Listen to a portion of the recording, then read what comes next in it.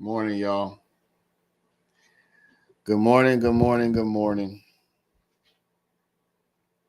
How y'all doing? I agree with Air Hall. Let's hit the chat as soon as we get in this morning. Doesn't it feel like a Saturday? I feel like it's a Saturday, y'all, but it's actually not Saturday. I'm like, oh, I'm tripping because it feels like today is Saturday because of the fact that there is no court today.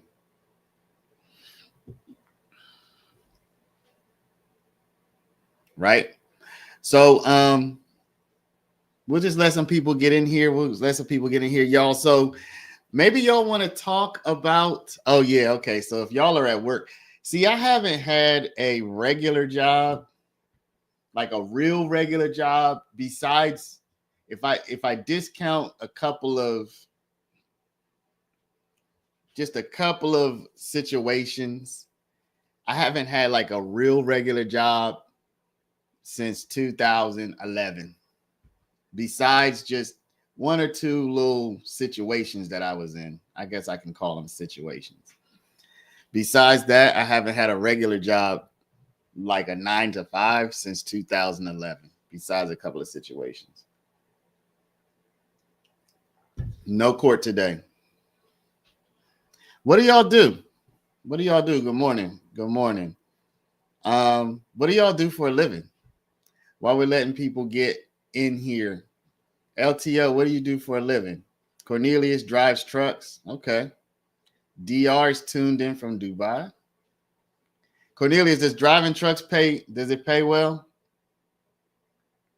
How does that pay? It sounds like it would pay pretty well. Nurse DEA, Matthew, you're an agent? That's interesting.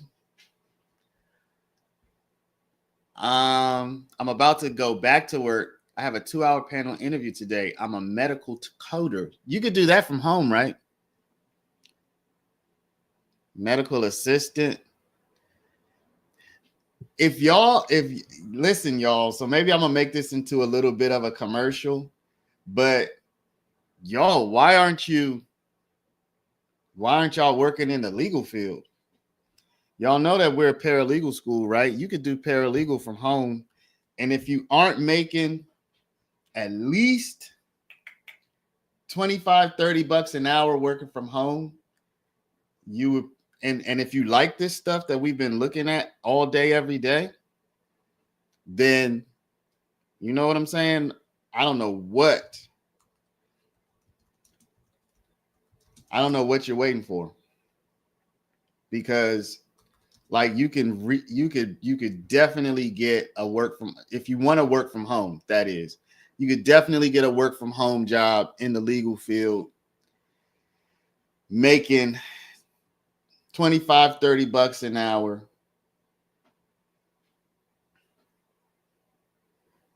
And shoot, maybe more than that, honestly. Yeah, you could do more than that. I'm gonna put the school in the I'm gonna put the yes, this is online. Our program is all online. In fact, I'm probably gonna personally start a class once this trial is over. I'm probably gonna start a class. I shouldn't say probably. I'm definitely gonna start a class. So there's the link. Clizzle, good morning. Are we going to address Fonnie Willis giving money to Mr. Wade out of the seized money fund? Yes, we are going to talk about that. It's one of the first things we'll talk about. I just did a video on that. You know, there's a lot of talk about that right now. A lot of people are talking about that. So yeah, we'll talk about that. Can I explain the certificate program? Yeah, I'll explain that real quick while people are popping in. It's very simple. So with the paralegal field, it is not like other fields where you have to where you have to have like a license or something like that. You do not need a license or a certificate or a degree or anything like that, but it really helps. It helps you because you are going to be in competition with other people who do have that kind of credential. And particularly when you don't have any kind of background or education in the field, that helps out a lot. So I personally do recommend it. Obviously, I have a vested interest in recommending it, but I do personally recommend it. So how does that work? So our program is national as in the certificate is good across the country. It's virtual as in it's all online. It is meant to get you acclimated to different terminology, different skills that you would use as a paralegal, like legal writing, legal research, etc. And it comes with an internship. So we actually do place you in an internship with a law firm or with a lawyer so that you can get some real experience. So one of the big things we hear when people call us, they say, well, I have a paralegal certificate, but I've never been able to get a job. And one of the reasons people can't get a job is because they don't have any experience. Sorry about that. So our internship will give you some experience. And frankly, what I always say, the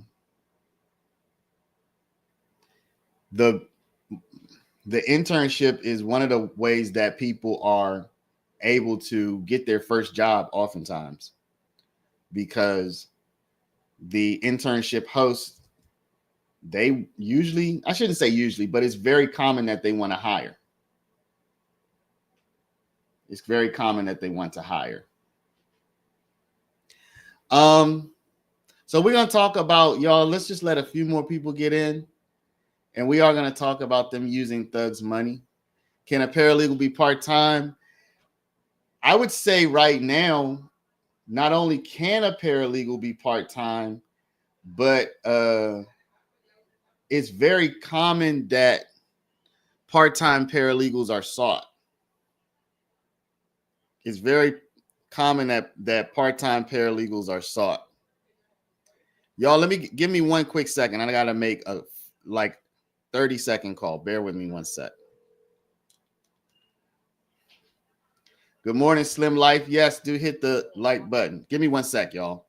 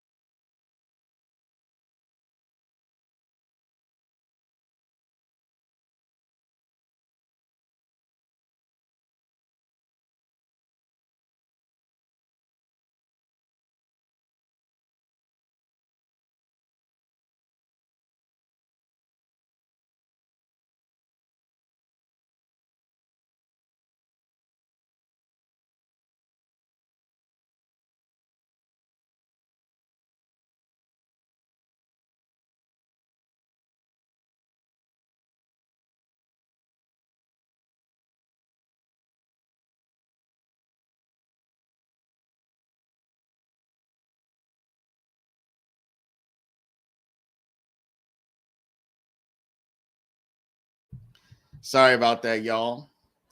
Okay, so let's see here. What are we talking about?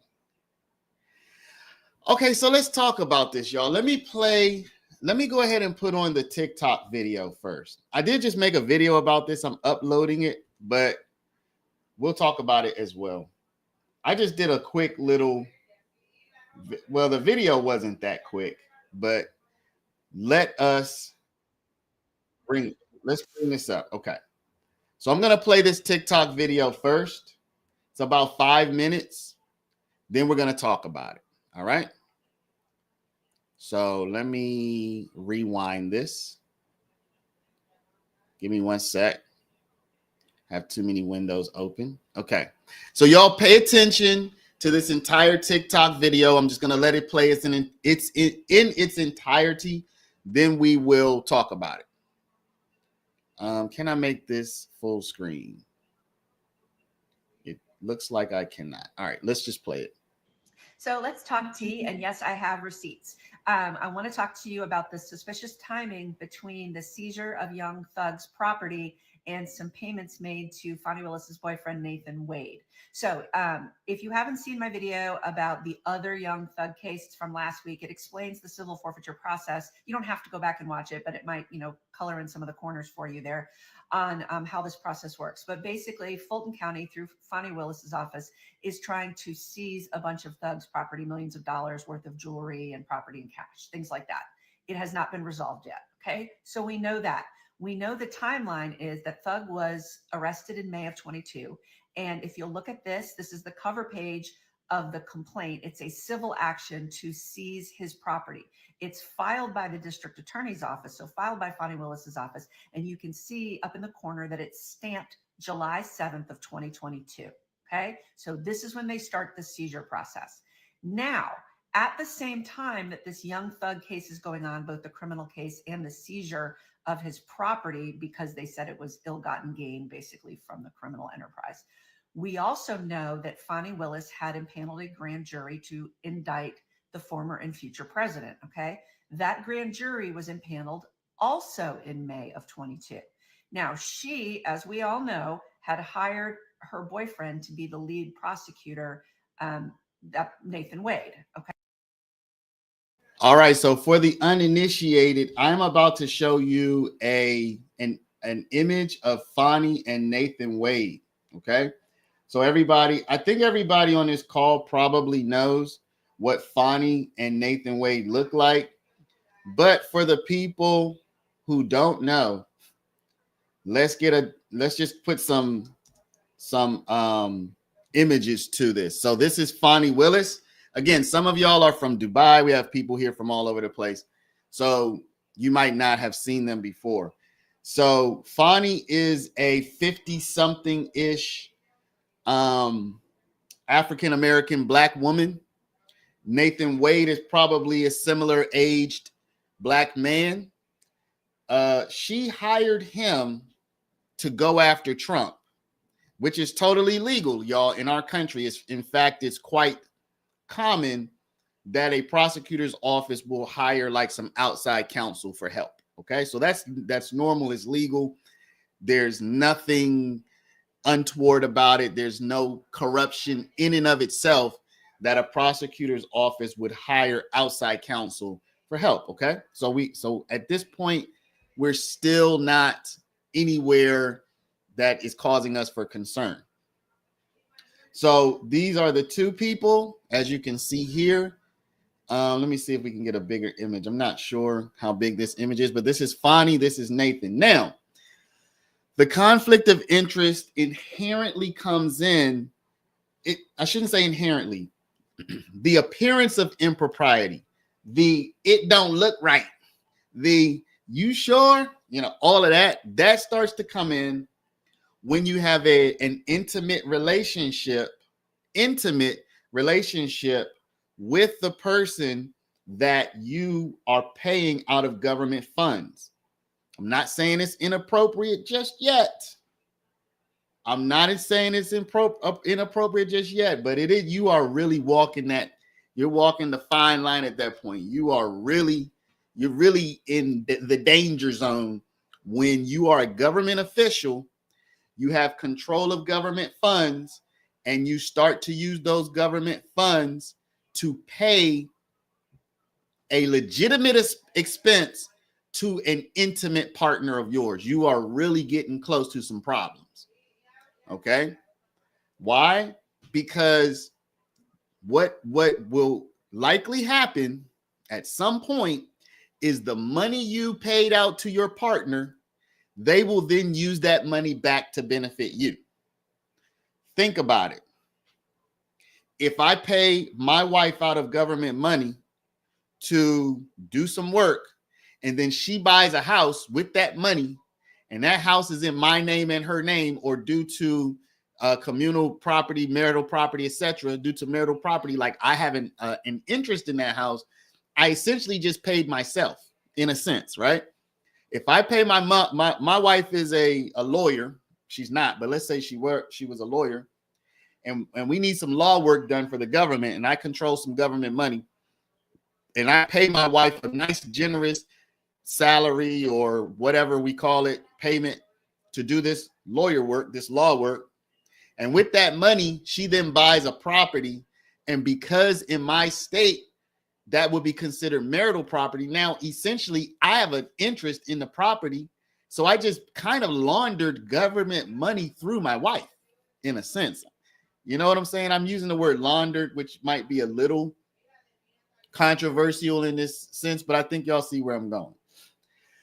So hopefully y'all are seeing why when you get a family member, the intimate partner is probably the worst, because that's your bun, you know what I'm saying? But it doesn't necessarily make it automatically illegal just because you paid money, just because you gave a contract to your intimate partner. In some situations, it might automatically be illegal, but not in all situations. So now that y'all see who Fonnie and Nathan are, you understand that they don't have an official relationship. They're not married. This was not a disclosed relationship. So the public did not know about this. They were not seen together in public in Atlanta. They were not known to be in a relationship when she gave him this contract. So I don't know if we want to call it a secret. But it certainly was not a disclosed fact that the public knew about.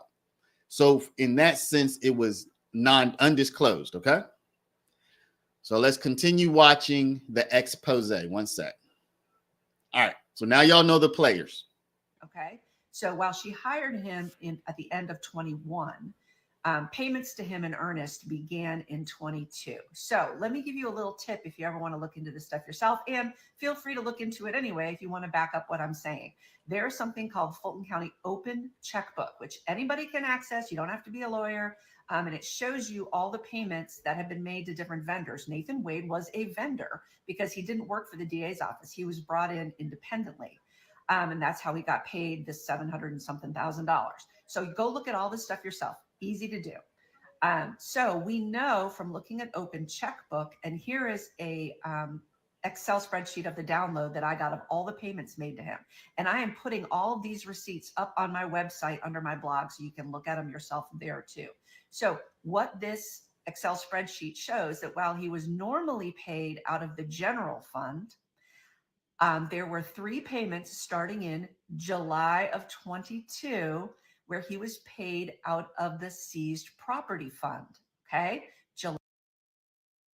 Now, this is the big problem. And this is what I talk about in my video, which will be uploaded soon. I'm kind of working on the video while I'm talking to y'all. Shh, don't tell anybody. Shh. I'm kind of doing 2 things at once. So this lady, let me see what this lady's name is. Let me give her credit. This is Bomber Dog. Okay. She's criminal defense out of Georgia. Y'all check her out. BOMBER, Bomber Dog, DAWG.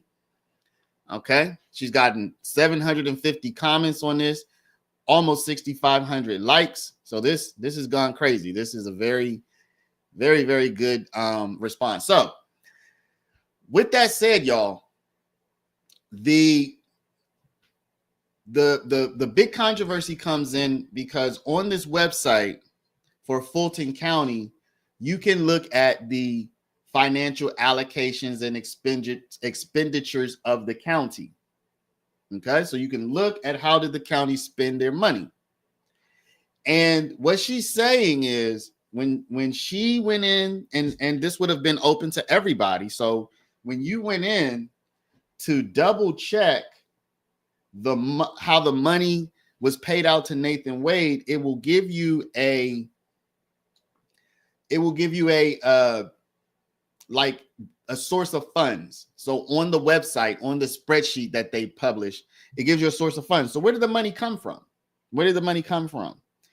And there were 3 payments to Nathan Wade that apparently came from seized funds. And curiously, these funds were seized. Apparently, well, these payments were made, I should say. You don't know when the funds were seized, but the payments were made in July 2022. And they had just applied to seize Thug's funds in July of 22. Now, what funds are we talking about? When they raided his house, they being the police, they found almost $150,000 in cash money. So they raid Thug's house in May 22. They seize $150,000 of cash money in May 22, that day that they raided his house. And they apply to keep the money plus other things, valuables worth well over millions of dollars, but those are other valuables. They applied to keep the money and the valuables in July of 22. So about 2 months later, more or less, month and a half, 2 months later, they're like, we have all this stuff we took from them. We like to keep it. So they're applying to the courts to keep this money and valuables worth millions of dollars. The cash, the actual dollars being about almost 150,000 plus jewels and cars and all kinds of stuff. Okay. So 2 months later, they're applying to keep this money. Now we're in July 22. Okay. Everybody with me, right? So they took the money and the valuables in May 22. July 22, they file an official request with the courts to keep the money and the valuables. Good. Now, what she's saying is just days after Fulton County applied to keep the money and the valuables in July of 22, they made payouts to Nathan Wade, which, according to the spreadsheet, come from the seized property fund, the seized property account, from the account where they would hold the proceeds of seized property. Now, what you do not have that this is tied to Young Thug's seizure. You better believe Fulton County is seizing a lot of funds. They're seizing a lot of property. When I say a lot, I just mean whenever they raid somebody for a financially or potentially financially related crime, they're probably going to seize some stuff. So there is no indication that even if the payment to Wade came from the seized property fund, there's no indication that it came from Young Thug's property, because at that point it was only seized, but it was not forfeited at that point. Does that make sense? So let's continue to watch. So y'all, quick resume.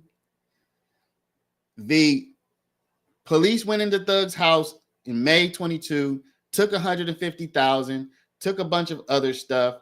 In July, which is about 2 months later, the government asked the judges, the court, to let them keep this stuff.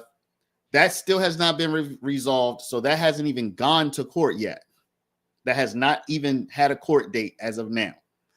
But just days after they applied to keep his money and all his stuff, there's this payment to Nathan Wade. So now we'll continue. July, August, and September.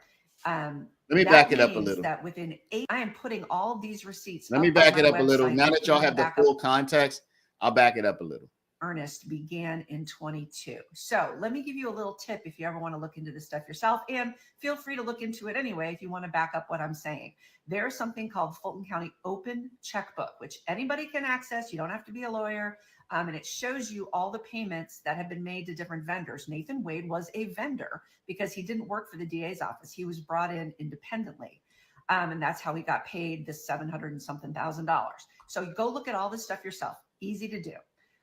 So we know from looking at Open Checkbook, and here is a Excel spreadsheet of the download that I got of all the payments made to him. And I am putting all these receipts up on my All right, y'all. I don't know how to show y'all an Excel spreadsheet on StreamYard, but just take her word for it. There are 3 entries there that say seized property. It does not say who they seized the property from. Okay, so it just doesn't tell you where the proceeds came from. It just says it's in the seized property fund. You can see it there in the middle. If you look closely, if you look at that middle column, it's almost all white except for kind of the top middle portion. You can see 1, 2, 3 lines that have something there. I think that's where it represents the seized property. Just take her word for it. I've seen it. Everybody's seen it. Website under my blog, so you can look at them yourself there too. So what this Excel spreadsheet shows, that while he was normally paid out of the general fund, there were 3 payments starting in July of 22 where he was paid out of the seized property fund. Okay, July, August, and September. That means that within 8 days of them filing this seizure of Young Thug's property, the way that Nathan Wade was paid, instead of drawing from the general fund, was drawn from the seized property fund, which you are not allowed to do. Okay, so we see 3 payments, and then it goes back to paying him through the general fund. So Ashley Merchant, which should surprise nobody, figured this out. All right. And so in March of 2024, Newsweek got a hold of this information. And Newsweek called the Fulton County, of course, to be like, hey, how could you do this? How could you file that, pay him through the seized property fund? You're not allowed to. And Fulton County said, nope, this was just a clerical error, a data entry error, just a mistake. Nothing to see here, move along. And I put a link to that Newsweek article on my blog as well. So I went back and looked, and lo and behold, as of this morning, here's a screenshot. You can see, if you want to pause down on the bottom, it has today's date this morning. It is still listed as paid from the property seizure fund. So it's interesting, if it was just a clerical error, merely an error and a coincidence, that it's never been corrected in 8 months. And so if you look at this Newsweek article, let's give Fulton County the benefit of the doubt on their credibility for a minute. The chief operations officer for the district attorney's office says, oh no, we could never pay. It's clearly a mistake. We could never pay. We never have that much money to pay out of the fund. It's just a mistake. So I would lean toward giving them some credibility, because I certainly don't do the accounting for the DA's office until I looked up who the chief operations officer is. Dexter Q. Bond. And so for those of you that have been following along, he is the person that was refusing to provide Ashley Merchant with open records requests. He was violating the rules and not giving her what she was supposed to be given. It ended up in a lawsuit. The judge is going to rule against them. And if you saw Dexter Bond's testimony, it was so bad. It was really just, I had secondhand embarrassment for him. It was so bad. So that's the person that's trying to say nothing to see here, move along. So I'd love to give them some credibility, but he doesn't have any. So feel free to go look at this stuff on my website. That is some 8 days is a awful big coincidence from when they go after Thug's property to when suddenly there's a clerical error and Nathan Wade is being paid out of that fund instead. So look for yourself on my blog, and let me know your thoughts on this coincidence. All right, y'all. So what do y'all think? Let's get some. What do y'all think? Let's get some reaction to this. What do y'all think? Do y'all think that they would be dumb enough, which would actually be quite dumb, to do this? Would they be dumb enough to do this, y'all? Would they be dumb enough to literally take Thug's money and tell the world that that's what they did? Kenneth says yes. Kenneth doesn't even, you don't even flinch. You just say, yes, they would. Yep, arrogant enough. Investigate the DA office, and yes, I think so. Y'all got to understand something. And I imagine maybe you do understand it, but let me just explain something. This would be a double. This would be double, y'all. This wouldn't just be this wouldn't just be the issue of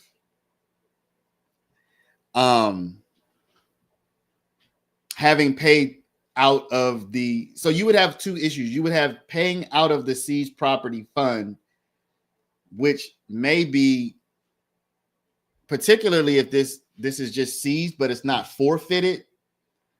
So you would basically have them paying out of a fund that you cannot pay out of. One. Okay, so that would be one. But then you would also have the idea that this money that they did pay out of the seized property fund may have gone to the benefit of Fonnie Willis. So you basically would have two things. You would have her benefiting personally from this seized property, and you would have them having paid out of the seized property fund itself. So I kind of think this would be a super duper big deal. I kind of feel like this would be a super, super duper big deal, y'all. Now I'm gonna play this end here where she says, I'm gonna just play the end one more time.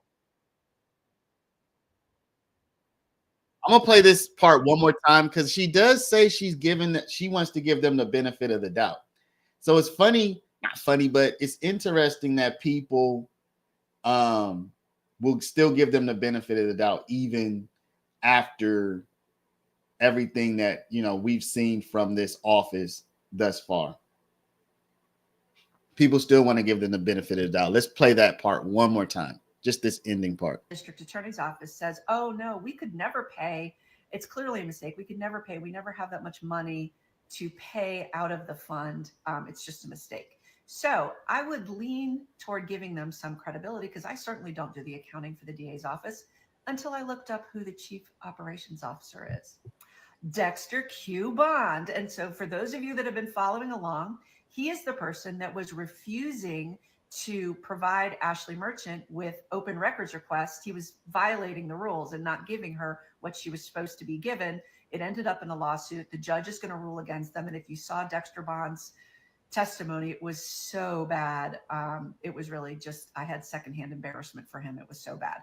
So that's the person that's trying to say nothing to see here, move along. So I'd love to give them some credibility, but he doesn't have any. So feel free to go look at this stuff on my website. That is some 8 days is a awful big coincidence from when they go after Thug's property to when suddenly there's a clerical error and Nathan Wade is being paid out of that fund instead. So look for yourself on my blog, and let me know your thoughts on this coincidence. Okay, so in her defense, she did say she was going to give them the benefit of the doubt. She said she would have given them the benefit of the doubt. She did, but it sounds like she said, well, I was going to give them the benefit of the doubt until I saw this. So that's a little different, isn't it? Because she said, well, once I saw this, I don't know if I should be giving them the benefit of the doubt anymore. So that's interesting. How can they start using money without an official court ruling that they can keep it? Y'all, okay, let's go back. Okay. This was being handled at this point by Judge Glanville, right or wrong. This was being handled by Judge Glanville. And what do we know about Judge Glanville? Well, I'm not going to say we know anything. I'm going to say, what do people say about Judge Glanville? People say Judge Glanville was favorable to the prosecution. So if you imagine you have Judge Glanville on your side, and again, this is just playing the role of what if they did do something wrong? They actually put on their accounting that they did something wrong. So then they came back and they changed it. But they did put on their accounting that they did something wrong. So I don't think that if we are imagining that they did something wrong. I don't think that we're doing anything wrong by imagining that, because they basically told us that with the accounting. So with that said, if they did do something wrong, if they did use the seized funds, then you have to start asking yourself, like, how could this possibly happen? As Cammie said, and thank you, Cammie, thank you, Clizzle and Slim Life, all for the supers today. So you say, okay, well, how could this possibly happen? Well, one way it could possibly happen is if they had some kind of reassurance that they were going to be able to continue using these funds. You know what I'm saying? Do y'all follow me? Like if somebody said, oh, don't worry. Or if you just had a relationship with whoever was going to make the decision. Do y'all follow me? Y'all follow me? If you have a relationship with whoever's making the decision about the funds, and that person, you just like, yeah, such and such, we got this. Now, again, am I saying this is what happened? Of course, I can't say what happened, but I can say if certain things happen, which they signaled on their accounting, if it happened that way, then yeah, you do have this idea of maybe they just felt, we were Glanville. Yes. So Black Butterfly, at the time when this money would have been under seizure and in the process of forfeiture, at that time, Judge Glanville was the judge. This was 2022, remember. So Cammie's asking, well, how could they do this? First of all, you couldn't do it legally. That's just off the top. But if Cammie's question is not so much how can you do it legally, but if her question is, well, why would they even try this? Because it's very much illegal. If that's Cammie's question, like, yo, this is crazy illegal, why would they even attempt such a thing? Then my answer would be, well, they had Judge Glanville. So is it possible that Judge Glanville would have been a more favorable judge for them to apply for this forfeiture under? And would they maybe have been under some impression that with Judge Glanville, we aren't going to have any problems getting this, keeping this money? Does that make sense? Also, y'all,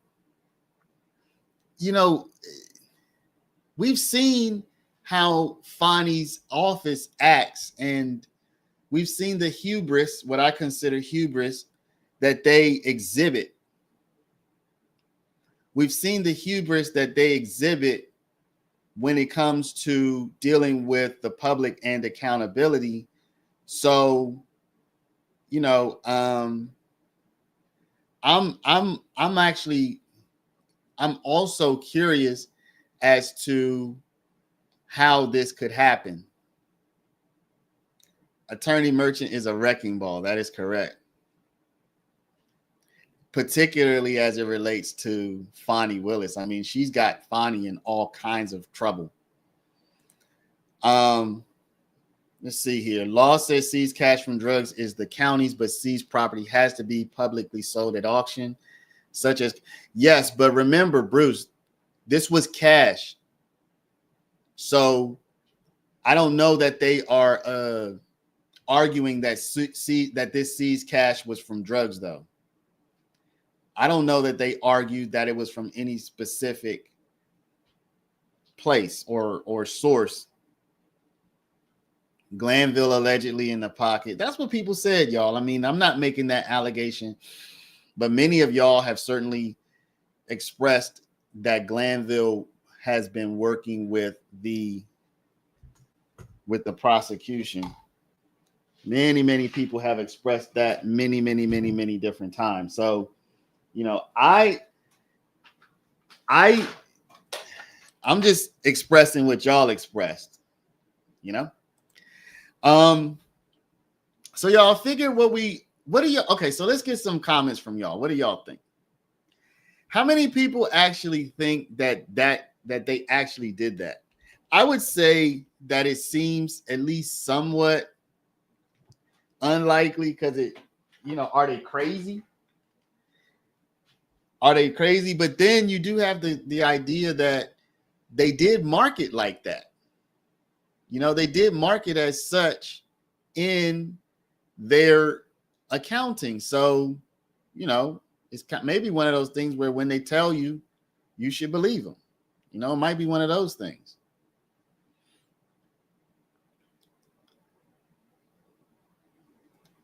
Let's see.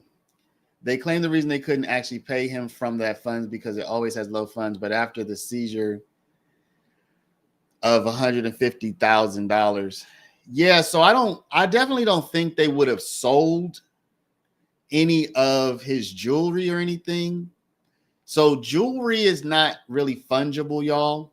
Fungible is basically the term that I focused on my video this morning. Jewelry is not fungible, and neither is our cars and that sort of thing. But money is fungible. Money you can move it around easily. Legal affairs should be involved, y'all. It seems to me like this whole thing is like out of order. This whole system in Fulton County seems to be out of order to me. So I'm just not personally sure.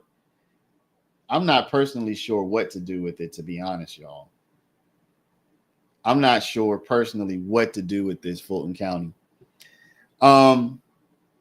So y'all let's keep the conversation going. I think what I want to do is I was thinking yesterday about doing a marathon of these videos.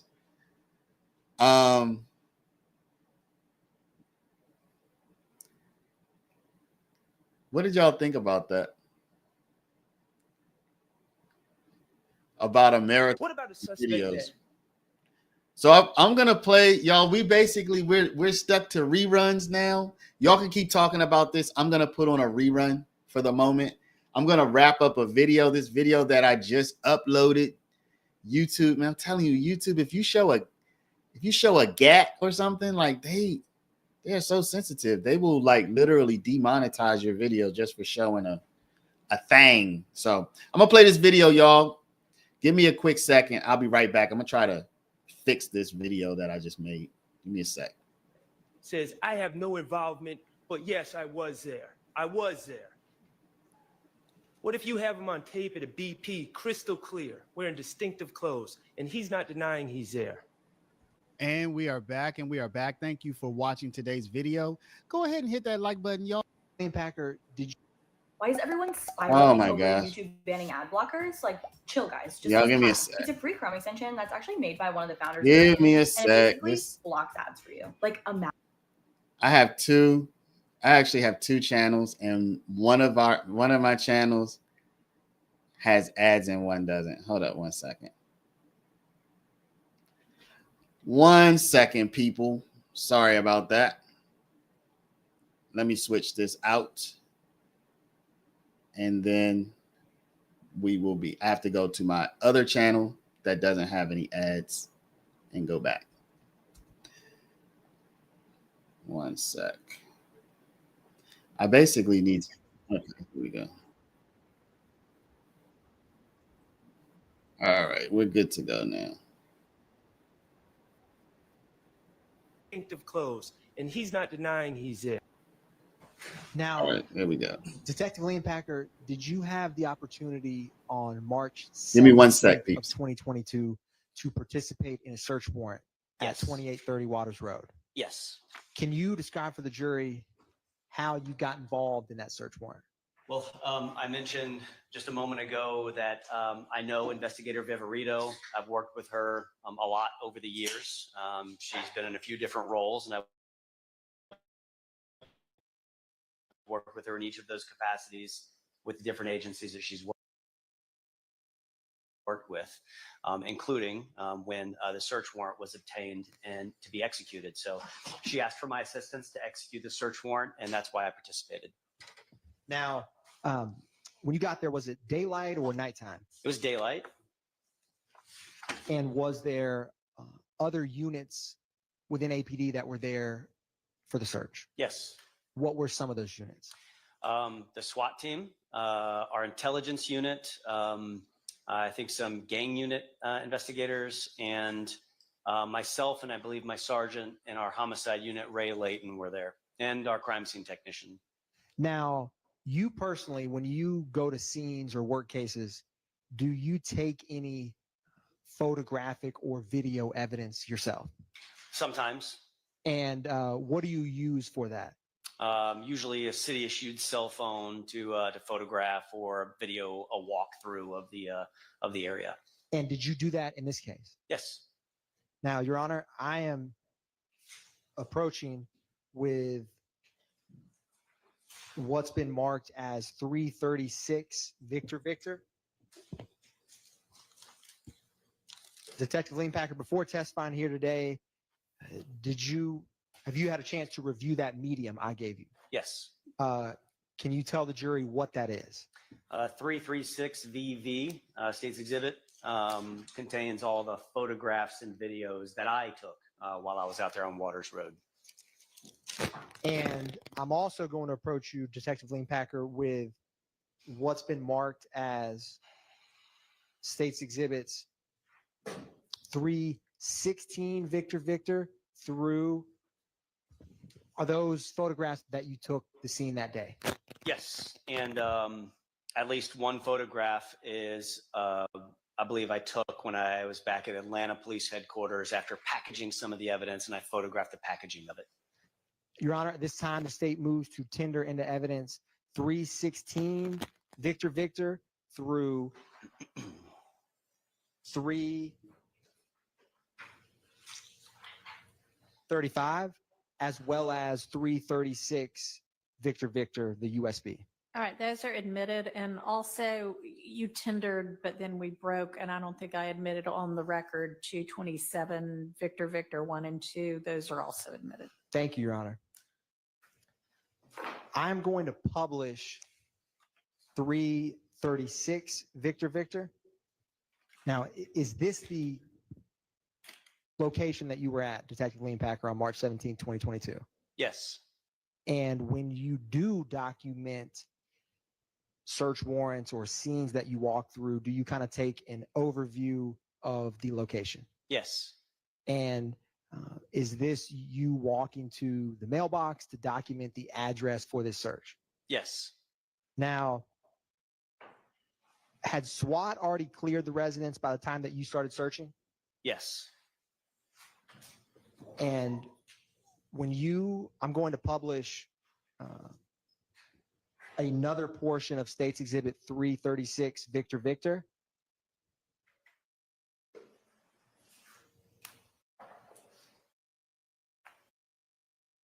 Was there a Audi that you see in this clip when you got there? Yes.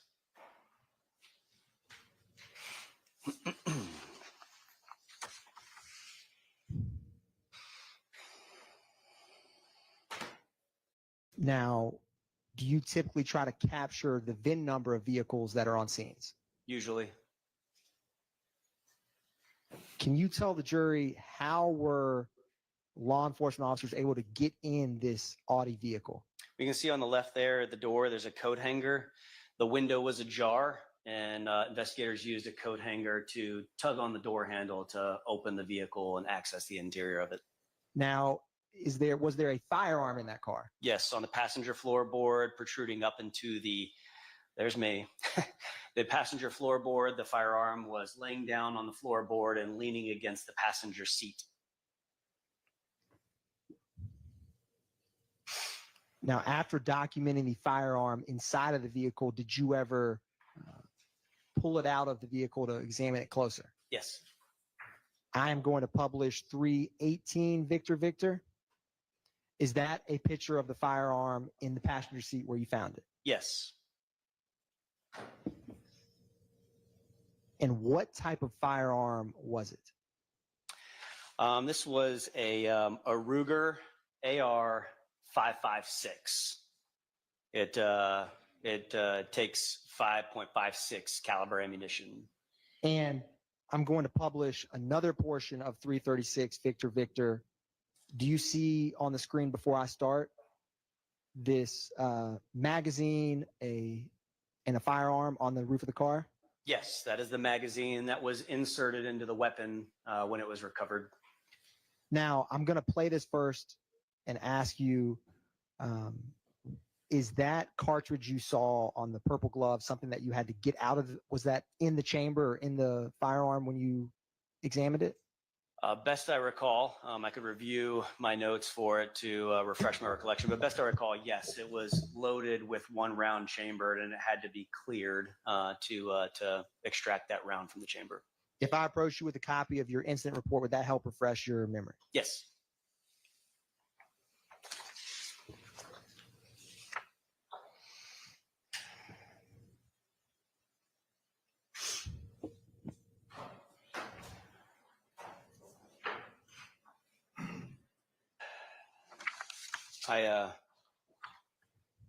I've refreshed my recollection about what I wrote in the incident report. And what do you recall about that piece of ammunition? My recollection's unchanged, that it was loaded with one round in the chamber, but I did not specifically note in my incident report that that round was chambered. But you can see the magazines are loaded, and the one round out would have been the round that we cleared from the firearm. And that's what I recall about the condition of that firearm when it was collected. Now, I wanted to ask you, and I'm going to show you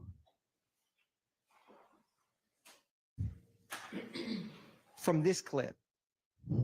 Can you describe for the jury what is that, 2 magazines, and can you describe like what that was and with the tape and the different magazines?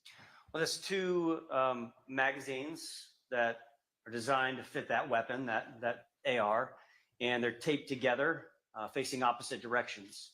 So if one were to insert the magazine and fire enough rounds to use all of the ammunition in that one magazine, one could then pull the magazine out, flip it over, reinsert it, and get back in battery and begin shooting additional rounds without having to drop a magazine, retrieve an additional magazine from an alternate location, and then load it in. It's taped together, so it makes a quick extract, turn over, reload, and then the firearm would be ready to fire again. Now, did you also collect this firearm that day? I did. Now, I am approaching with what is marked as 223 Victor Victor. And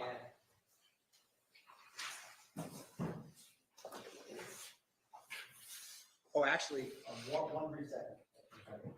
With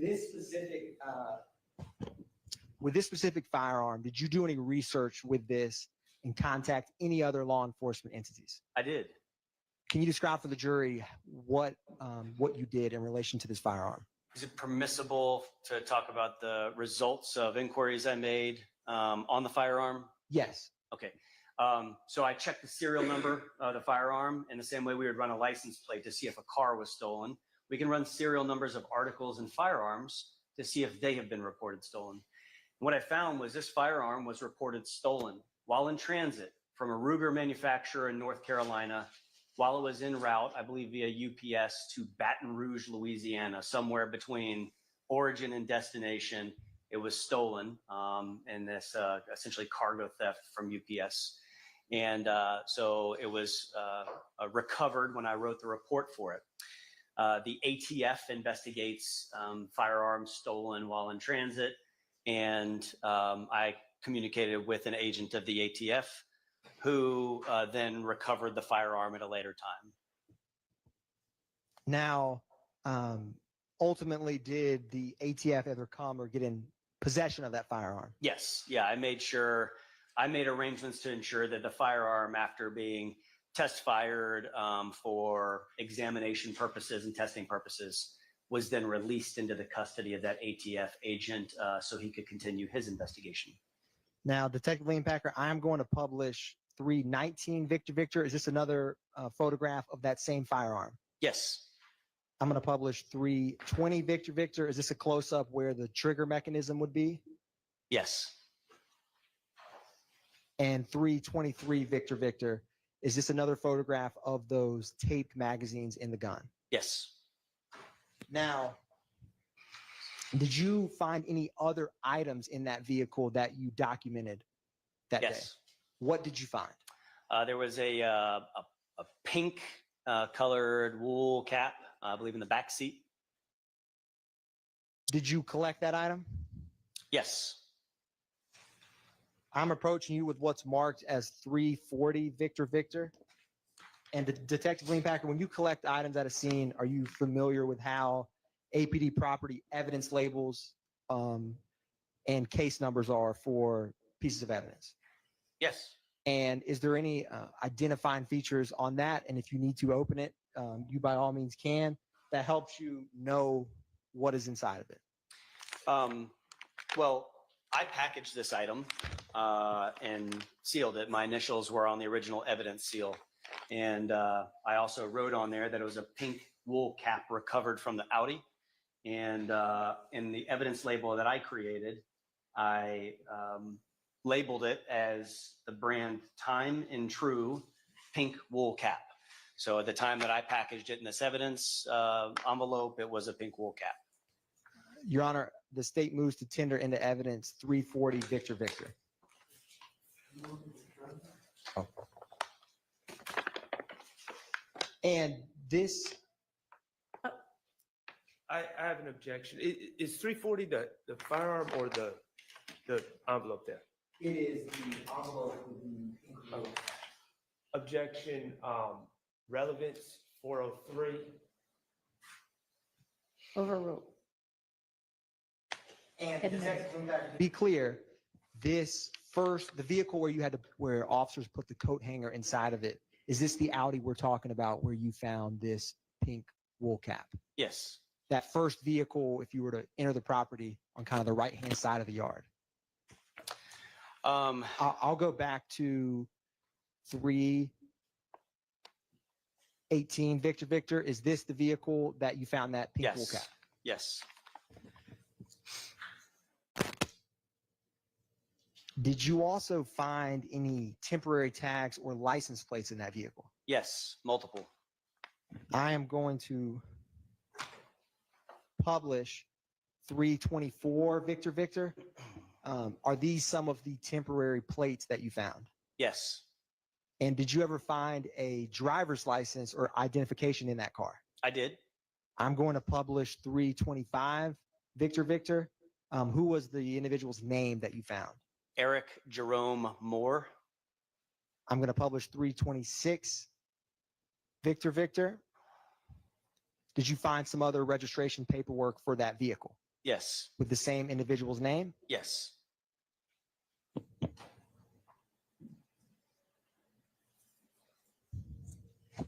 Now I'm going to publish another portion of, and is this the pink wool cap that you were just discussing? Yes. And I've looked inside the envelope, which is open, and I can see it's the same pink wool cap. I'm going to publish another portion of State's Exhibit 336, Victor Victor. And just to be clear, this is the video footage that you personally recorded that day. Is that fair? Yes. And to the right, that's depicted on the screen, is the vehicle we were just discussing. Yes.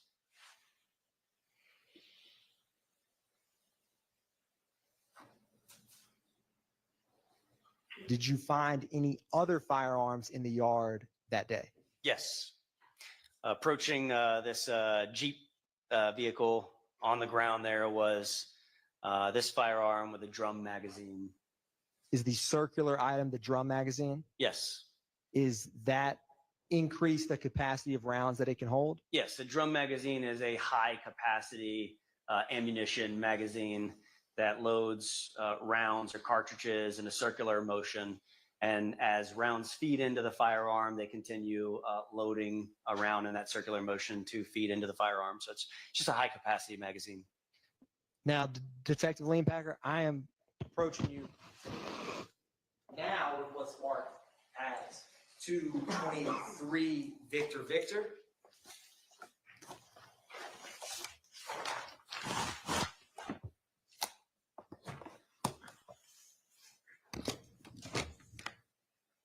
And I wanted to ask you if you're able to recognize that before you. It's okay to go ahead and open it up? It is. Yes. And what is that item? It's the firearm that was just depicted in the video, and it's a AK M10762P firearm, and the drum magazine that was there as well. Your Honor, at this time, the state moves to tender into evidence what is marked as State's Exhibit 223 Victor Victor.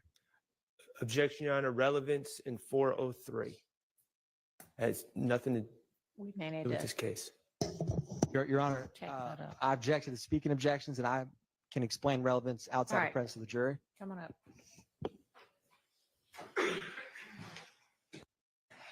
So, Detective Leanpacker, this is the firearm we were just discussing with the drum magazine that we see in the yard of 2830 Waters Road. Yes, still covered with the same dirt.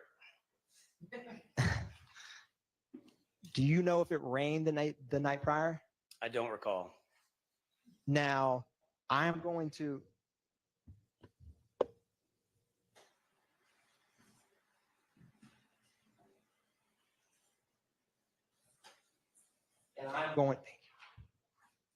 I'm going to publish 328 Victor Victor.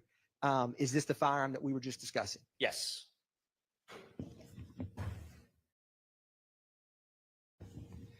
I'm going to publish 329 Victor Victor. And with this specific type of magazine, do you see how the ammunition at the very end to the right?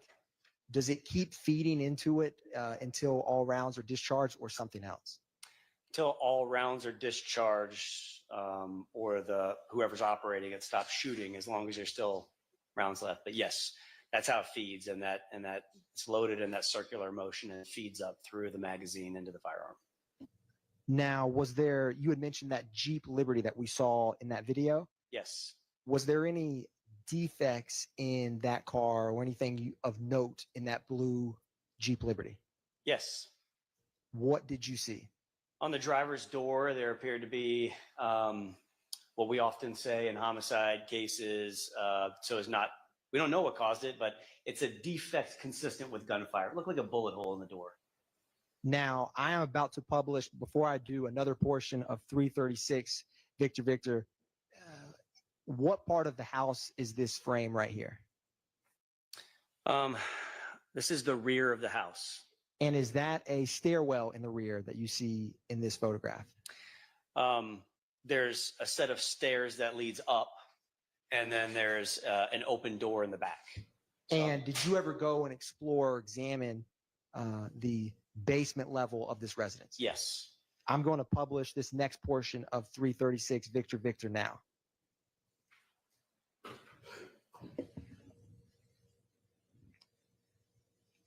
And is this opening that you are walking towards the basement of the home? Yes. Was there another stairwell inside of the basement? There's stairs, yes. Were you able to get inside the home from those stairwell? No. No, it's closed off. It's like wood that's like nailed shut, so it did not permit access from the basement level into the house.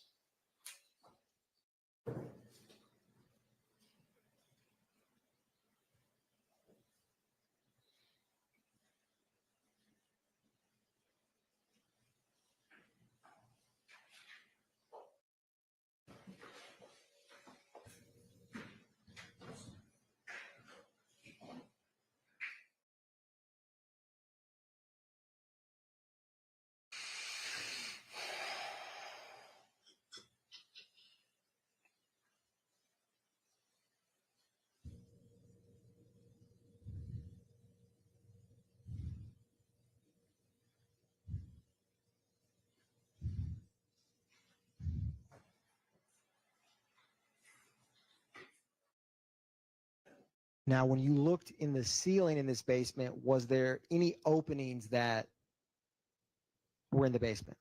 Yes. And do you know where that went? Into the house level above, but I don't recall which room it was.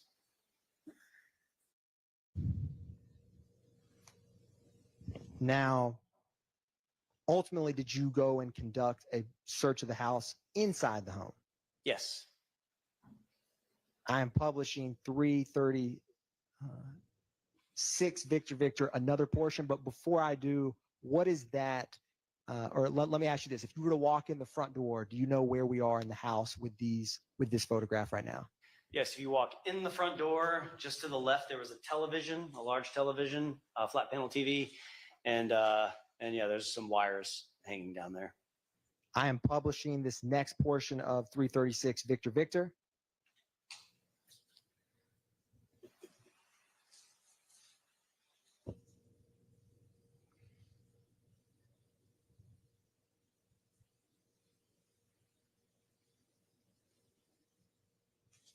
Did you ever find or see any device that normally would be plugged into those when you were searching there at that time? Yes and no. I did see at least one camera on the front porch that had a light illuminating from it, indicating the camera had power. And I believe these wires to terminate to that camera, because I was essentially trying to follow what are these cameras plugged into. And then so that on one end, I expect that one of these wires is plugged into at least that camera. On this end, no. You see those wires, they said to DVR, which I would expect to be a video recording system, a digital video recording system that would capture surveillance video from any cameras that terminated at the end of those wires. And these wires dangling there suggested there may have been one, but there was none there when I was there. Now, Detective William Packer, I'm going to play briefly this last portion of the video, that the portion of 336 Victor Victor. Was there a bedroom nearby where these cords were? Yes. And after looking at the cords, did you ever go into that bedroom? Yes. And did you ever look in the closet in that bedroom? Yes. And in just a second, that right there, did you see that in the floorboard? Yes. What is that? It's a void in the floor. And do you know, did that go down, if you know, to the basement? As I recall, yes, that was the hole in the floor that led to the basement. Or that, I should say, opened up to the basement. I want to say led, as if one would navigate through that hole to get down there. That's fair enough. Now, I'm going to show you what's already been admitted as 163 Victor Victor. Did you ever see this item when you were in the house on March 17, 2022? No. I am going to publish the next video portion of 336 Victor Victor. Can you describe for the jury, before I play it, what you see here and what you found? This is a plate carrier vest. It's a bit like the tactical vest I wear when I'm in uniform for APD. It has an insert inside of it. When you purchase it, it typically doesn't have an insert, but it's made to have an insert that's body armor. I'd say bullet resistant vests that we wear for law enforcement and that military often wears. And did you search through this body armor? I did.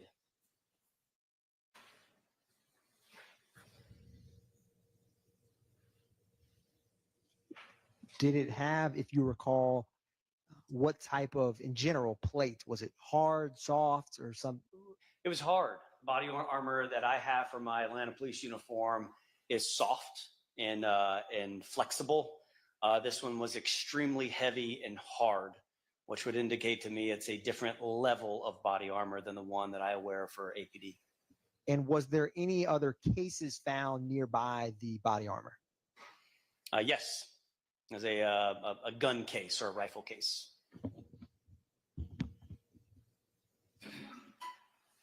Now, I wanted to ask you, did you ever find any firearms inside of the house? Yes. Where did you find it? In a bedroom closet on the top shelf, there was a pistol. I'm going to publish the next portion of 336 Victor Victor. Is this the inside of the home? Yes.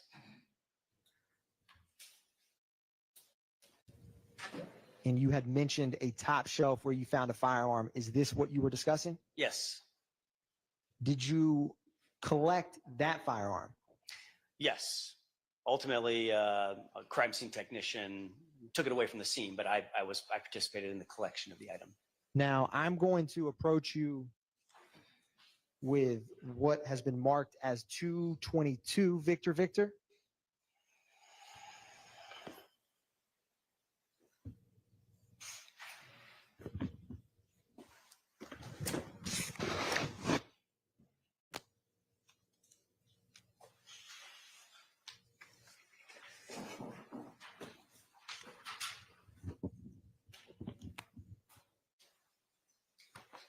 Do you recognize that item? I do. What is that item? It's the Taurus pistol that was on the top shelf here. And was that firearm loaded? Um, And if you need, I don't recall. It's got a magazine inside of it, but I think that the full processing of it was done by the crime scene technician. that's fair. I'm publishing 317 Victor Victor, just the firearm we were just discussing. Yes. And 330 Victor Victor, is this another photograph of that firearm? Yes. Now, did you ever go up into the attic of that home? I did. How did you get up to the attic, if you recall? I don't recall if there was a pull down stairs or a scuttle hole. I don't recall. Now, before I play this next portion of 336 Victor Victor, is this the attic area of the home? Yes. And did you find anything up in the attic? Yes. What did you find? There was a bucket full of ammunition of various calibers. Now,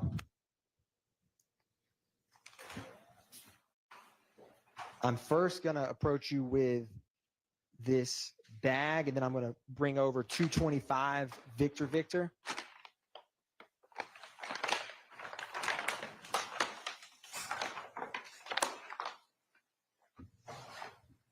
And I'm going to set it down by your feet and ask you if you recognize that item. Yes. What is that? That's the bucket of ammunition that was recovered from the attic. And at some point, was that bucket inside of that bag that now has a hole in it? Yes. The item, the bucket was packaged by the crime scene technician who misspelled my name, but it's on there nonetheless. And yes, that's the bucket that was inside the residence. Can you explain for the jury, and feel free, well, Your Honor, at first the state's going to tender 225 Victor Victor into evidence. To admit it. Thank you, Your Honor. And Detective Leanpacker, feel free to examine 225 Victor Victor. What kind of ammo was in this bucket in the attic? 5.56 ammunition.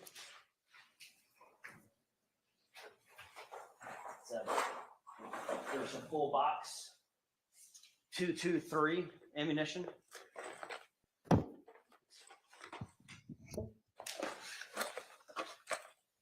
Large ammunition, typically used with rifles.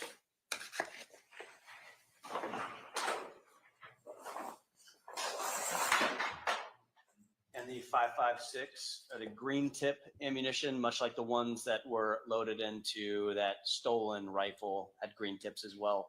The two magazines taped to each other. Only 4 popped out, so excuse me. All right. You did say feel free to examine it. Thank you, Detective Leanpacker. Is there any other items inside 225 Victor Victor? And this is a ammunition box. When ammunition is sold in large quantities, it often will come in a large box, and it's labeled 9mm Luger.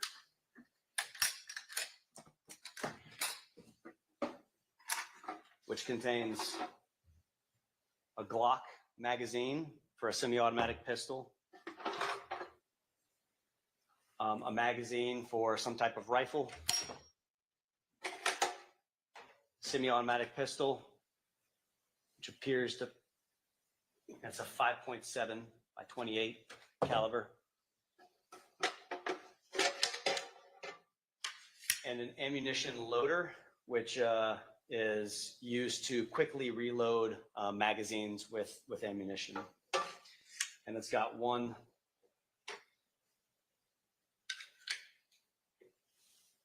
cartridge loaded inside of it.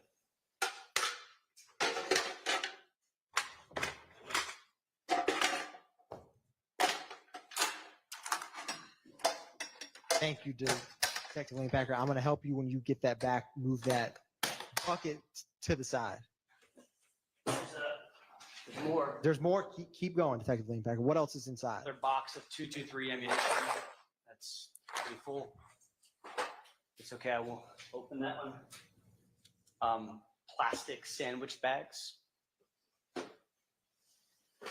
Another box that's pretty full of 5.56 ammunition.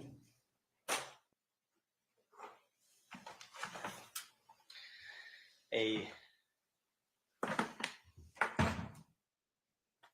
digital scale. 5.7 by 28 ammunition. A box for an FN57 pistol magazine.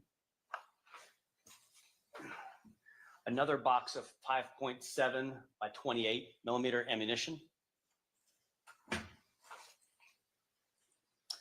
An evidence bag with test bullets and cartridge cases from laboratory testing of the firearms.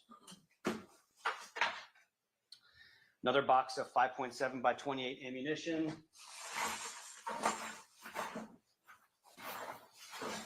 Some loose bag packaged ammunition. And a small sack of marijuana. Well, what I suspect to be marijuana. Without testing, I wouldn't. Thank you. Yes. And I did not. I returned the marijuana back to the bucket. Let the record so reflect. Thank you. And Your Honor, I don't believe that I formally tendered 222 Victor Victor into evidence, but the state would move to tender 222 Victor Victor at this time. Admitted. 222 Is the firearm. Now, Detective Lane Packer, I'm going to help make a little bit of room for you.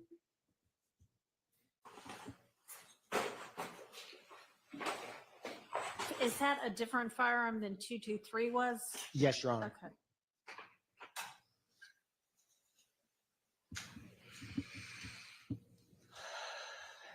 Did you ever collect, Detective Lane Packer, any items of clothing in that house? Yes. What did you collect? A t-shirt that was found in a bin inside the house, a plastic bin. I am approaching you with what's been marked as 226 Victor Victor. Ask you if you recognize or see that item.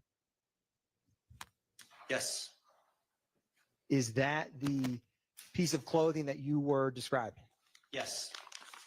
And I'm going to publish 332 Victor Victor. What did that piece of clothing say? The front of it had a print on it that read slime, and then in quotation marks it read slime. Its adjective is listed below that, and then it says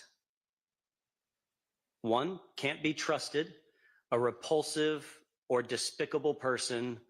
Wipe your effing nose. I'll just say F asterisk asterisk ing.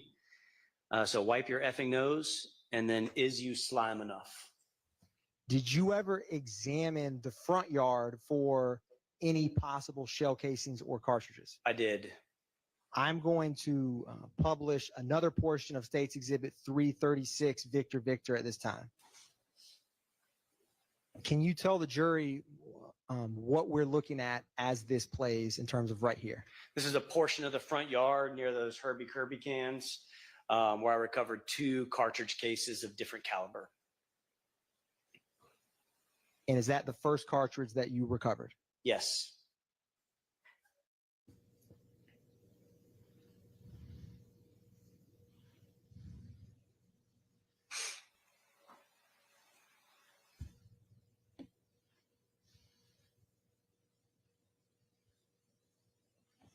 Is there a second cartridge case that you recovered? Yes. Is this documenting that second cartridge case that you recovered? Yes.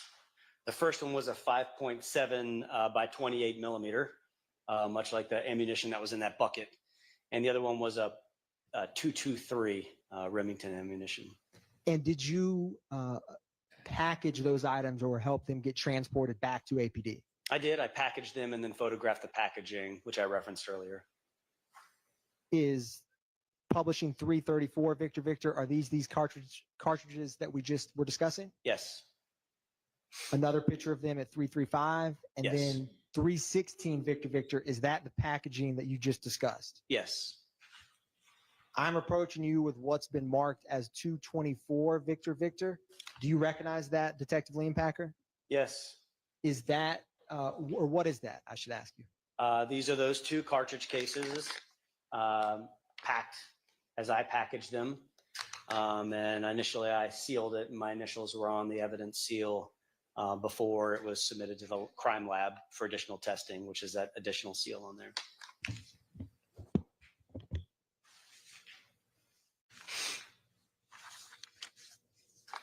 Your Honor, the state moves to tender into evidence 224 Victor Victor at this time. Okay, it's admitted.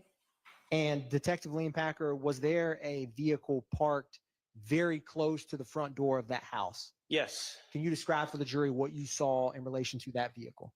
That vehicle was a 2011 Chevy Malibu, and it had significant damage from gunfire. There was gunfire. First off, I should say, I believe it was the front passenger tire was flat.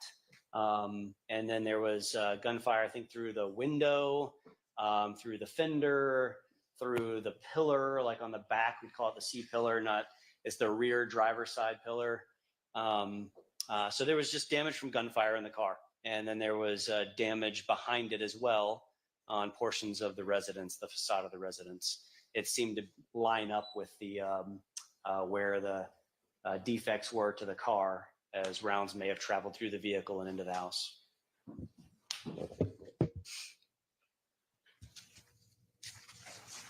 Was there any cell phones on scene that were collected?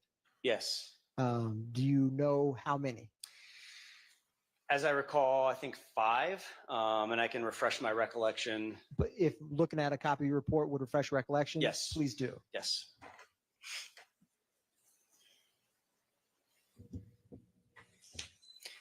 My recollection is refreshed. It was 5? Yes. Now, I am going to, or let me ask you this. In total, in your time working for Atlanta Police Department Homicide, do you get familiar with different parts of the city? Yes. And have you, in your career, had cases or had to go to various parts of Atlanta? Yes. I'm going to approach you with what is marked as 344 Victor Victor through 347, and then 350 through 353, as well as 216, all Victor Victor. Yes, you may. Can you read those numbers again for me too? Yes, Your Honor. And to make it, okay. Yes, Your Honor. I think I got One it. brief moment, Your Honor. Sure.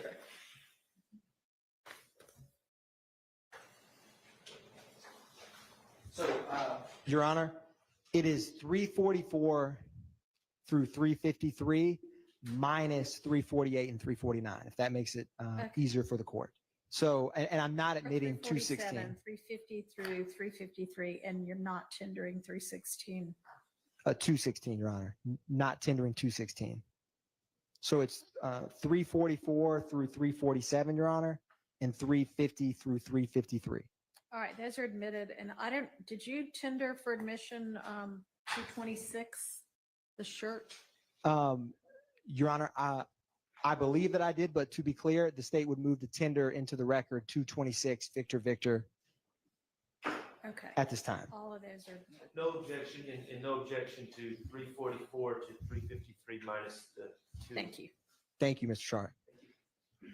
Detective Lean Packer, before testifying, did you have an opportunity to look over some of these photographs? Yes. And with the photographs before you, do you recognize them? Yes. And are they a fair and accurate depiction of the locations in Atlanta that they depict? Yes. Your Honor, the state moves to tender into evidence those items. Okay. I hadn't shown them to Detective Lean Packer, Your Honor, before we admitted them. These are the ones okay. Correct, Your Honor. Yes, Thank you. they're admitted. So, Detective Lean Packer, I'm going to publish 344 Victor Victor.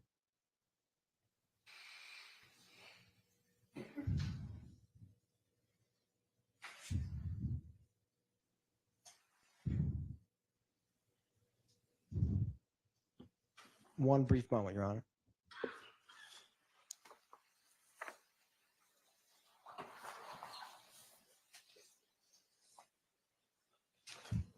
It should come up on the screen here momentarily.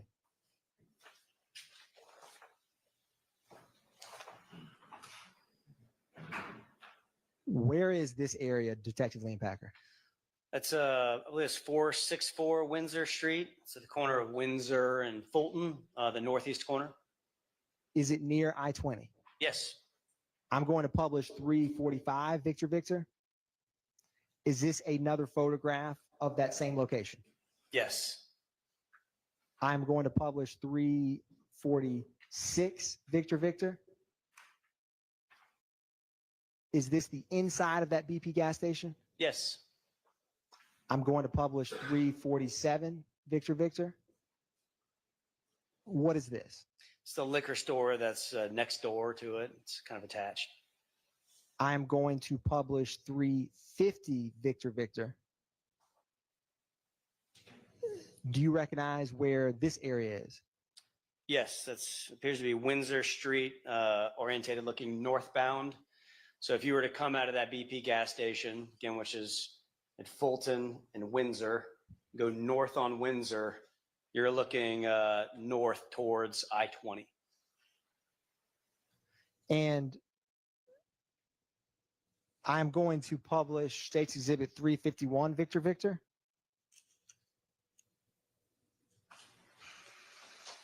It's a closer image of The Windsor and intersection. I-20. Yes. I'm going to go to 353, 352 Victor Victor. Yep. Same intersection.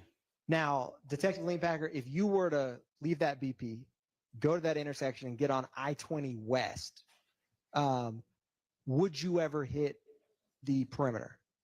Yes. And what highway or would you cross over, intersect if you kept going down I-20 West?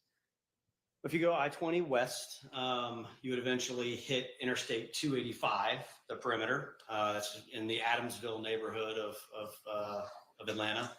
And then if you keep going I-20 West, another major roadway you hit just after you pass over 285 is Fulton Industrial Boulevard. Thank you, Detective Lean Packer. One brief moment.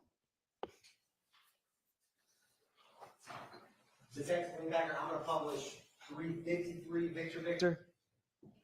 And that's a Scribner's error, Your Honor. It shows 253, but that's what has been admitted as 353. Is this also what you were just describing, Detective Lean Packer, with I-20 near Windsor? Yes. Yeah, different perspective, but yes. I'm going to go back to 164 Victor Victor. or I'm going to go back to 164 Victor. Detective Lean Packer, do you see that TV that has TCL Roku TV on it? Yes. Was that TV in 2830 Waters Road on March 17th when you did the search? Yes. And do you see on this photograph like a table or some kind of setup on the right-hand side of this photograph? Yes. Do you see any cords that resemble or appear to be ones that you saw on March 17th? Yes. And the screen that appears to be mounted on the back of the wall, was that or was that not present? It was not present. I'm going to go back to 252. It should come up on the screen in just a minute. And if you were heading north from that BP gas station at 464 Windsor and we're trying to get on I-20 West, where's the rampway that you would get on? You go underneath the Interstate 20 and then go west from there. Yeah. You'd have to go past the interstate then to go west. Okay. Thank you. Or I'll publish 253. What is really, yep. So is this what you were discussing? Yes. That's the westbound ramp. So this perspective is looking south along Windsor Street. And that roadway that goes at the right edge, that would be heading west on I-20 there. Thank you, Detective Lean Packer. Your Honor, no further questions at this time by the state. All right. I assume y'all are going to have cross. Is it going to be like 30 minutes? All right. Y'all want to just go ahead and get this finished before we break for lunch? Yes. Okay, go ahead. Detective Leon Packer, good afternoon now. Good afternoon. Max Shard, we've met before, but Max Shard, I represent Shannon Stillwell, okay? Yes, sir. All right. I just want to ask you first about what we talked about first in direct, talking about the downloads of the phone.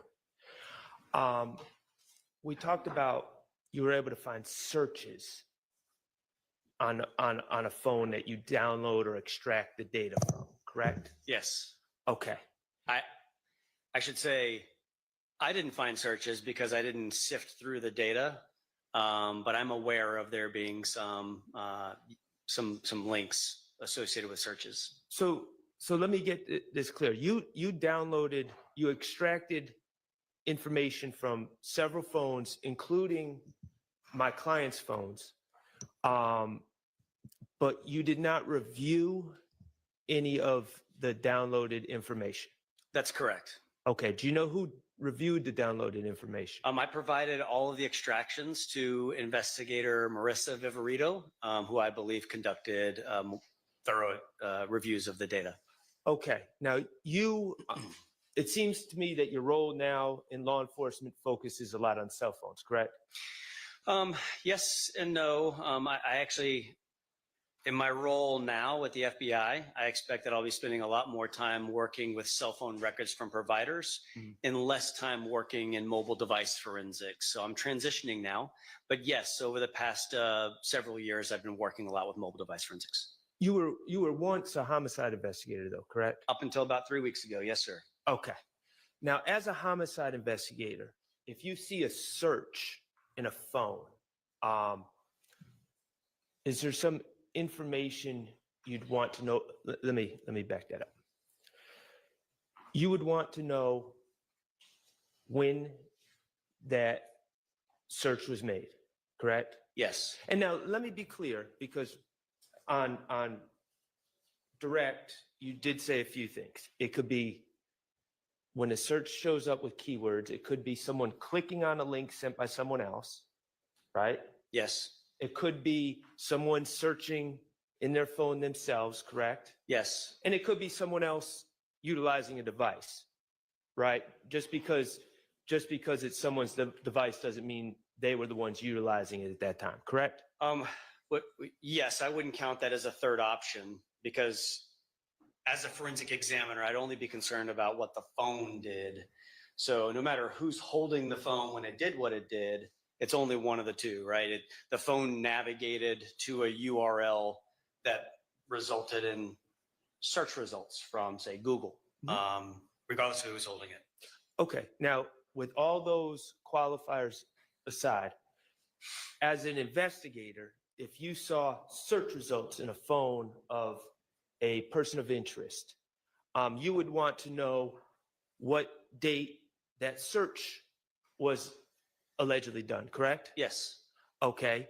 You would want to know, if you were investigating a case with such a cell phone, you would want to know if on that date of that search, other people had already alerted the owner of the phone of the fact that something had occurred at an address, correct? I would take that into consideration in my examination of the results, yes. So for instance, if the search was homicide or shooting, Smith Street, X Bell Street, corner of Smith and Bell, you would want to know if the person that owns this phone or may have been using this phone is just searching that on them by themselves with no prompting, or if someone else has already alerted them to a fact that a shooting had occurred at that address. That would be an important fact to know as an investigator, wouldn't it? It would be an important consideration in how I reviewed the data. Yes. Okay, and you'd also want to know, if the person searched these terms, hours after an event or days after an event, correct? Yes. Okay, and you'd want to know if there was press coverage about this event prior to the person searching. Objection, Your Honor. The press conference relevance? Press coverage. Overruled. Yes, and I'll add to explain my answer.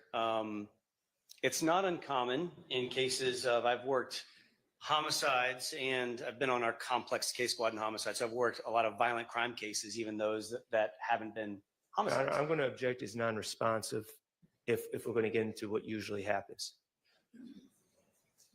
I will let him explain his answer. Okay, thank you. And it's not uncommon that there is media coverage of violent crime incidents when I'm conducting an investigation in such an incident. And it's not uncommon for those searches to be related to that media coverage of that incident. Right. Okay, so, but certainly there's a difference between someone, a suspect searching unknown keywords that no one else would know except them versus searching keywords after there's been media coverage, correct?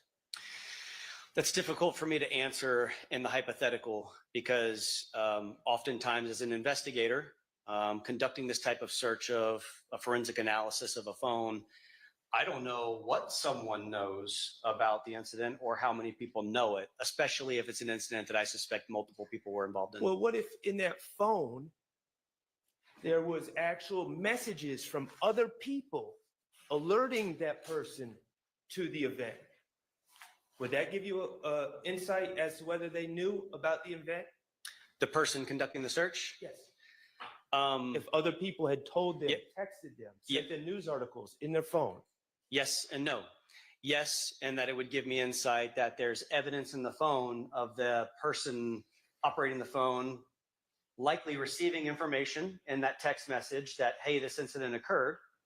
But no, and that I've worked many homicide cases where I see people that that I did charge with participation in a murder that were receiving notifications from other people.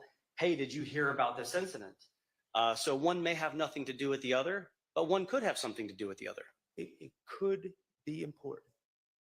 I would take it into consideration. Yes, that absolutely be a part of my consideration in examining the phone. As a homicide investigator, you would take it into consideration whether someone told the owner of the phone about specifics of that event before they typed in the keywords.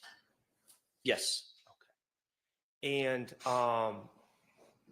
do you know what ATL Scoop is? Yes. Okay, ATL Scoop gives updates or really quick news about events around Atlanta, correct? Yes, largely the reposting of individual Instagram users' coverage of events around Atlanta. It's a big reposting site typically. Did ATL Scoop, to your understanding and knowledge of this case, Shamal Drink's shooting, did ATL Scoop have updates being sent throughout Atlanta within hours of the shooting? I don't know. Okay, well, he said he doesn't know anyway. If you know. I don't know. I honestly know very little about this case other than I worked next to the detective that was the lead detective, Al Hogan. But I know very little about the circumstances of this Do you case. know if my client's girlfriend reached out to him within hours of the shooting just to check if he was okay and alerted to him about the shooting? Objection, Your Honor.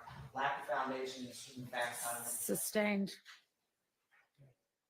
Do you know if my client's grandmother did the same? Same objection. Sustained. Okay, so you didn't review the phone, so you don't know any of these answers that could add context to any searches. From the phone or my knowledge of just being in the homicide unit next to the lead detective, no, I still don't know the answer. Okay, great. Now, let's turn the page to the search warrant on 2830 Waters Road. Okay, is that okay? The execution of the search warrant. Yes, sir. All right, awesome. Now that happened to your understanding, there was a shooting in the morning hours, March 16th going into March 17th of 2022 at that address, correct? Yes. Again, I know very little about the other shooting as well. I just went to assist in the execution of the search warrant. So I don't know very many case details about the other shooting, but it is my understanding that yes, there was another shooting that was just before this incident. And you observed holes in the house, you observed holes in vehicles that were parked in yard, et cetera, correct? Yes. All right. Do you know how many people were living at 2830 Waters Road at the time that you executed the search warrant? No. Do you know how many people frequent that address when we're frequenting that address in March of 2022? No, any evidence of that would have been on that video surveillance system that was no longer present when I executed the search warrant. Do you know of who the registered owner of that address is? No. Okay. Now, I wanted to just clarify a few things about your direct testimony. First of all, Ms. Knight or Mr. Atkins, could you kindly display 318 Victor Victor?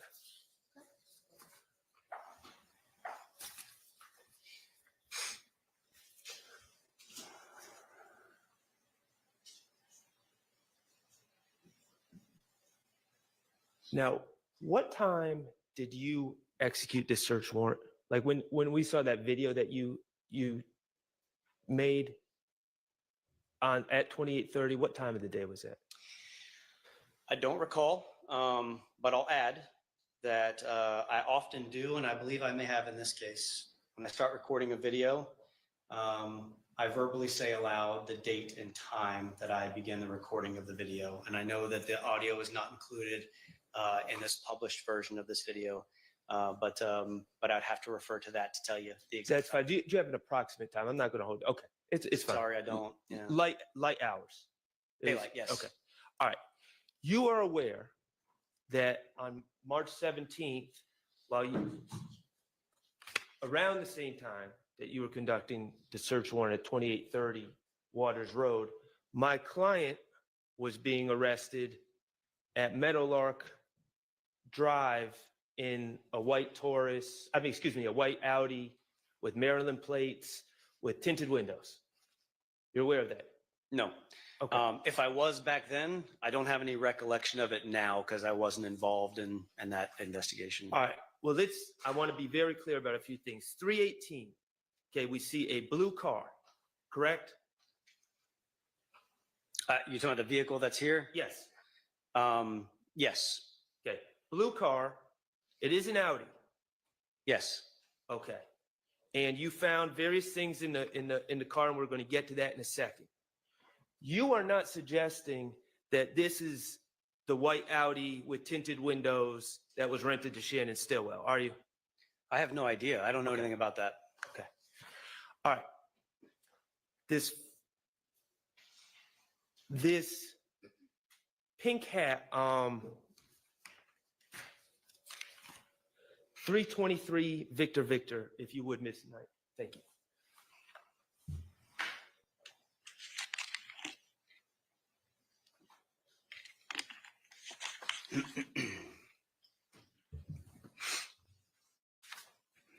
See that pink hat? And I think there's a better picture somewhere in here, but we're talking, and you have it in front of you. Yes, it's right here. Okay, that pink hat that's in that envelope.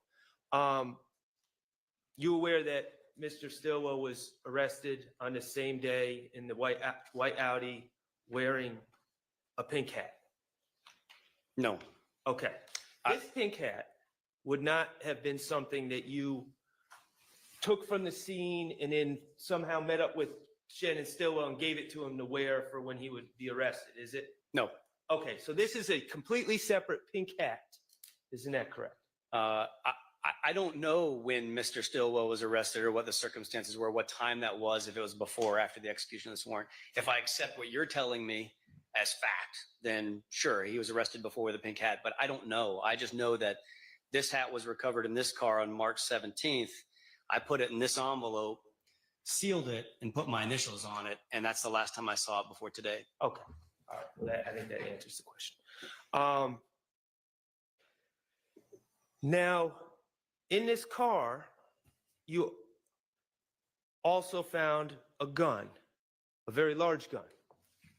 And that's what's in front of you on that table, correct? Yes, sir. And what kind of gun? No, that's the gun that went back to the ATF. You're right. Thank you for Stolen that firearm. correction. And what type of gun was that? That was it was a Ruger AR 5.56. Okay. And that gun was found in this blue Audi. And it was also inside the blue Audi was a license in the name of Eric Moore. Yes. Correct? Okay. And Eric Moore, did you investigate further into who Eric Moore was? I believe I ran Eric Moore's driver's license at some point to identify who he was, but no, I didn't conduct any follow-up investigation into that aspect of the processing of this vehicle or its contents. Okay. Ms. Knight, if you could put up 319 Victor, please.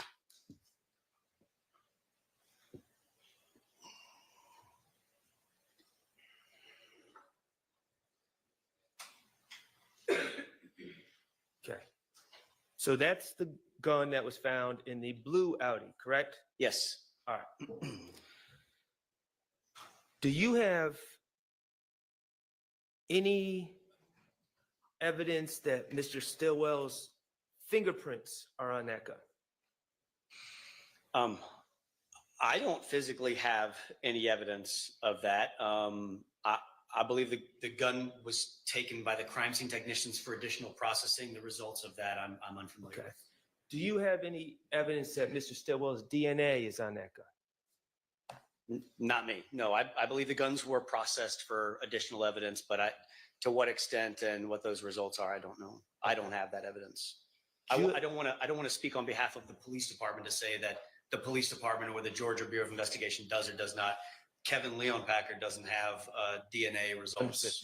Anyone that comes from the crime lab, I'm going to make sure I ask them the same questions. I'm just asking you. Yep.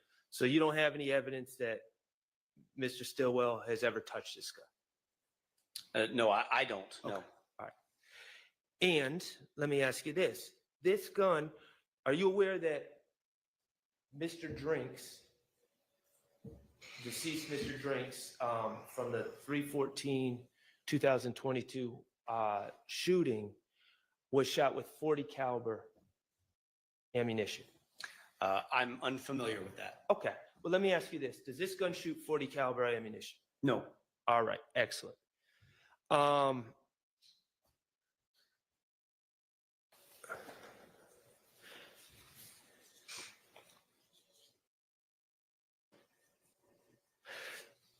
Miss Knight, if you could help me out and pull up 328 VV.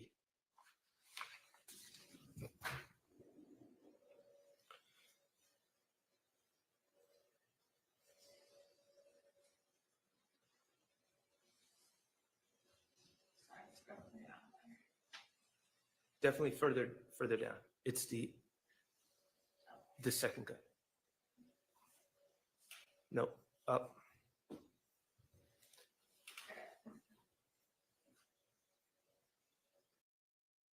There we go. Thank you. All right. This is the second gun that you collected at 2830 Waters Road, correct? Yes. And that was in the mud. This gun was in the mud by a Jeep Liberty. Yes. Okay. Did again, I'm going to ask you any DNA or fingerprints that you're aware of that link to Shannon Stillwell? Not that I'm aware of. Okay. And how about that Jeep Liberty? Are you aware of any links that would link or connect Mr. Stillwell to that Jeep Liberty? Not that I'm aware of. Okay. So, and let me ask you about what type of gun is this? It's a 7.62, I believe. It's a Romarm Cougar 7.62. The model is M10-762P. It's an AK-47 type firearm with a drum magazine. And it shoots 7.62 bullet or caliber bullets? Yes. Okay. It does not shoot 40 caliber bullets, does it? Correct. All right. Excellent. And Miss Knight, if you could 330 Victor.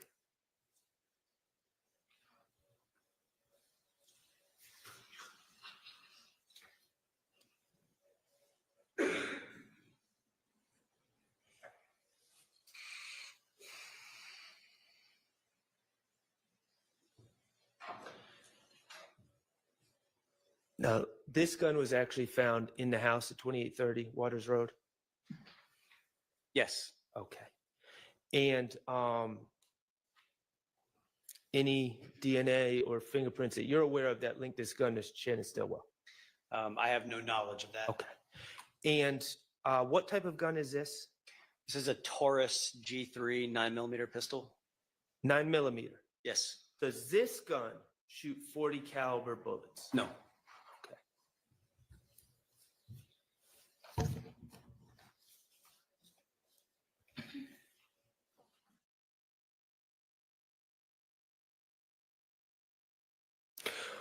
Were you involved in the search warrant of 855 Allison Way, No. the residence of Jeffrey Williams? No. Okay, fair enough. All right. Couple more questions. A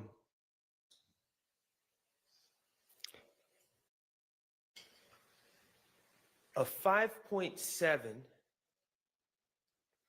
by 28 an FN gun, a 5.7. Would that shoot 40 caliber bullets? I would not expect it to, no. Okay. I'm not a firearms expert or a ballistics expert. Right. But no, I would not expect, especially given those cartridge cases, the 5.7 cartridge cases that we recovered, or the one cartridge case I recovered, it was an elongated cartridge case versus a 40 caliber is much shorter. And an FNX 45, FNX 45, would that shoot 40 caliber bullets? I don't know what an FNX 45 is. Okay. Let me just ask you this, would a 45 caliber handgun shoot 40 caliber bullets? I would not expect it to. Okay. I suppose under like a perfect set of circumstances, you might be able to put a 40 caliber cartridge in a 45 caliber firearm, and it may, under the right set of circumstances, the firing pin might strike it in the right place. But I wouldn't suggest it, nor would I overtly expect it to fire that round. At least not correctly. Not correctly. Right. I think it's a bad idea to try. Yeah. Okay. Is it fair to say that you don't have any information about any guns ballistically matching the shooting of Shamel Drinks? If I ever came across any information about any ballistic matches or NIBIN correlations, I listed some in my report that I wrote following this incident. Mm-hmm. Whether or not those matched that shooting, I don't recall. Okay. And I did not conduct any follow-up investigation into any correlations that were made from anything found at Waters Road or elsewhere. How about any of these guns matching the January 10, 2015 homicide of Donovan Thomas? I'm not aware of any, if there were any NIBIN correlations to that incident, I'm unaware of them, and I did not conduct that investigation into the murder of Donovan Thomas. Okay. One last thing.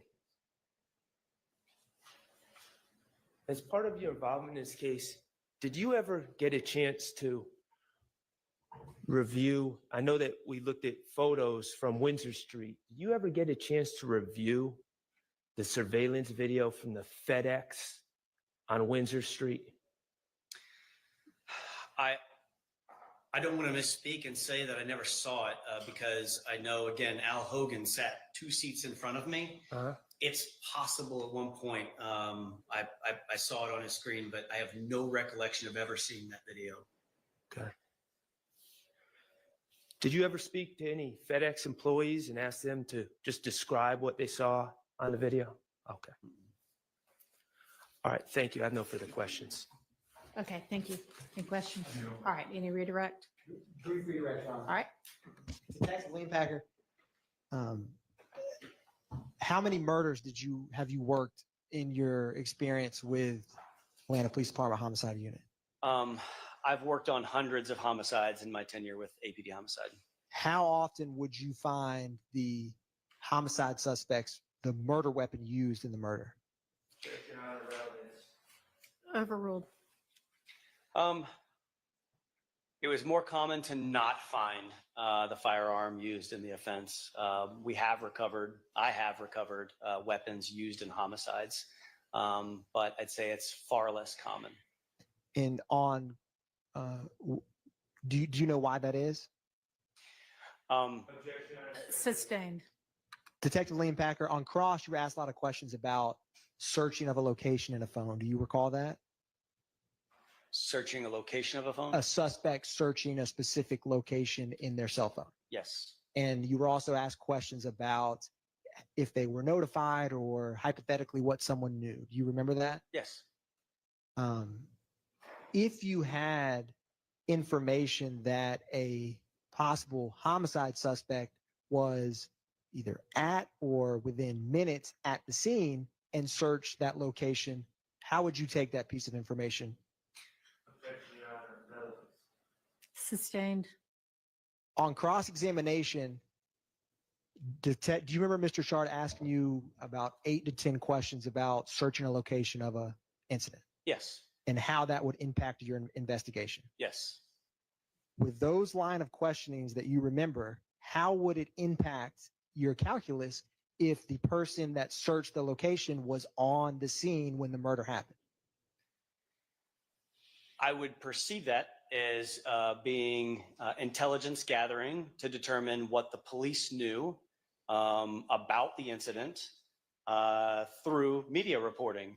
And if I obviously knew who my suspect was because I'm searching his or her phone, then I would incorporate that into a series of questions that I might ask that individual given the opportunity to interview them about their search of these items. It's not uncommon in my experience for people that have been determined to be involved in an incident to say that they had no involvement and they weren't there, and that they had little if no knowledge about the incident at all. So whether I confront them with the knowledge of knowing they searched about the incident and probably other evidence that suggests that they may have been at the scene, and the duration of time that passed between the incident occurring and when the search occurred would all be things that I'd want to talk to that individual about. One brief moment, Your Honor.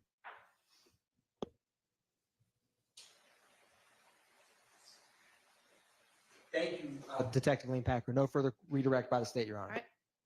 I'm glad you answered that last question. Said if you had a suspect that said they had no involvement and were not there, you'd think that's important.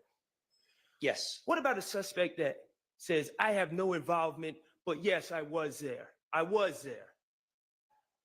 What if you have him on tape at a BP, crystal clear, wearing distinctive clothes, and he's not denying he's there?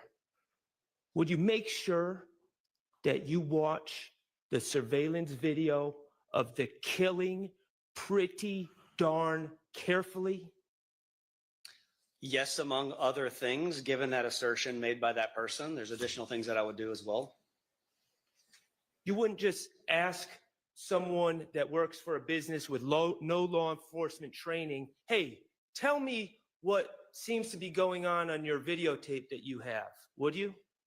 You would want to watch it for yourself, wouldn't you? Yes. You'd want to watch it several times for yourself, wouldn't you? Probably yes. You'd want to look for details that are important in that videotape, wouldn't you? Yes. All right, thank you. All right, let's take our lunch break. Thank you, Detective. You are excused. Thanks for your time. Let's take until 1:30.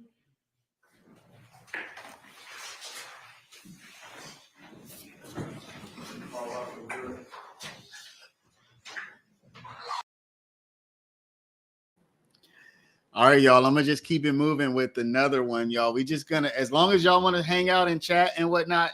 No, there's no court today. There's no court today, so we're just watching reruns. I'm gonna throw another one on. This is the day that I think the prosecution's drinks. This is the case that the day that their case died for drinks, y'all. 2 missing watches now. So From this? Yes. Yes, sir. this is the And day does that that drinks serial case number died. match, the firearm that you collected?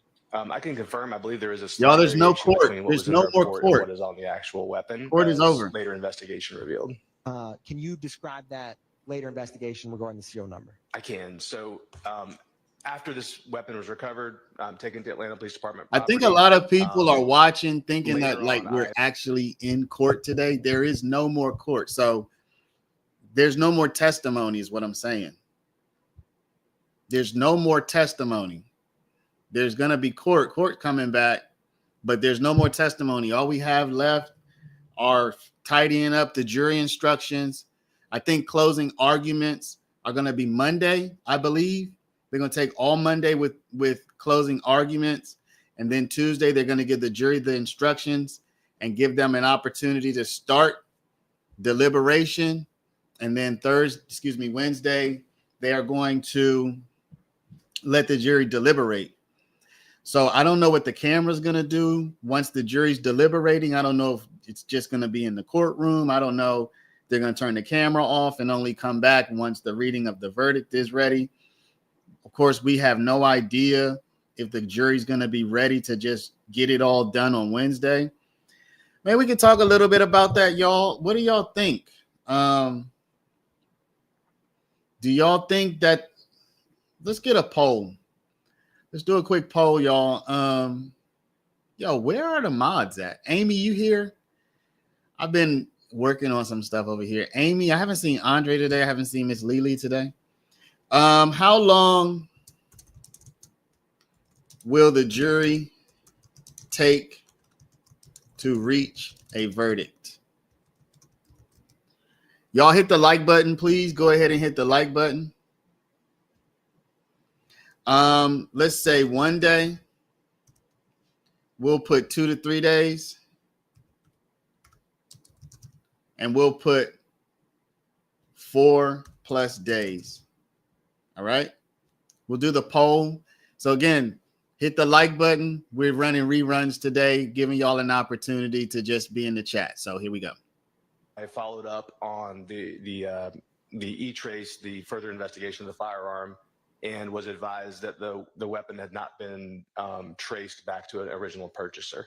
I reviewed both my report and the photographs of the weapon and realized that due to some damage to the serial number on the weapon, which had been heavily scratched, that I had mistakenly identified one of the digits or one of the characters on the serial number from the weapon. I was able to go back, make that correction, and then complete the E-trace report and locate the actual origination of the firearm. With that further investigation, looking at that firearm now, is that the firearm that you collected from Investigator Cliffner on March 17, 2022? Yes, sir. Your Honor, at this time, the state moves to tender into evidence 220 Victor at this time. Okay. All right, that's admitted. And Investigator Belknap, was that firearm, when you had mentioned the E-trace, was that firearm, did you check it to see if it was ever reported stolen? I did. And what did you find?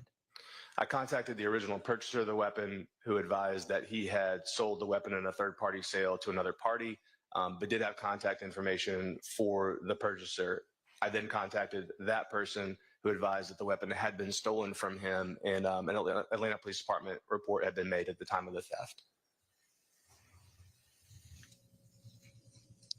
And did you transport that firearm back to APD property as well? I did. At the time of recovery, I did. Now, after you come back to APD property, did you ever take out any additional arrest warrants? I did. What were the arrest warrants that you took out? I took out additional arrest warrants, if I may refresh my memory. You may. Additional arrest warrants for Mr. Jackson for possession of a firearm by a convicted felon, possession of a firearm during the commission of a felony, possession of a Schedule II controlled substance with intent to distribute, and 3 counts of Yes. All right, ladies and gentlemen, before we get started back with the testimony, I just wanted to let y'all know to disregard the witness's comment about a warrant being taken for Mr. Stillwell for drugs. Go ahead, Mr. Atkins. Thank you, Your Honor. Now, Detective Belknap, you never took out any warrants for any of the drugs related to that book bag as it pertains to Shannon Stillwell, did you? No, sir, I did not. Did you take out gang warrants? I did. And did you take out firearm and gang warrants as well on Mr. Nichols? I did. No further questions. Thank you, Detective Belknap. Yes, sir. Good morning, Detective Belknap. Morning, sir. We've met Max Shard. I represent Mr. Stillwell. So I first want to ask you about the search of Jeffrey Williams' address at 355 Allison Drive on May 9th, 2022. You were present for that search, correct? I was. You were one of the officers executing the search. Yes, sir. Okay, and you didn't write a report about the execution of that search warrant, did you? I did not. Okay, Investigator Storno wrote a report, correct? That's correct. Okay, and I have asked you to review photos taken during the execution of that search warrant, and I've also asked you to review Investigator Storno's notes or report, correct? That's correct. And you were kind enough to do that for me, correct? Yes, sir. All right, excellent. And Mr. Atkins, if I could have your help displaying any images as Detective Belknap speaks about things, I'd appreciate it. On May 9th, 2022, do you recall who was present at 355 Allison Drive when you executed the search warrant? Could you be more specific? Okay. Jeffrey Williams was present, correct? Yes, sir. Martinez Arnold was present. Yes, sir. Diamante Kendrick was present. Yes, sir. Jeffrey Williams' teenage son was present, correct? I believe so, yes. Okay.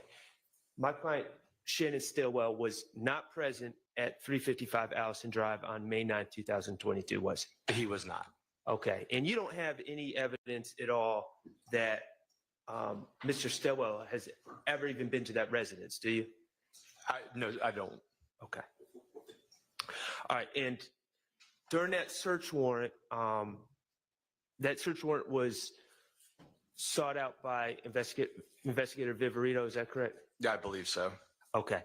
And during that search warrant, executing that search warrant May 9th, 2022, you all collected drugs, correct? Suspected drugs? We did. Delta 8 syrup as well. Yes. Okay. Jewelry, Yes. money, Yes. phones. Yes. Mr. Williams' cars were seized. That's correct. And I'm not going to ask you any questions about any of those things, but you also collected guns, correct? Yes, sir. Okay. In fact, there were 6 guns collected, correct? I believe so. Yes. Okay. And you have reviewed pictures taken during the execution of that search warrant, correct? I did. Okay. I would like to just talk about each gun individually. I can go in whatever order you have. If you could just tell us, do you have photos in front of you that display the different types of guns and the different guns that were collected on May 9th, 2022? Yes, I do. Okay. Could you just tell us the exhibit number of the first gun so Mr. Atkins can display it for the jury? The first one I'm looking at is 57XX.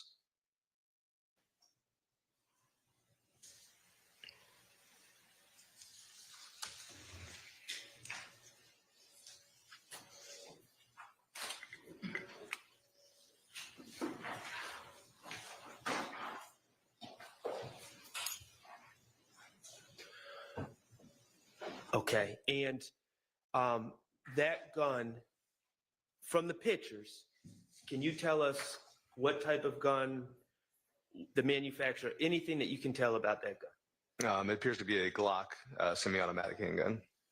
Glock semi-automatic handgun. Okay. And do you have any other pictures in that sequence that reveal a serial number for that gun? I believe so. The next one is 58XX. Mr. Atkins, if you could display 58XX.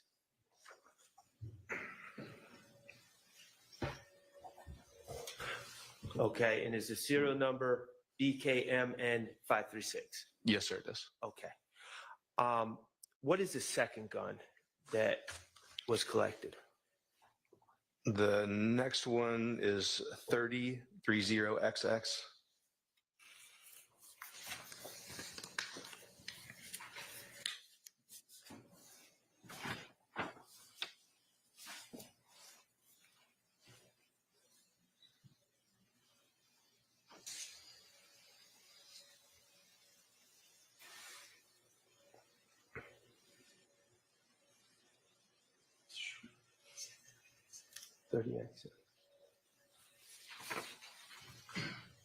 You did say 30XX, correct? Yes, sir.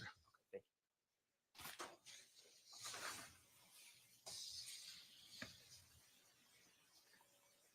you. Okay, is there a close-up of that gun that would help describe what type of gun it is? I believe it's 31XX. Okay, 31XX. And what kind of gun is that? It's another Glock semi-automatic handgun. Okay. Can you tell what type of projectiles or what caliber projectiles that gun fires? It's a little difficult to tell from this picture, but from the picture alone. Okay. Now, neither of these first 2 guns were the switch, correct? That's correct. Okay. Could you tell us what about the next gun? What number we should display? Oh, sir, I apologize. There's actually another photo, I believe, of that gun we were just looking at, 32XX. All right. Mr. Atkins, if you could display 32XX. All right, thank you. And for that second gun, that's the serial number? I believe it is, yes. And it's BNU 633. Yes, sir. All right. How about the third gun? The third is 21XX.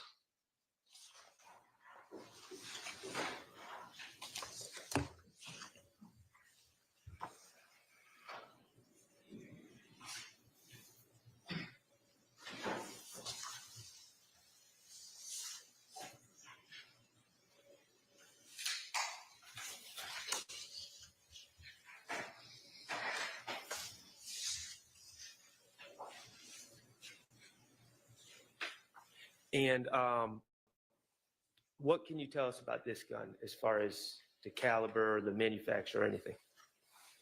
It's another semi-automatic handgun, and it appears to be a Smith & Wesson, although I can't read it on the photograph. Okay. And is that a switch? No, sir. Okay. And is that the serial number? 22XX? 22XX. Yes, sir. All right. Great. Thank you. How about the fourth gun? The fourth is 19XX.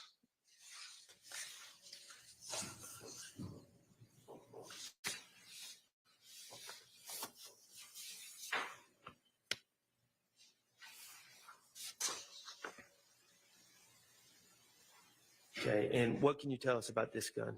And this appears to be a tan Glock semi-automatic handgun. Okay. Is that a switch?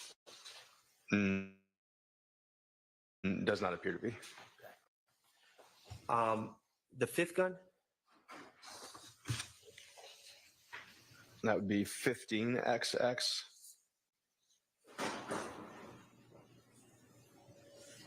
Okay. What can you tell us about this gun? Is there another picture associated with that gun? 14XX and 15XX. 14XX. Let's go with that. What can you tell us about this gun? It's another semi-automatic handgun. Also appears to be a Smith & Wesson. Okay. And how about the sixth gun? This is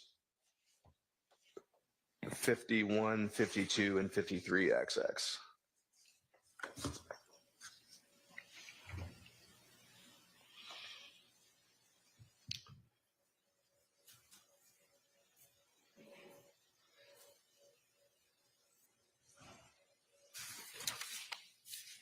Now that gun, what can you tell us about that gun? This is another Glock semi-automatic handgun, and it does appear to have a conversion switch attached to the weapon. Okay, that is the switch. Yes, sir.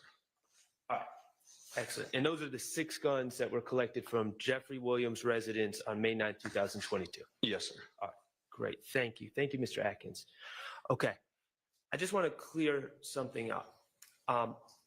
And I'm speaking about, I'm not going to go in through individually. I'm talking about all 6 firearms. Okay. Do you have any evidence that Mr. Stillwell has ever touched any of these firearms? I do not. Okay. Do you have any evidence that ballistically, any of these firearms were ever used in the Shamal Drinks homicide? I didn't conduct that follow-up investigation, so I don't know whether it was or wasn't, but I'm not aware of any evidence that it was. That any of them were. And that includes the switch too, correct? It does. Okay.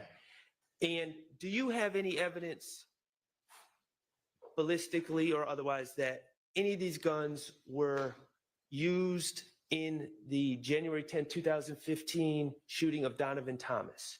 I do not. Okay. Great. Thank you. All right. I appreciate that, Detective Belknap. I'm going to move to your work on March 17th. When you arrived on Meadowlark Drive, you saw the white Audi, correct? Yes, sir. It was still in the parking lot. It was in the driveway, yes. Excuse me. Yes, sorry. The driveway.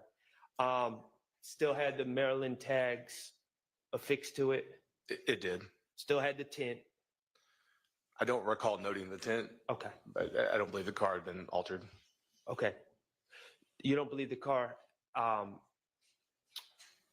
had been altered? What do you mean by that? I don't believe the car had been moved or processed at that time when I arrived on the scene. Oh, okay. Okay. You mentioned finding a beanie. Yes, sir. And that is an evidence that was just admitted through you. Correct. Okay. So that beanie would be a separate beanie from any beanie that was collected on March 17th at 2830 Waters Road. I don't know the answer to that question. I mean, it was collected on Meadowlark Lane. It was collected on Meadowlark Meadowlark Drive. Lane. Yes. Okay. So if there's a separate beanie, if there's a beanie that was collected and put into evidence from Waters Road, there's two separate beanies, correct? It would appear so, yes. And the beanie that you collected on Meadowlark Drive was, well, do you know who was wearing that prior to their arrest? Yes, sir. And was it my client, Shannon Stillwell? It was. And you collected that beanie because you had viewed the BP video that Detective Hogan had showed you already, correct? I had. And you had noted that Mr. Stillwell was wearing a pink beanie in that BP video. I had observed that, yes. And that's clear video as far as videos go. It wasn't grainy, it was clear. And you saw Mr. Stillwell wearing the pink beanie. Yes. And that's why you collected this pink beanie, because he was, in your mind as a detective, it was important to collect that pink beanie because it matched what's in the BP video. Well, I agree with that. Just to be clear, it was collected prior to my arrival and was given to me to transport to property. Okay. And you made sure you put it into property. I did. Okay. All right. The bag of drugs, did you recover that backpack? I did not. Okay. Have you seen the video from the Phoenix helicopter? I have. Okay. And you would agree that it was Mr. Nichols that threw that book bag into those bushes, correct? I would. Yes, sir. All right. And from that video, you can see Mr. Nichols exiting the white Audi with that book bag. That's correct. Okay. In your experience as an officer, you have seen people flee from the police because they have drugs in the car, correct? I have. Okay.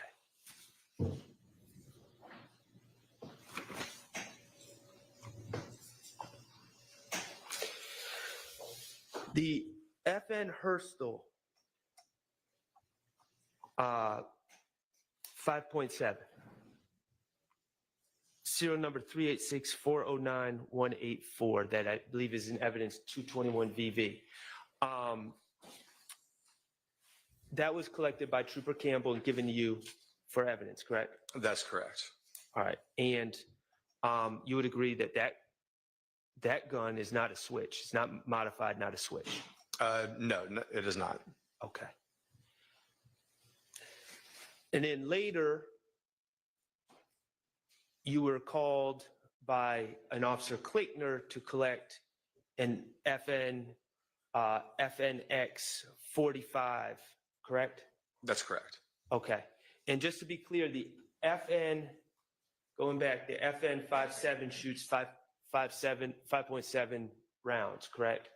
That's correct. All right. And the FNX 45 tactical shoots 45 caliber rounds. Yes, it does. And those are the two guns that were located at Meadowlark Drive on March 17, 2022, correct? That's correct. Okay. And you collected those firearms and brought them into property, into evidence to preserve for further investigation, correct? I did. Okay. Those two guns, either the 5.7 and the 45, do you have any ballistic evidence linking those guns to the January 10th, 2015 shooting of Donovan Thomas? I didn't conduct any ballistics investigations on the firearms, so I don't have any ballistics evidence related to these. Do you have any evidence that connects them to the January 10th shooting of Donovan Thomas as we sit here today? I do not. Okay. And how about, and let me ask you, okay, and how about this? Those two guns, the 5.7 and the 45, do you have any ballistic evidence that connects those guns to the March 14, 2017 shooting of Shamel Drinks? I don't have ballistic evidence of any kind related to these weapons. In fact, neither the 5.7 or the 45 even shoots 40 caliber. They're not capable of shooting 40 caliber rounds, are they? Neither is chambered to shoot a 40 caliber round. Okay. You, just a couple more questions. You indicated that Detective Hogan had you look at the video for the FedEx to identify Mr. Stillwell and also Mr. Nichols, correct? I reviewed the video at some point. I believe that what I initially saw were some of the social media photos of Mr. Nichols. I don't remember what I saw initially. Did you review the BP video at some point? At some point, yes. Okay. This is what I want to know. Did you ever review with Detective Hogan or by yourself the FedEx video from March 14, 2017? Excuse me, March 14, 2022. I don't recall if I ever reviewed that video or not. Okay, so you're not even certain if you've ever seen that video. I don't know. I'm not certain if I have or not. Okay. All right. Thank you. No further questions. Redirect. Oh, okay. Come I know I'm pausing the court. Sorry.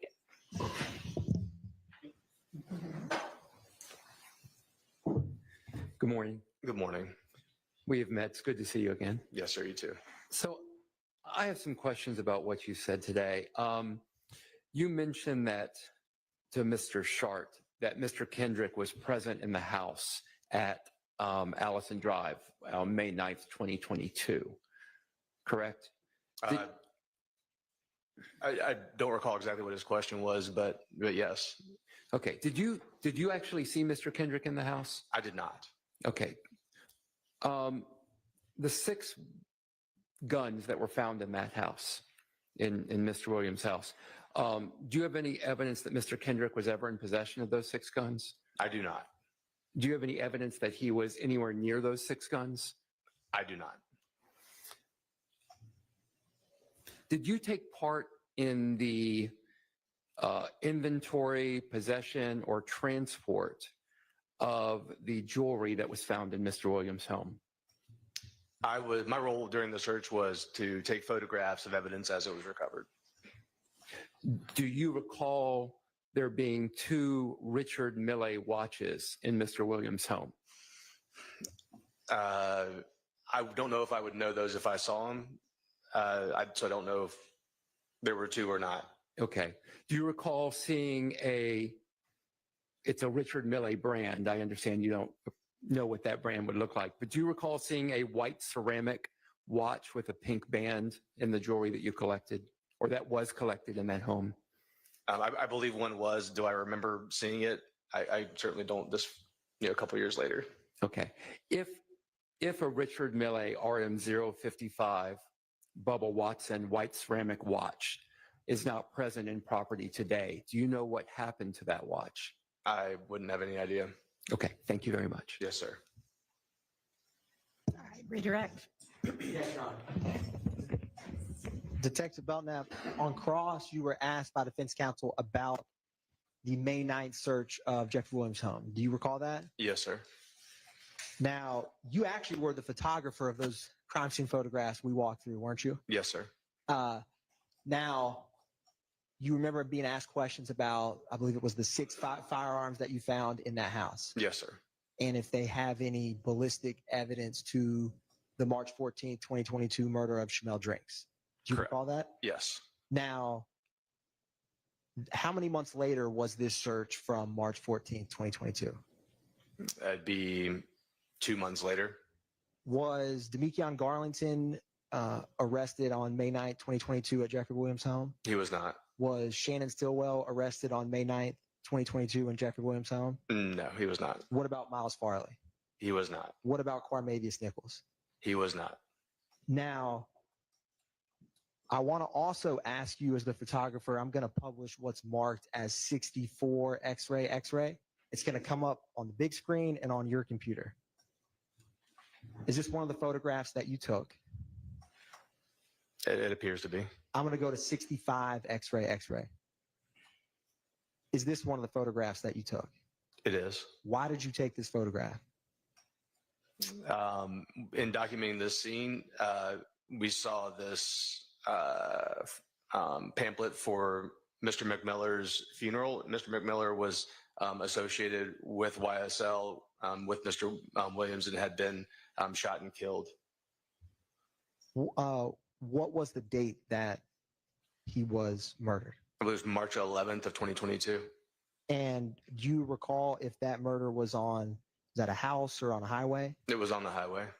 Is it, I don't have pointer, but on this whiteboard, is that March 11th, 2022 and I-75-85? Yeah.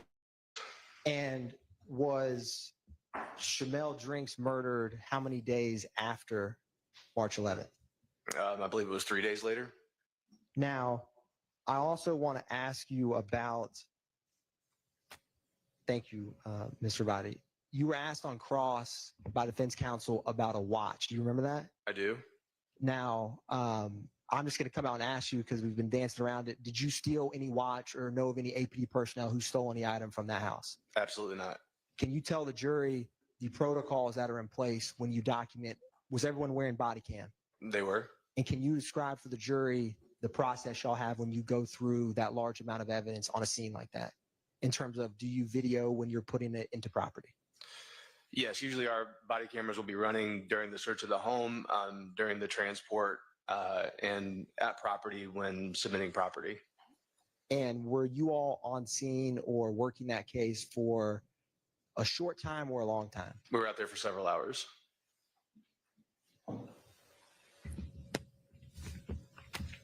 One brief moment, Your Honor.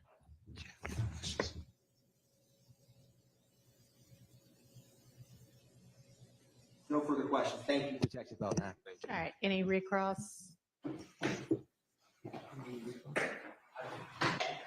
Briefly.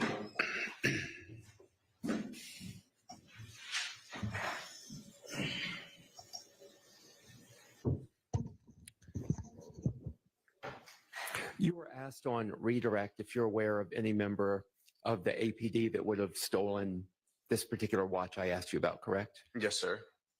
Do you have full and total knowledge of all the activities of members of APD? I don't. If this particular watch, this Richard Mille watch, ceramic watch, is present in a photograph from Jeffrey Williams' home and it is no longer present in property right now, could anything have happened to that watch other than it have been stolen or lost? Well, no, not every item that we photograph is ultimately taken as evidence. And I think there are probably a broad number of possibilities of what could have happened to that watch other than it being stolen or lost. Is it the practice of your office to leave behind a $500,000 watch when you're seizing jewelry? I don't know that I can answer that as far as practices go. I have no idea the value of this watch that we're discussing, so I'm woefully uneducated as far as that goes. And I can tell you that, unfortunately, as diligent as we are, sometimes even evidence is left behind at scenes. In this case, I don't have any specific information about this particular watch. Can you explain to the jury the procedure when you go about seizing a vehicle, such as was seized at Jeffrey Williams' home? As far as the procedure, we would call a tow truck to come and tow that vehicle to another location.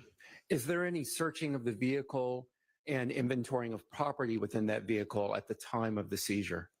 It can depend on the scene and if there's a search warrant for the vehicle or if the vehicle is accessible. Sometimes the keys may not be present, can't access a vehicle. And sometimes it's towed to a secure location to conduct an inventory or further processing of that vehicle. If the vehicle is accessible at the scene and you have a warrant that allows you to enter that vehicle, what's the procedure for what you do with the contents of the vehicle? Typically, those contents would be cataloged. Valuable items may be secured. Evidence may be seized. Is the procedure to leave valuable items within the vehicle? Not typically. And again, that could be case dependent if the vehicle is going to be removed to another secure location for further processing. Okay, thank you. I have no further questions. Yes, sir. All right. Thank you for your time. You are excused. Thank you. Call your next witness. United States calls crime scene tech Antoinette Green.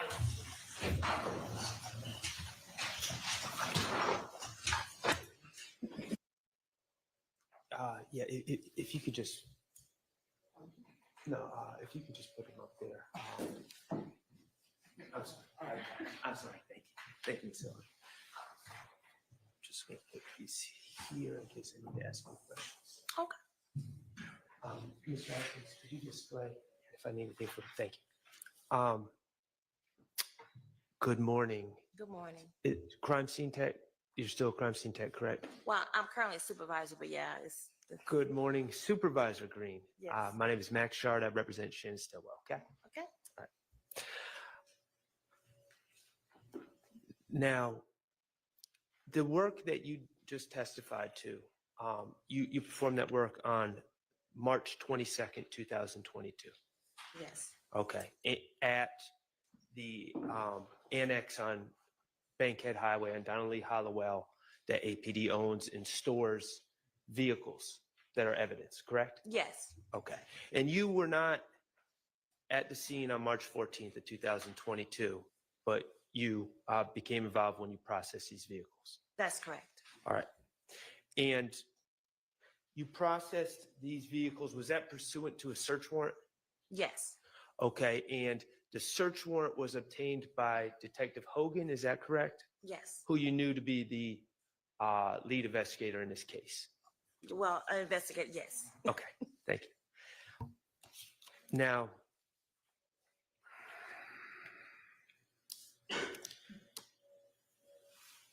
when you were processing these vehicles, you were looking for any projectiles, correct? Yes.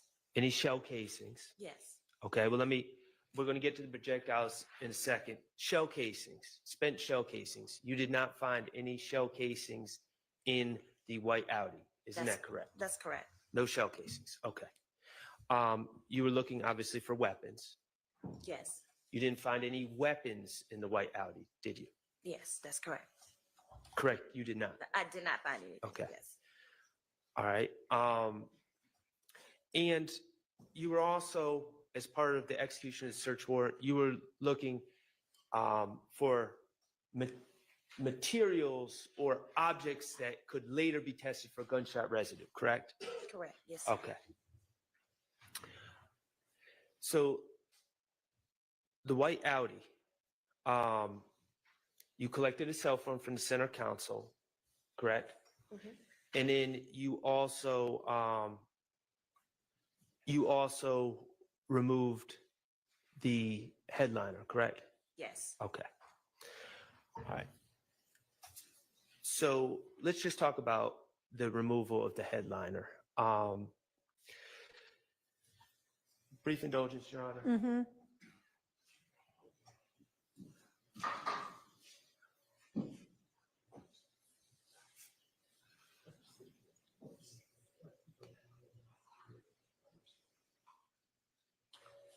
Okay.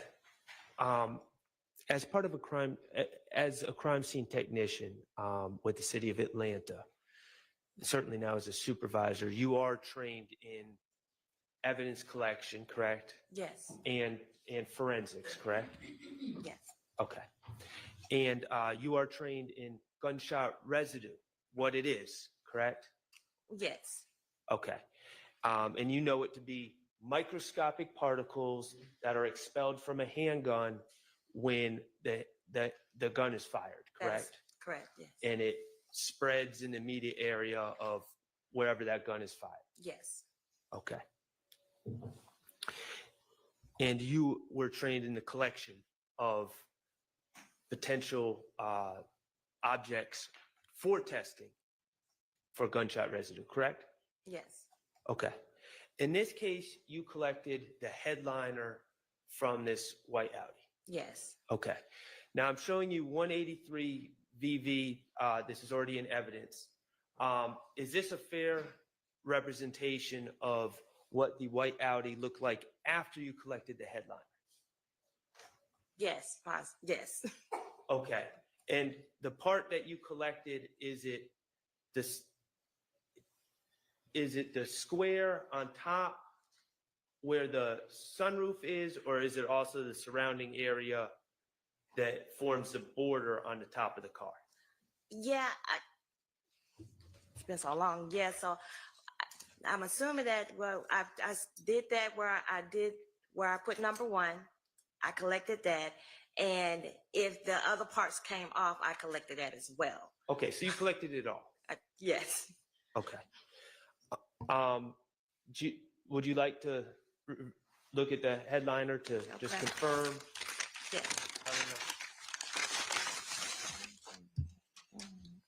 Yeah.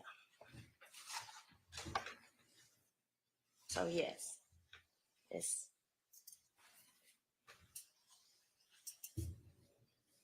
Yes, all the headliner. Yes. And so you would agree that it includes the part that was under the sunroof as well as the surrounding areas? Yes. Okay, cool. Now, the decision to collect the headliner of all places in the car, you're saying that decision was made by Investigator Hogan, That is correct. correct? Is this the first time you've collected a headliner of? Actually, yes, that was my very first time collecting a headline. Okay. Now, when Detective Hogan requested that you collect the headliner, did you object at all to collecting the headliner? No.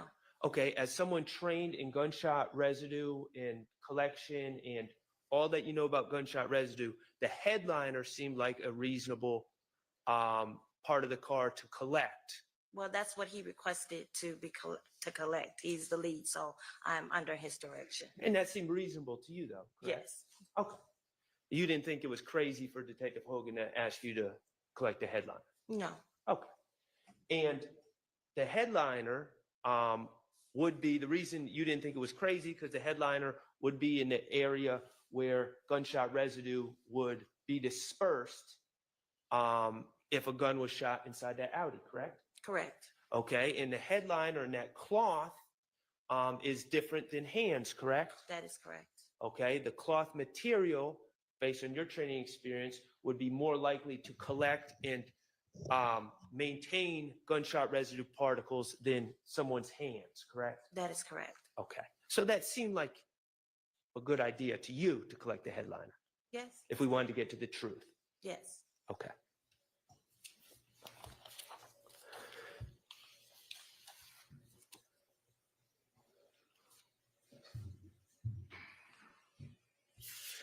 And after you collected this headliner, you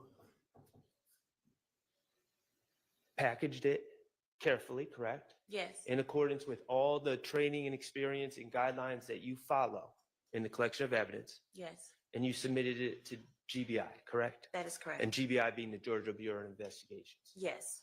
Okay, and it would be someone from the Georgia Bureau of Investigations that I would have to talk to about whether, what the results of that gunshot residue testing is, correct? That is correct. You have to talk to him.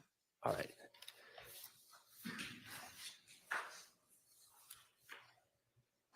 Oh, one more thing. In your, Mr. Atkins, could you kindly publish 374 VV? Or, sorry, Mr. Abate, Ms. Hilton, thank you. Ms. Green, this is a picture that you took of the outside of the white Audi, correct? Correct. Okay, and you noted that there was tint on the windows and the front and back windshield, correct? Yes. All right. From your inspection of this car, did you notice any damage to the tint of the front driver's side window? No. Did you notice any bubbling or scratches on the tint of the driver's side window? No, I did not. Okay, thank you. I have no further questions. Mr. Weinstein, No, any redirect? No redirect. All right. Thank you for your. Once those samplers are submitted to us, we will input them into an instrument that's called a scanning electron microscope that is equipped with an energy dispersive X-ray spectrometer, or SEM-EDS for short. And all that is just a very high-powered microscope that uses a beam of electrons instead of light, like you would usually see in a microscope that you would see in a biology classroom. This instrument will then allow us to see what's on the surface of those samplers. Any particulate matter that is there, we can see it, and then get an elemental profile of what those particles are made of. So again, with GSR, we're looking for molten particles containing all three of the elements together: lead, barium, and antimony. Are there certain surfaces that are better to test for GSR than others? Yes, there are.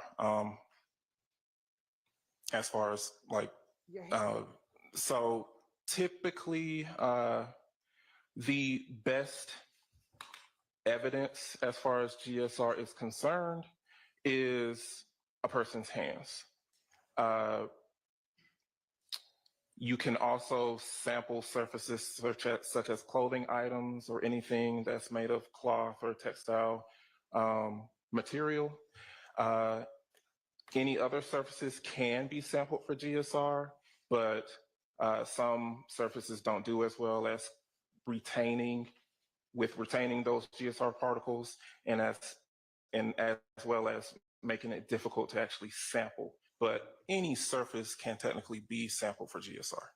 And if a surface is clean, so that your hands, if the hands are washed, or if it's a vehicle and the vehicle is cleaned, would that prevent you from getting GSR results in cases such as that? Can it affect getting results? Can you get closer to the mic? Yes. Thanks. Okay. When it comes to a person's hands, if GSR particles are in fact there, washing the hands will cause you to remove most, if not all, of those GSR particles. The same can be generally said with other surfaces, especially harder surfaces. If you wipe those down or rinse those down, any GSR particles that are potentially there mostly will be lost. When it comes to clothing items or surfaces that are more cloth or textile material, most of those GSR particles, if they are in fact there, will also be lost. But we have seen that, for example, with clothing items, very small amounts of GSR can still persist even after washing your clothes. And in a vehicle, are there certain places that as a scientist with the GBI, that you ask law enforcement to get samples of for you to test? Are there other parts of a car that are better to test for GSR than others? We would prefer that the headliner of a vehicle is either submitted or sampled for GSR. Again, all surfaces can be sampled for GSR inside of a vehicle, but some surfaces, the harder surfaces, just don't do as well as retaining those particles. So things such as a gear shifter or the steering wheel may not be good surfaces to sample for GSR, even though it's possible. But the headliner, maybe the headrests of the seats would be your best areas to sample for GSR. I want to direct your attention to DOFS case number 2022-1007212, where you asked to perform any testing in that case. Yes, I was. And who was the agency that submitted the request? Your Honor, may I look at my notes? You may, if they'll help refresh your recollection. Yes. Will they help refresh your recollection? Yes, they will. All right.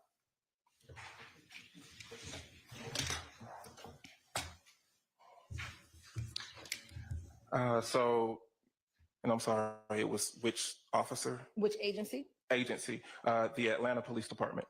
And what was the agency reference number? The agency reference number was 2207-31882. And who requested the testing to be done? An investigator, A.E. Hogan. And was there a named victim on that case? Yes, there was. And who was that? Mr. Shamel Drinks.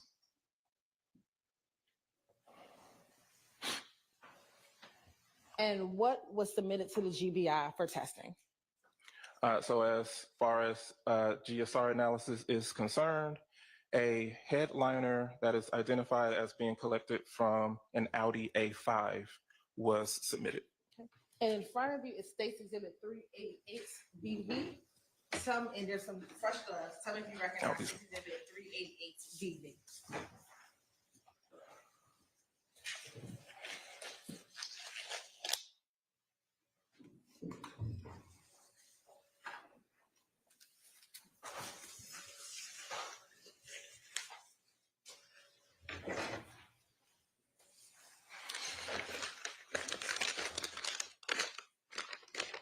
Okay, so this is item number 1, which is containing the headliner from the Audi A5. And I recognize it by the GBI specific barcode here with the GBI case number and item number of this particular package.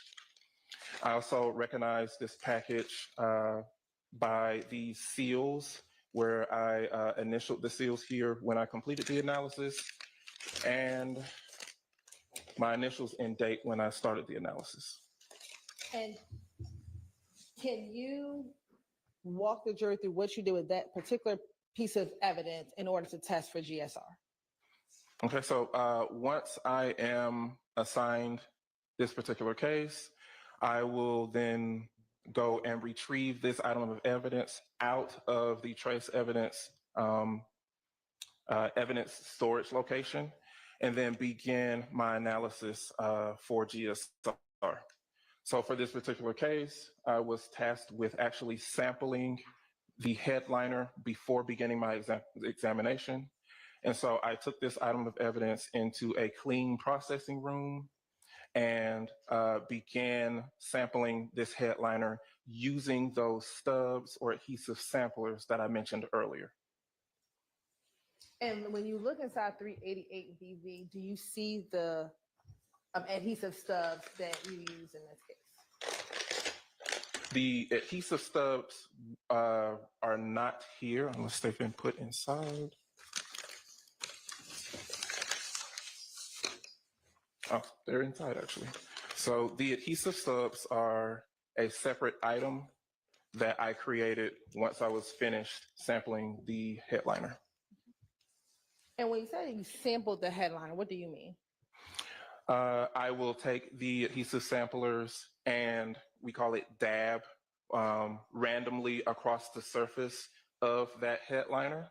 I used 2 stubs in total when it came to actually sampling the surface of the headliner. Keep in mind, this is a sampling process. Not every square millimeter of that entire headliner can be covered by these stubs. So like I mentioned, I used 2 of these stubs, and then a third stub, which was just exposed to the collection environment in the processing room that I did the sampling in, just to show that there's no extraneous GSR particles in the processing room that will also be carried along through the examination process, along with the stubs that I used to sample the actual headliner. And is there any reason why you didn't sample or take every piece of the headliner and test every piece of it? It's a large surface area, and it is not efficient to be able to, I guess, get a representative sample of the entire surface area. But, per policy for us, it is up to the examiner's discretion.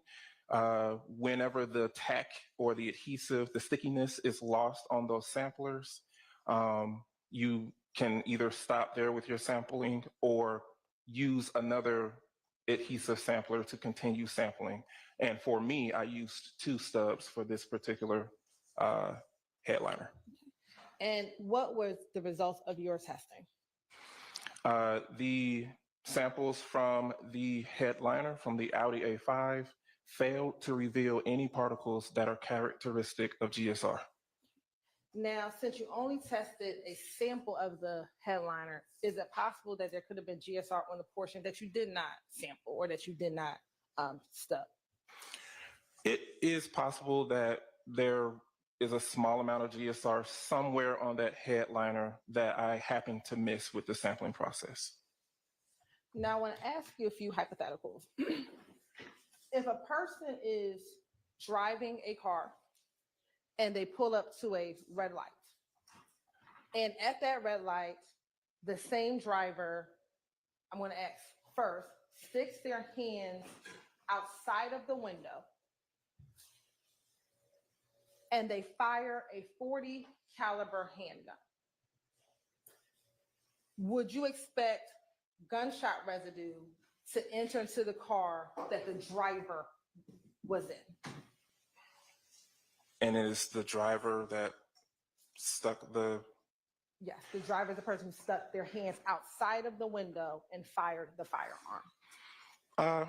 It's possible that a small amount of GSR could still be deposited inside the vehicle through that open window or door, perhaps, but not particularly a large amount of GSR. Most of that cloud or plume of GSR particles would be outside of the vehicle, but some of that still could be deposited inside as well.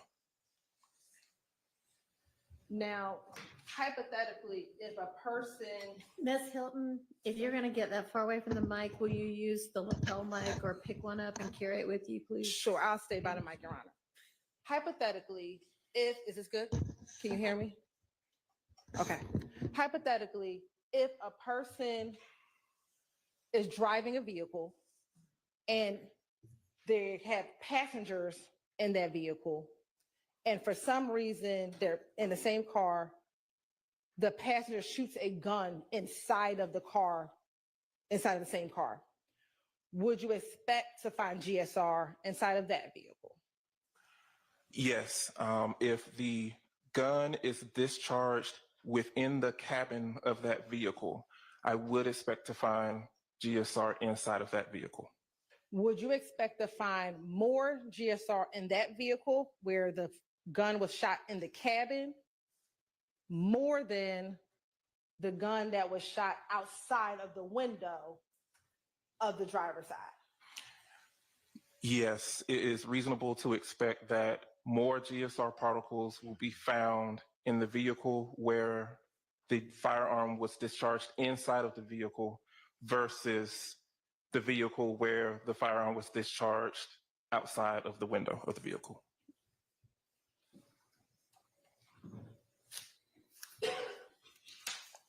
And in this case, outside of testing the headliner, do you know anything about where that headliner came from?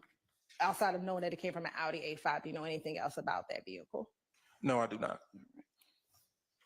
Court's indulgence for a moment.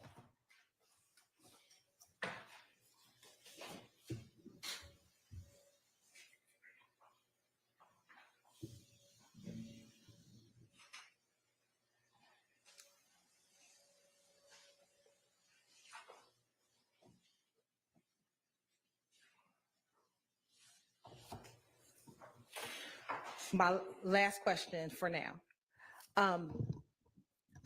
Do the conditions in which a vehicle is stored affect whether or not you'll be able to find GSR? So for example, if the gun is fired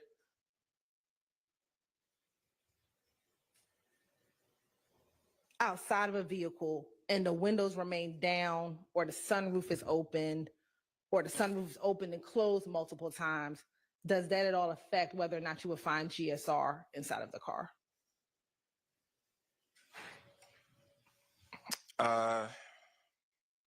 If the GSR particles are already deposited inside of the vehicle, I suppose it's possible that you would lose a small amount if the windows are down or the sunroof is open, just based on wind or maybe if it rained or something like that. But I wouldn't expect for there to be a huge difference based off of that alone. Thank you so much. No further questions. All right. Mr. Coven, good morning. Good morning. My name is Max Shard. I represent Shannon Stillwell. I appreciate you being here today. I'm going to ask you, let's play the hypotheticals first, and then I'm going to get into the work you actually did in this case, okay? Okay. All right. So you were just asked about some hypotheticals. Let's just be clear. In your expert opinion, if a gun was shot inside the cabin of a car and the sunroof was opened subsequently to the gunfire and the windows were opened and someone was driving around, in your expert opinion, the gunshot residue inside that car would remain, correct? And this is after the gun was already discharged and the GSR was deposited? Yes. Yes, I would expect for there to be surfaces inside of that vehicle where the GSR particles remained, yes. Okay, you were asked about a hypothetical where someone sticks their hand out the window. The driver sticks their hand out the window and shoots. Okay, first of all, there's a possibility that there would still be gunshot residue inside the cabin in that circumstance, correct? That is correct. Because it's a large plume of microscopic particles. How many particles are there typically, gunshot residue particles discharged from a gun when it is fired?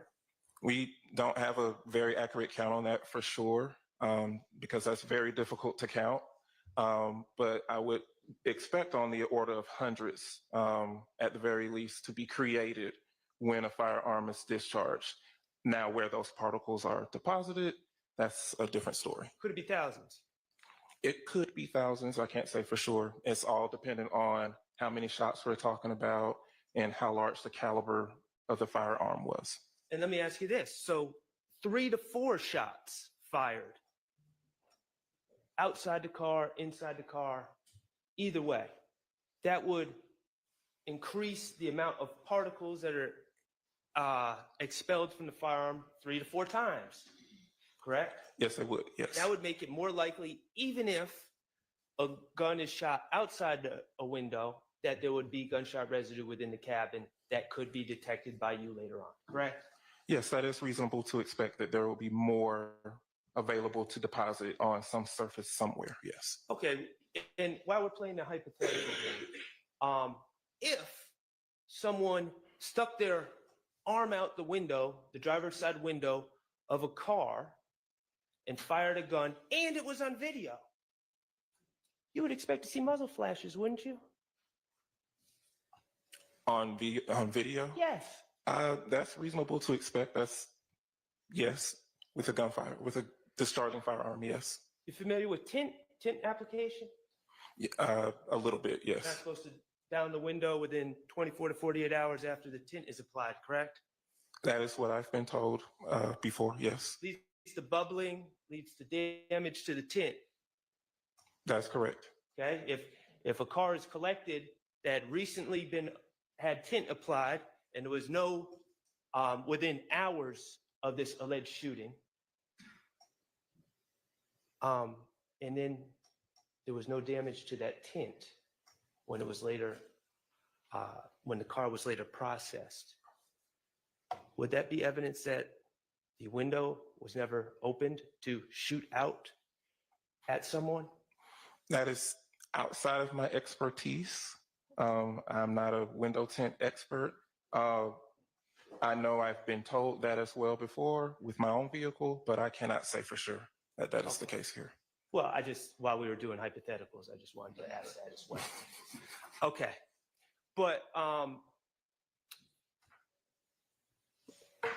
ultimately, getting back to the work you actually did, not hypotheticals. You've done with GBI. How long have you been working with GBI? Over 9.5 years now. Okay, excellent. You've done thousands of tests for gunshot residue, correct? Just over 1,000, yes. Just over 1,000. You've tested headliners before, correct? Yes, I This have. isn't the first time.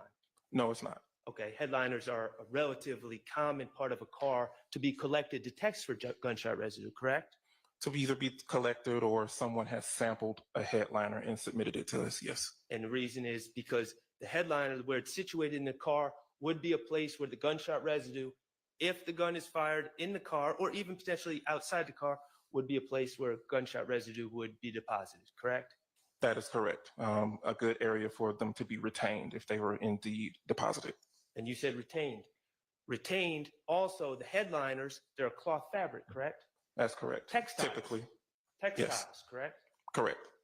Different than a hand where you sweat and different things of that nature. These textiles tend to maintain and absorb absorb's a bad word, maintain the gunshot residue particles better than skin, for instance. That's correct. Any item that is of cloth material or textile has the ability to hold on to or retain GSR particles better than a harder surface or better than a person's hands, simply due to the fact that we use our hands a lot. The more you're touching surfaces, you're going to lose those particles, or just washing your hands will cause you to lose all of those particles. Okay. And in your work on this case, you took the headliner and you dabbed it with those sticky tabs, correct? That's correct. Did everything by the procedures as you were taught, correct? That is correct. You did everything by the procedures as is standing operating procedure with GBI, correct? That is correct. Okay. And in fact, you used that one tab, and then in fact, you broke out a second tab and continued to dab the headliner, correct? That is correct. How many dabs do you do with each tab? Again, per our policy and our standards, we are to, and then it's at the discretion of the examiner, but we will continue to dab until the tackiness or the stickiness of that adhesive surface is lost. And at that point, then you can move on to a second stub or third or however many there were, or be finished with your sampling process. So in this particular case, I can't really tell you for sure how many dabs that was. Maybe a couple dozen or more than that, but I can't tell you for sure.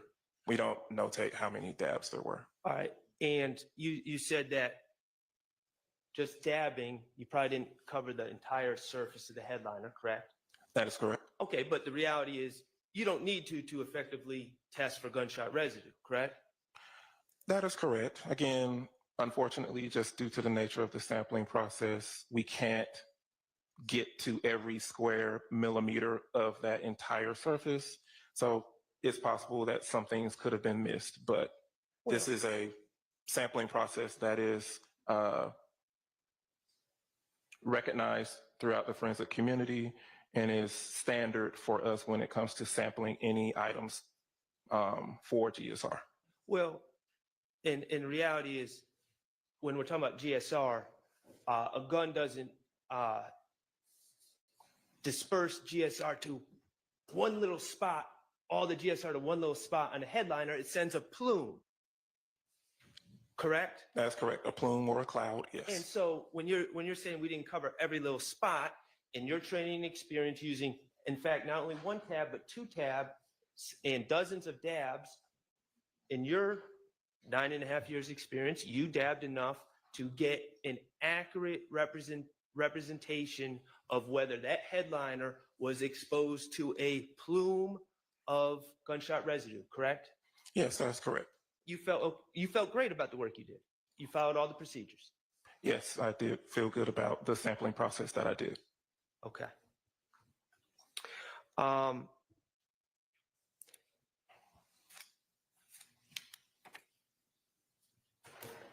Let me ask you, you've said you've been called to testify 82 times. When it comes to GSR, yes. Is it fair to say that the majority of those times you came to testify in court, the GSR was positive? You said the majority of the time?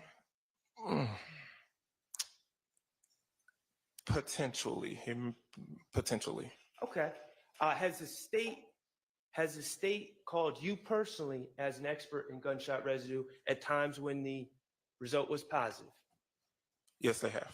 Okay. And when the result was positive, you came and shared with the jury about what the results were. That is correct. And it was the Fulton County District Attorney's Office, just be clear, Fulton County District Attorney's Office has called you to testify about positive results before, correct? Objection on relevance.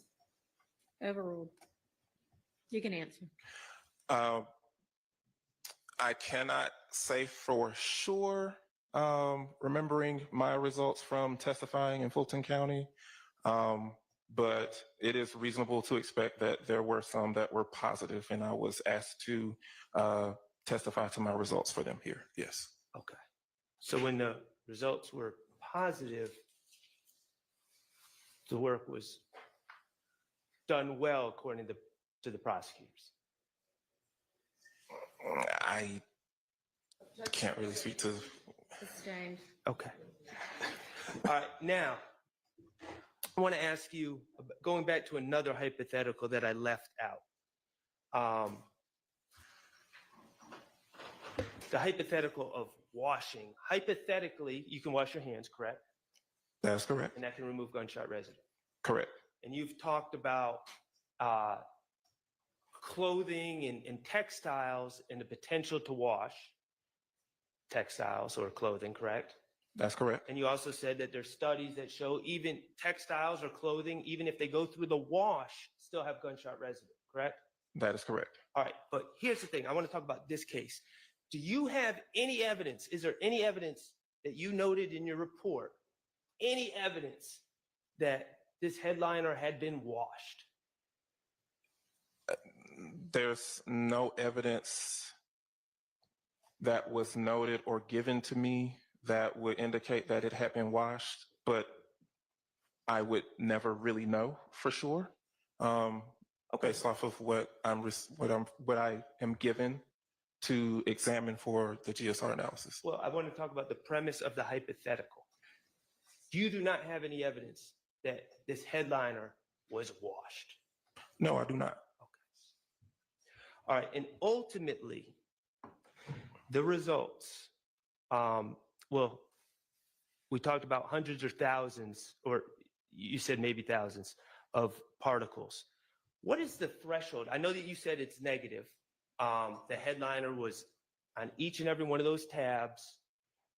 When you looked under the scanning electron microscope with the beams, the electron beams,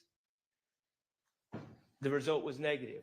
But what I want to know, what is the threshold for a positive? We don't really use the word positive. It's just, is the GSR there or not? And all you need is just one particle to say that, yes, there are particles characteristic of GSR present on this surface.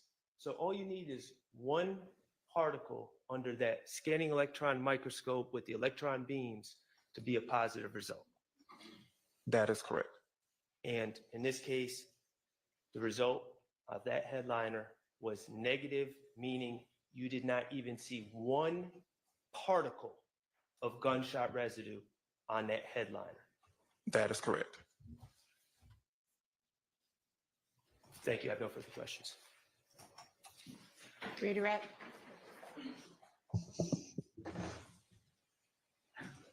Mr. Shar just asked you if there was evidence that the car was washed. Do you know, sitting here, if there's evidence that it was not washed or cleaned? No, I do not. Mr. Shar asked you about muzzle flashing on a video. Do you remember him asking about that? Yes. If the video is grainy, would you expect to see muzzle flash? I really can't tell you for sure without actually seeing the video myself. I suppose the graininess of video could impact that, but I can't say for sure. And just because you don't see muzzle flash, does that mean a shooting did not occur? I'm not really too sure on that one either.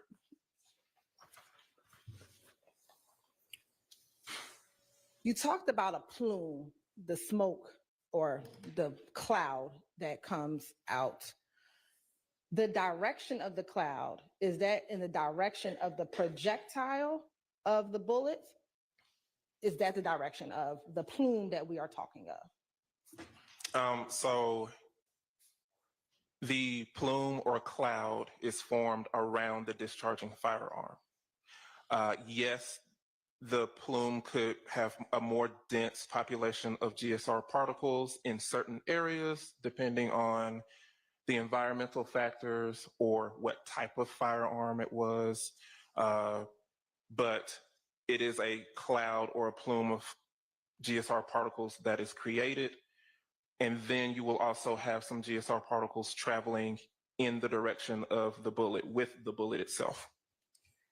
Can the length of time between the depositing of the GSR and the testing affect whether or not you will find GSR?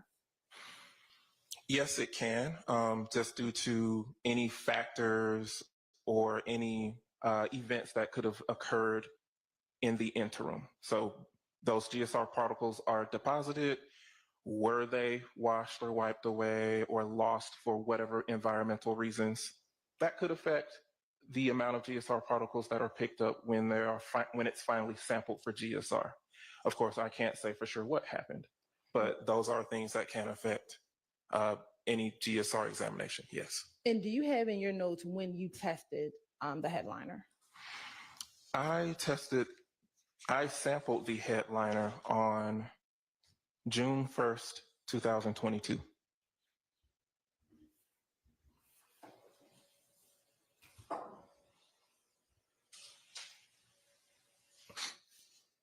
All right.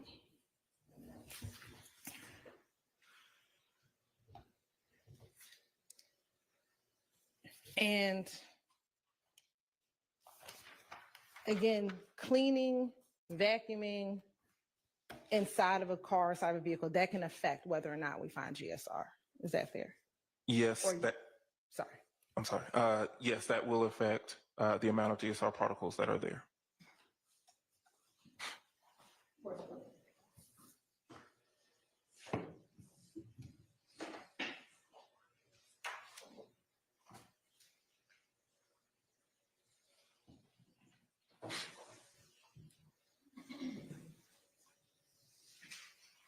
Thank you. No further questions.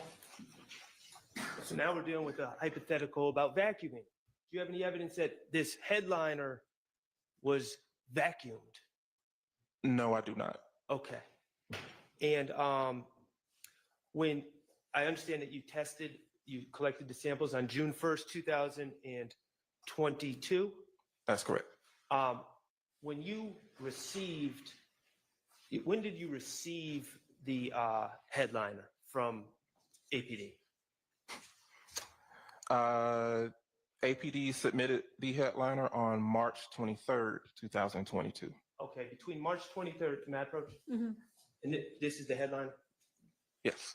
Okay, between March 23rd and June 1st, did the headliner, was it continuously, uninterruptedly kept in this evidence bag? Based on the notes that I have and the records that I have, yes, it was. And this evidence bag was sealed? Yes, it was. So no one from GBI took this headliner between March 23rd and June 1st and stuck it in the laundry? No, they did not. No one took the headliner and went out on Panthersville Road and ran in the yard with the headliner, just waving it around? That's correct. No, they did not. It was maintained in this sealed evidence bag? Yes, it was. Just like all other evidence that is brought into GBI for testing, correct? That is correct. All right, thank you. No further questions. All right, thank you for your time. You are excused. How long shall the next witness? Thank you. It's relatively short, Your Honor. Okay, let's go ahead and call another witness before lunch.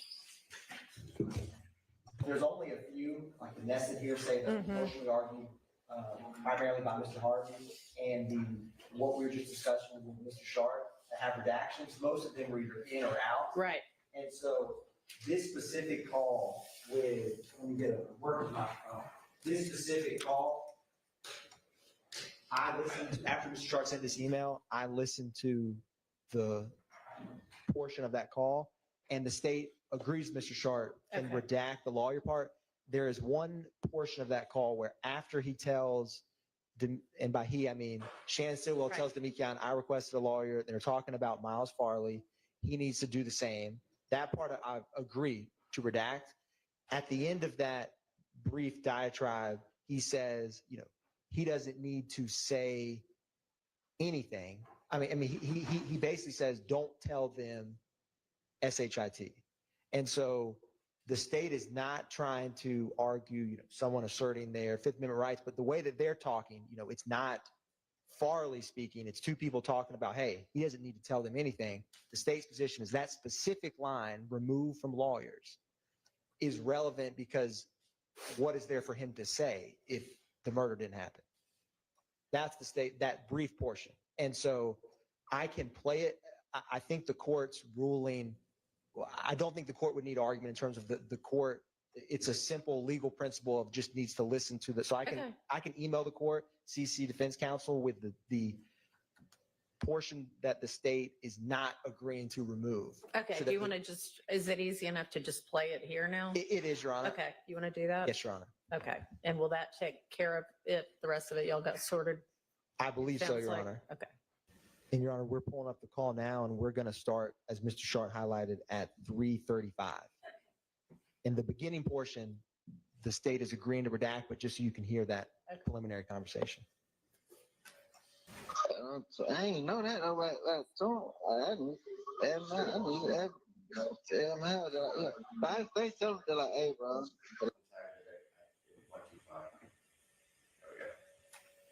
And that to me. So he got to do the same shit. Don't say not one word. Yeah. Go down on what they try to portray or what they say, man. Don't say shit. Yeah. So I ain't know that. I'm like, so I need to tell him how that. But I say something to like, Your Honor, we're actually going to bring it back a little bit. Okay, The portion about the lawyers is right before where we all start. right. And that part will be out, but, Yes, Your Honor. okay. The record started 3 minutes and 20 seconds. they're like, you like, bro, I'm feeling probably in cat. Listen, bro, no.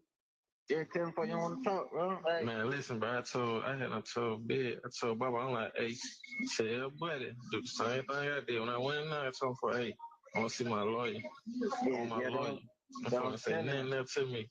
So he got to do the same shit. Don't say not one word. yeah. Go down on what they try to portray or what they say, man. Don't say shit. Yeah. So I ain't know.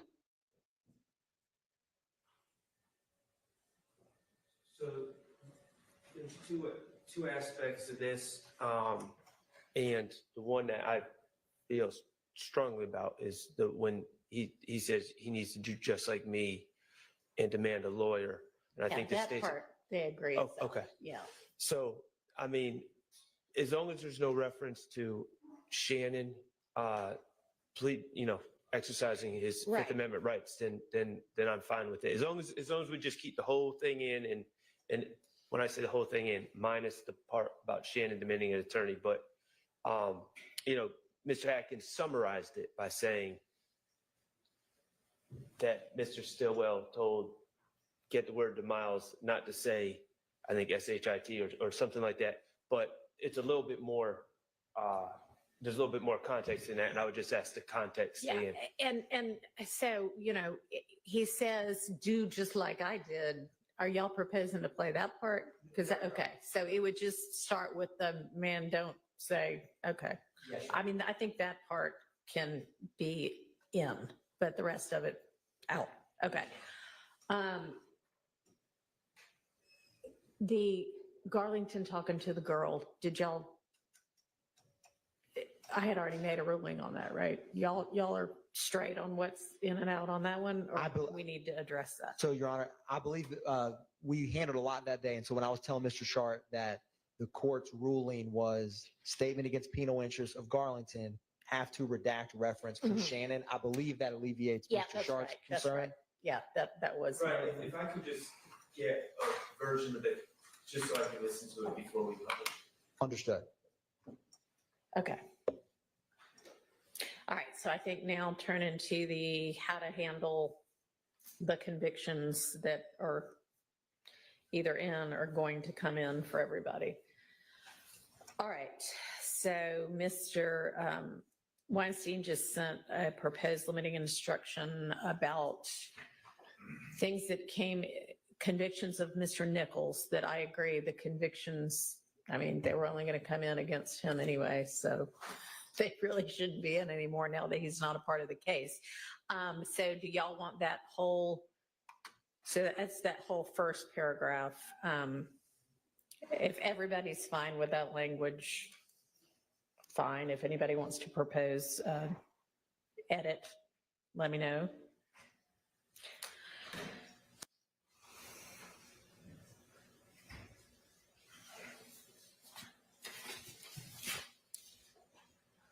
Just silence me and everybody's fine, or are you just still reading it? The first paragraph, Your Honor? Yeah. The state has no issue with the first paragraph. Okay. All right. Now, on Mr. Winfrey, I looked back at the argument and then what ultimately happened with that. And the state never actually tendered his conviction. Oh, okay. So I guess the question then is, they were sort of left with the impression that it was a straight guilty plea and not an Alford plea. And I think that's a misimpression. Do you want me to try to explain anything to them about it now, or? Well, my biggest concern, certainly I have a concern about the difference between an offer and a guilty plea, but my biggest concern is, even if it wasn't admitted, the document wasn't admitted, there was testimony about him pleading guilty. And whether it's offered or regular guilty plea, it's still a confrontation clause issue. It's still, we've been throwing the Jefferson case around. I don't have the site handy right in front of me, but we've been arguing it. That case has come up a lot in this trial, but it's basically an out-of-court statement of guilt by a person who's not testifying. So I don't think it was appropriate, even if the certified conviction was not admitted, I don't believe it was appropriate for the jurors to even receive testimony from Detective Raisi about Jimmy Winfrey entering a plea at all. So if there's no conviction, that's good. That solves that problem. But I would ask for some instruction that that there was some previous testimony and that should not be considered. It's I don't know what the term I would use, but it's no longer an evidence, and it should not be considered in the jurors' consideration in this case at all. So a couple of things. Apparently, nobody told Judge Glanville until after the testimony about he pled guilty a month later came in that the Georgia Supreme Court had reversed that conviction and found it to be coerced. So that was maybe not a great way to approach things from anybody. But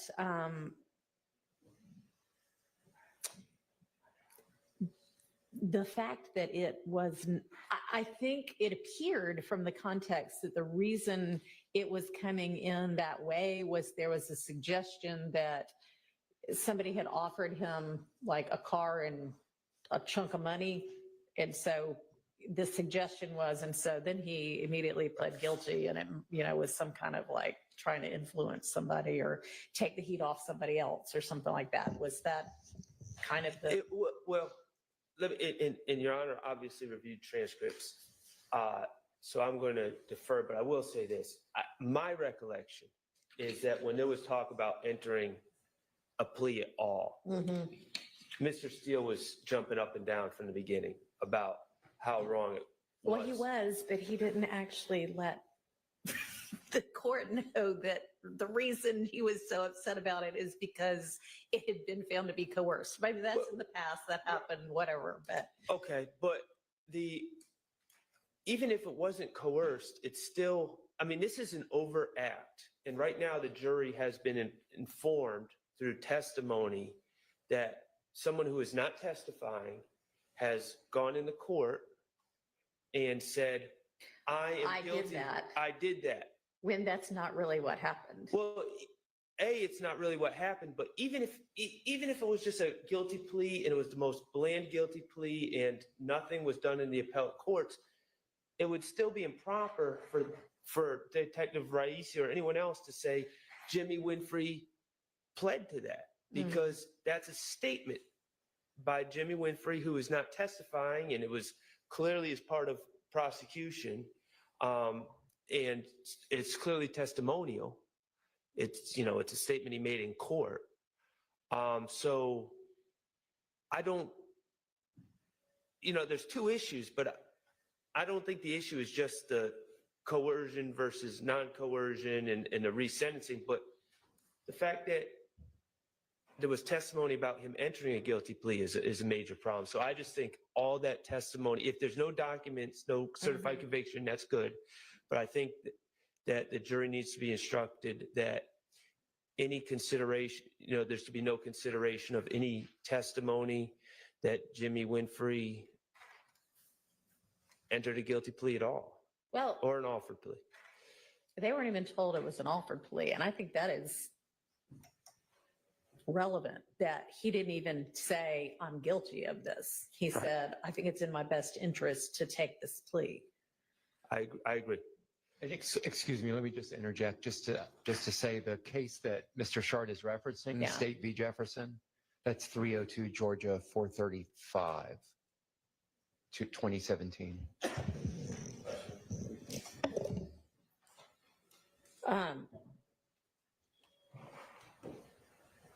So do y'all want me to, and I mean, I'd like to hear from the state as well, if y'all have something to add. Your Honor, a couple things for the court's consideration is, one, the state agrees with the court addressing this matter. And if, as we have done with these limited instructions we're discussing now, this issue, for one, the state will not be addressing or arguing in closing, which is the only other time this could come up, about Jimmy Winfrey pleading under Alfred, number one. And so to cure or rectify the testimony, I think the state's position is it's prudent as we are discussing, and if we can all, both parties can try to provide a proposed instruction to the court for the court's consideration, to come collectively or ultimately as the court decides what to instruct the jury related to that matter. All right, well, it may be today that we have to do that, right? So. Right, and what we would ask, Your Honor, is that they be instructed that, one, the plea was under Alfred, and that, two, even though it was under Alfred, they should still not consider that under the Jefferson case, Your Honor. Okay, so I think maybe the easier thing to deal with is the convictions that are going to come in against Mr. Kendrick and that have come in against Mr. Stillwell. And it looks like Mr. Stillwell's convictions were from, I don't know, a 10 SC case that was, when I looked back at this evidence, I could not even follow what was going on with that case, because there were 3 different plea sheets that all said negotiated. The Senate sheet said non-negotiated, and the sentence was to different counts than the pleas sheets were. So I don't know. I would think the Senate sheet would control. Did y'all look at that? I mean, it's the certified copy, but it makes no sense. It's like the first page says he's pleading to counts 1 and 3. And then there's another one that is he's pleading to count 7. I don't know if it's count 7, but, and they're all the same indictment number. And then there's a third one that says he's pleading to count 9 or something. And then you go to the sentence sheet and that's not even what he pled to. And I don't know if it was negotiated or non-negotiated, which doesn't really matter. It's just really hard to follow what he even pled to there. One of them was definitely a gang count way back in the day. It didn't say which gang or anything like that.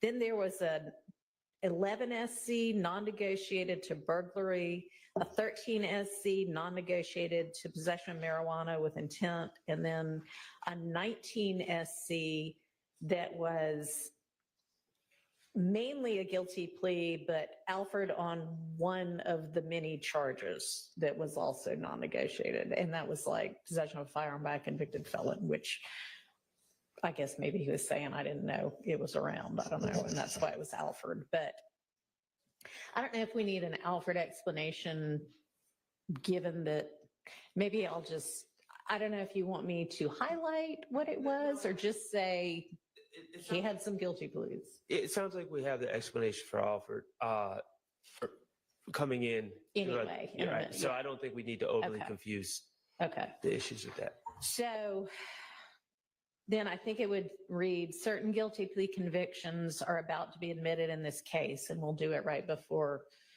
Mr. Kendrick's pleas come in. And how are they coming in?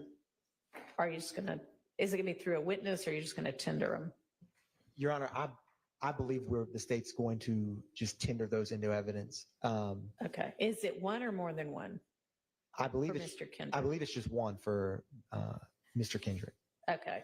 Well, then it would be a guilty plea and not certain convictions. A guilty plea conviction is about to be admitted in this case. A guilty plea of Mr. Kendrick will be admitted for your consideration and may be considered by you only against Mr. Kendrick and only as to counts 1 and 63. And then we would roll into, in addition, guilty plea convictions of Mr. Stillwell have previously been admitted for your consideration, and those may be considered by you only against Mr. Stillwell and only as to counts 1, 52, and 64. You may not use the conviction of Mr. Kendrick in your consideration or deliberations against Mr. Stillwell. It is not evidence of anything against Mr. Stillwell. Likewise, you may not use the convictions of Mr. Stillwell in your consideration or deliberations against Mr. Kendrick. They are not evidence of anything against Mr. Kendrick. Each defendant has a right to have his guilt or innocence determined solely on the basis of the evidence presented against him, not by what may or may have happened with regard to a criminal prosecution of someone else. And then would this be the time to also say, and hey, by the way, jury, earlier in this case, a guilty plea conviction was entered, or guilty plea convictions of Mr.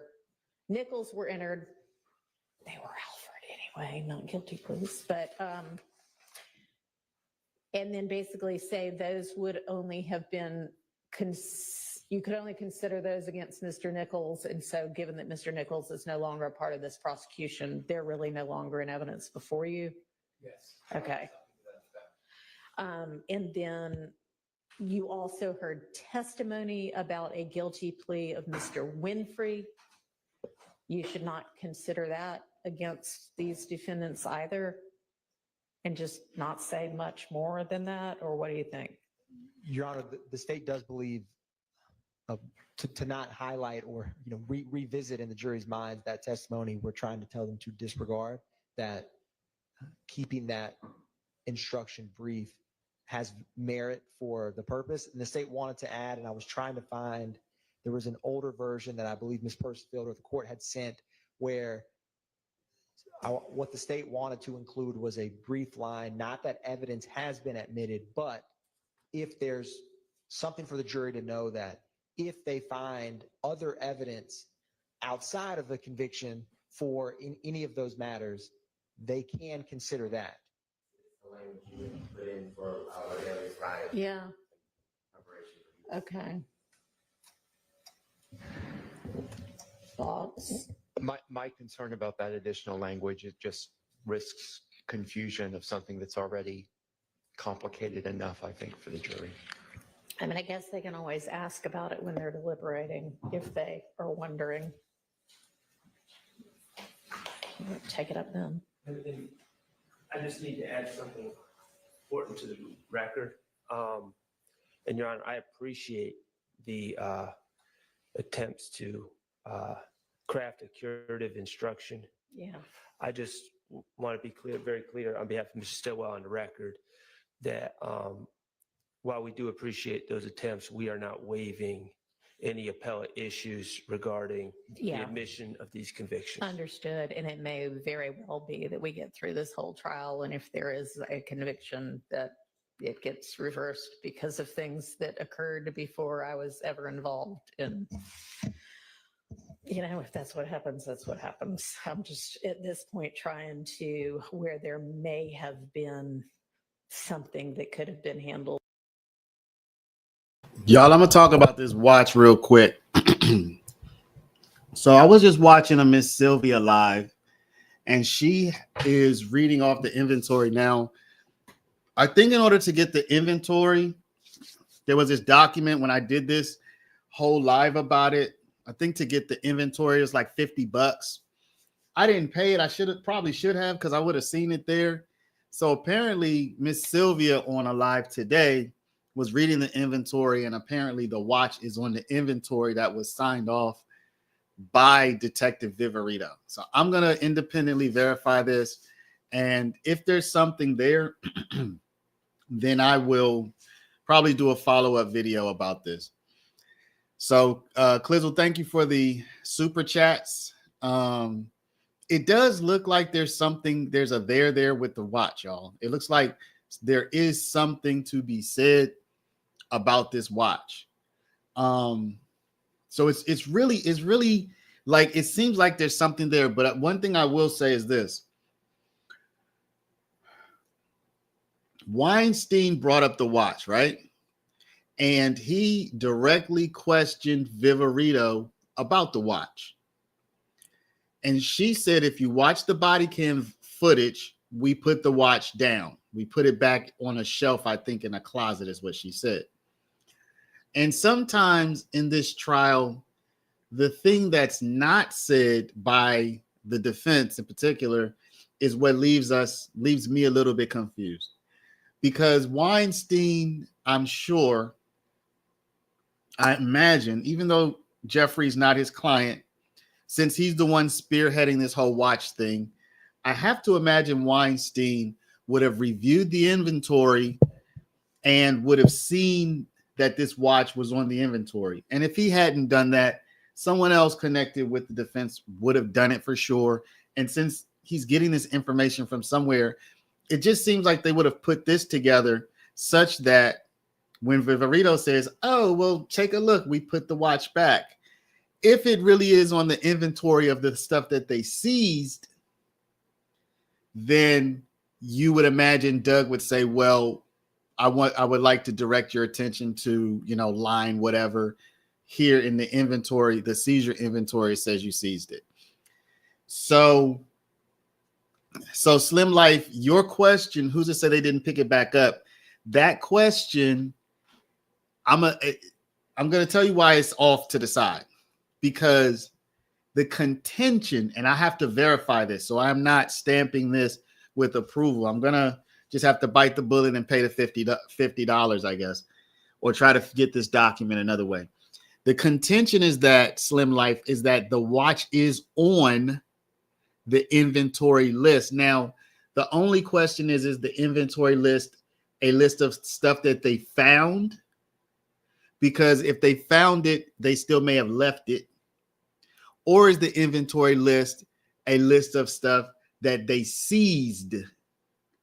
If they seized it, then obviously Viverito cannot at the same time sign off that she seized it and then at the same time say, I did not seize it, I left it at the property. So that is the question right now. is apparently, and I have to double check this, but apparently the watch does show up on a list of items that were in the house, meaning a list that Viverito signed. Now, she was aware of the watch.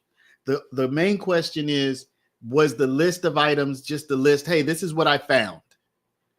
Doesn't seem like that would be the list, but it could be. And if it is that type of list, this is all the stuff I saw that I cataloged, then you still don't really have, you don't necessarily have any further proof that wrongdoing happened. But if she put it on a list of items that were seized, and then she came to court and says she did not seize the item, then you would have a real question.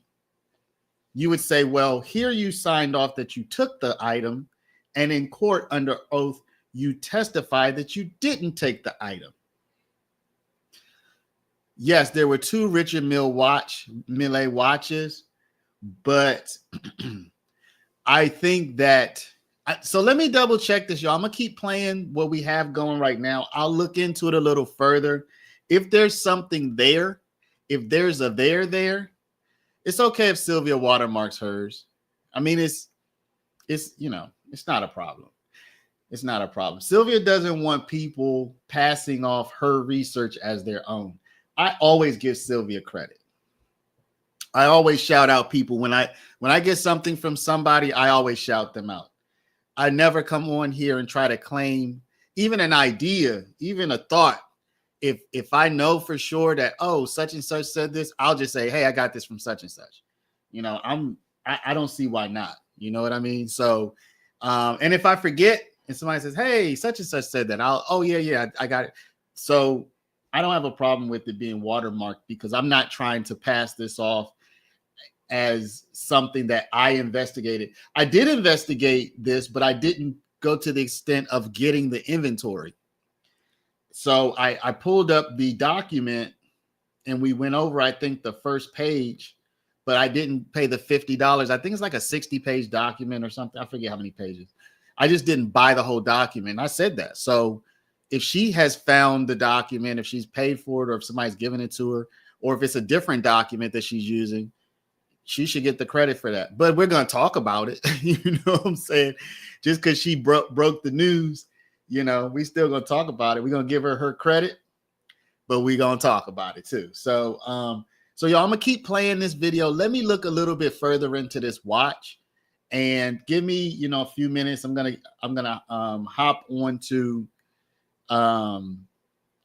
over there and see what document she's talking about and see if what we are concerned with is it a white Richard Mille, white ceramic, Bubba Watson, I think it was M550 or something like that, with a pink band. If it's that, I doubt there would be 2 of those in the house where they would have taken one and left one. So I'm going to keep playing this video and I'm going to do a little research and I'll be back.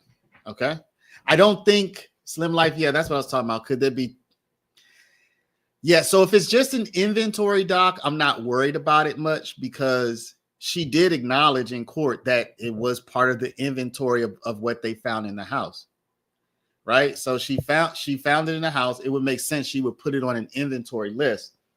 If it's on a seized inventory document, that's where she's going to have a problem because she specifically stated they did not seize it. So if she signed off or if anybody signed off that they did seize it at that time, and she is testifying in court that she did not seize it, then you would have a problem. Okay. So y'all give me a few minutes. Just keep rocking with this.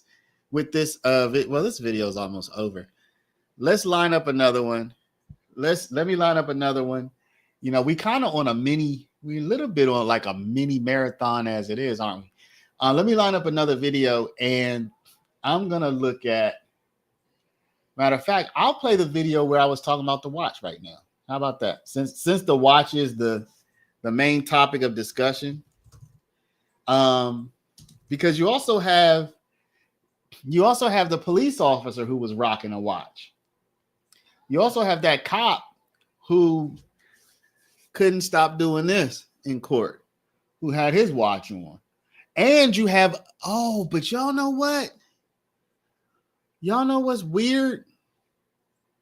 Another thing, this watch is kind of an enigma, because another thing is when, okay, let me show y'all this. I'm just going to get rid of the video we're watching now. And let me show y'all this. Hold up. Share screen. Okay. So if y'all remember this,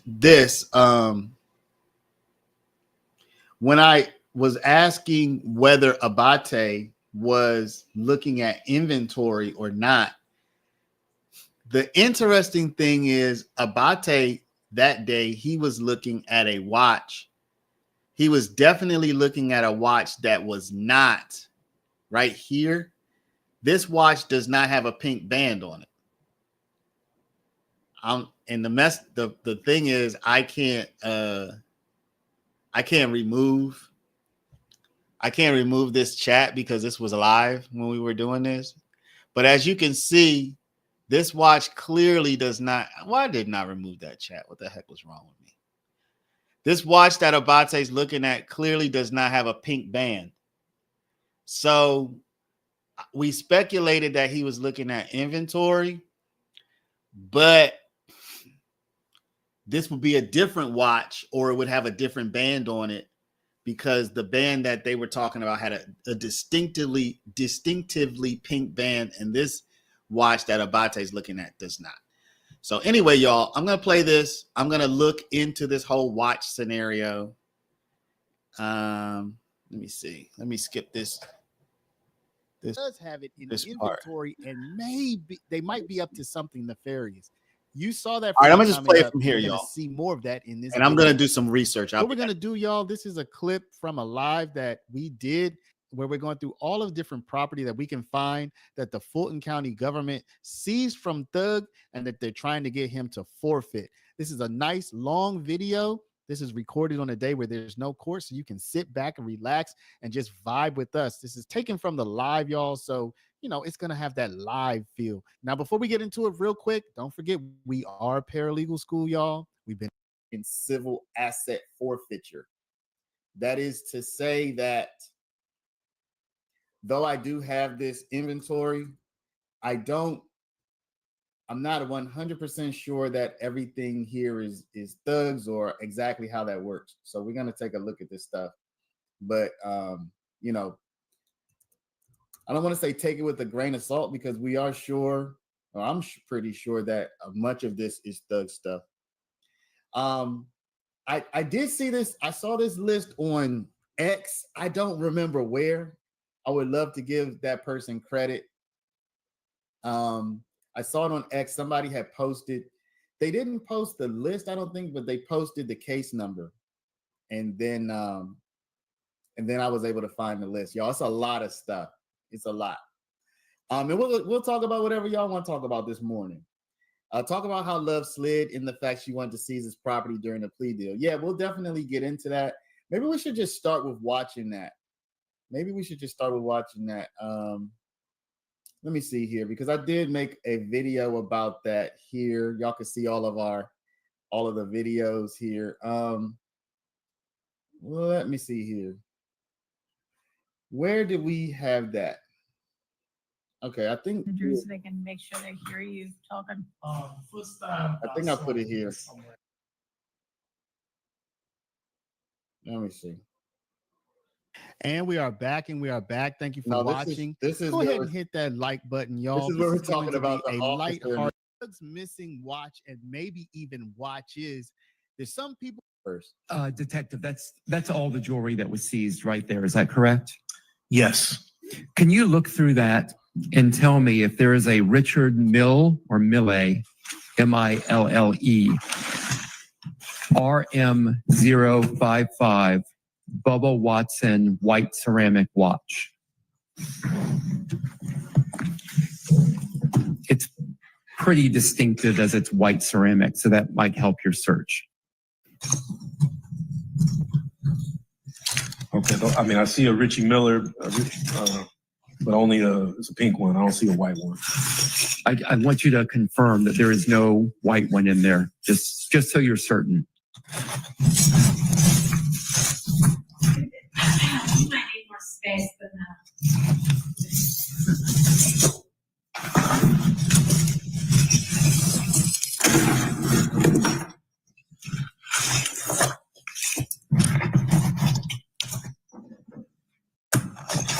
Yeah, there's not a white one in here. Okay, thank you. That's all I need. I have no more questions. Good afternoon. I'm Doug Weinstein. I represent Mr. Kendrick. How are you? All right, y'all. So he just asked about this white Bubba Watson, right? Some people have said this watch is worth over $1 million. You know, I did a quick Google. I Googled it, and it looks like it's probably worth somewhere between $300,000 to $400,000, which is quite a lot of money, but it's certainly not 1.3 million. So now we're gonna watch Abate, and Abate's like, "Yo, let me look and see about this watch." Good. I want to make sure. Can you put up that exhibit that should? Now, a lot of times you see this stuff on Twitter, so you know. I certainly cannot claim credit for having seen all this. In fact, when I'm on these live streams, I'm zoned out a lot of times and I don't even see much of this stuff. So, you know, if you put this on Twitter and if I grab this from you, I would give you credit. I need to start writing people's name down because I really do. This is getting confusing. I'm watching I'm doing a live of myself doing a live. That's crazy. All right, y'all. This is what I want. This is what I'm gonna do real quick, though. I'm gonna rewind this a little bit because I did find the part of Miss Sylvia's stream that is of interest to us. I think, okay. So I'm gonna rewind this a little bit. I want y'all to pay close attention to what Doug is going to ask. He's gonna ask about a very particular watch. Anybody want to write it down? It would be a good idea to write it down. Listen closely. First, Detective, that's all the jewelry that was seized right there. Is that correct? Yes. Can you look through that and tell me if there is a Richard Mill or Mille, M-I-L-L-E, RM055 Bubba Watson white ceramic watch? RM055. RM055 white Bubba Watson ceramic watch, okay? RM055. Now look at Miss Sylvia. Look at what Miss Sylvia is going to say. Here. And I'm going to show you that they, according to what she signed off on, even though she said she left the watch behind, look at this. This is addendum, right? Okay. What's on that list, y'all? Look at what's on that list. You see the list? Richard Mille, RM16-01. So, y'all, we already starting off talking about two different watches. So this is going to take some additional investigation and piecing things together as to what the heck, because it sounds like Thug might have had up to 3 different Richard Mille watches. It looks like he might have had a white ceramic, a white watch with a pink band. We don't know if it's ceramic or not. Maybe it is. It looks like he had a RM55. At least that's what Doug is asking about, implying that there is one there, but we don't know. But Doug specifically said RM055. What Miss Sylvia found in the inventory, and again, let's see if we can back this up. Is this I believe is the forfeiture inventory. What they have here. And I'm going to show you that sure still, according to what she signed off on, but even though she said she left the watch behind, look at this. You still kind of have a problem though, where Doug did show her with a watch, which had a pink band, which is probably this watch in addendum A. And she did say she left it. So we still have the question of researching that watch that Richard Millay, that one with the pink band? Did they seize it? And then she said they left it. So that's a question. But when we go back to the original watch question, when Doug originally brought up the watch, he distinctly referred to a watch that is not this watch here on the inventory, because this RM 16-1 could not be the same as the RM 055 as far as I know. If anybody's a watch expert and you can tell me for some reason those two might be the same watch, you know, maybe you know better than I do, but it sounds to me like, you know, you have a numerical identifier, so that would put us into two different watch territory. This is addendum, right? So again, this is not saying they didn't take a watch. It's saying that the pink watch, the watch with the pink band that we saw is probably not the same watch that Doug was originally talking about. So it sounds like it might be three different watches. And the reason I say three is because two are listed here. What's on that list? I say two are listed here. You have a RM23 with a black band. You have a RM 16-01 with a pink band. And then you have the one that Doug just referenced, which is an RM 055, which is white ceramic. In every picture I've seen, that's been an all-white watch. And that kind of goes with the idea that Abate was searching the inventory photos and saw a photo of that 055. Yeah, so the pink one is so it sounds to me like we're talking about three different watches. The two that are listed here, and then the one that Doug mentioned right now that I just showed y'all, which is neither of these two apparently. Yeah. Let's just watch a little more and see what Miss Sylvia said. You see the list? Richard Miller RM 16-01 watch with pink band, and then it's the serial number. In order for you to do that, you have to have the watch there to get the serial number, right? You have to have the watch in your hand to get the serial number. This is the other one. This is the RM 023 watch with a black band serial number, and that's the serial number there. You see that, right? You guys see that? You guys see that, right?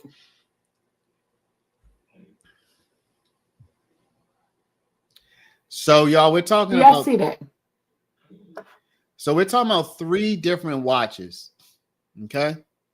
You have two here on this paper, on this document. Y'all see that? And she signed off on it. She's saying that those two watches, remember it's supposed to be two watches, one with the pink band and one with the what? They did mention two on the day that he was talking to Viverito, but the original question that we just saw was not about either of those two. So take that for what it's worth, y'all. $26 in U.S. currency. A 2022 Chevrolet. So it does look like she's reading off of a seizure and forfeiture list, a list that they're asking to be forfeited. So I don't know, y'all. I don't know. I don't think I'm gonna play this, y'all. I don't think I'm gonna play this because this is of me doing a live. I just feel weird about doing a live. That's kind of strange. So I'm gonna do another video.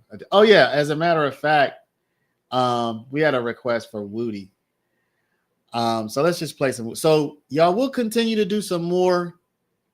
I'll continue to look into it more, but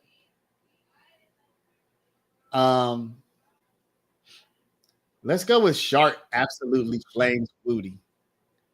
Let's go with Shark and Woody, y'all. Can't go wrong. Shark's still in the mix.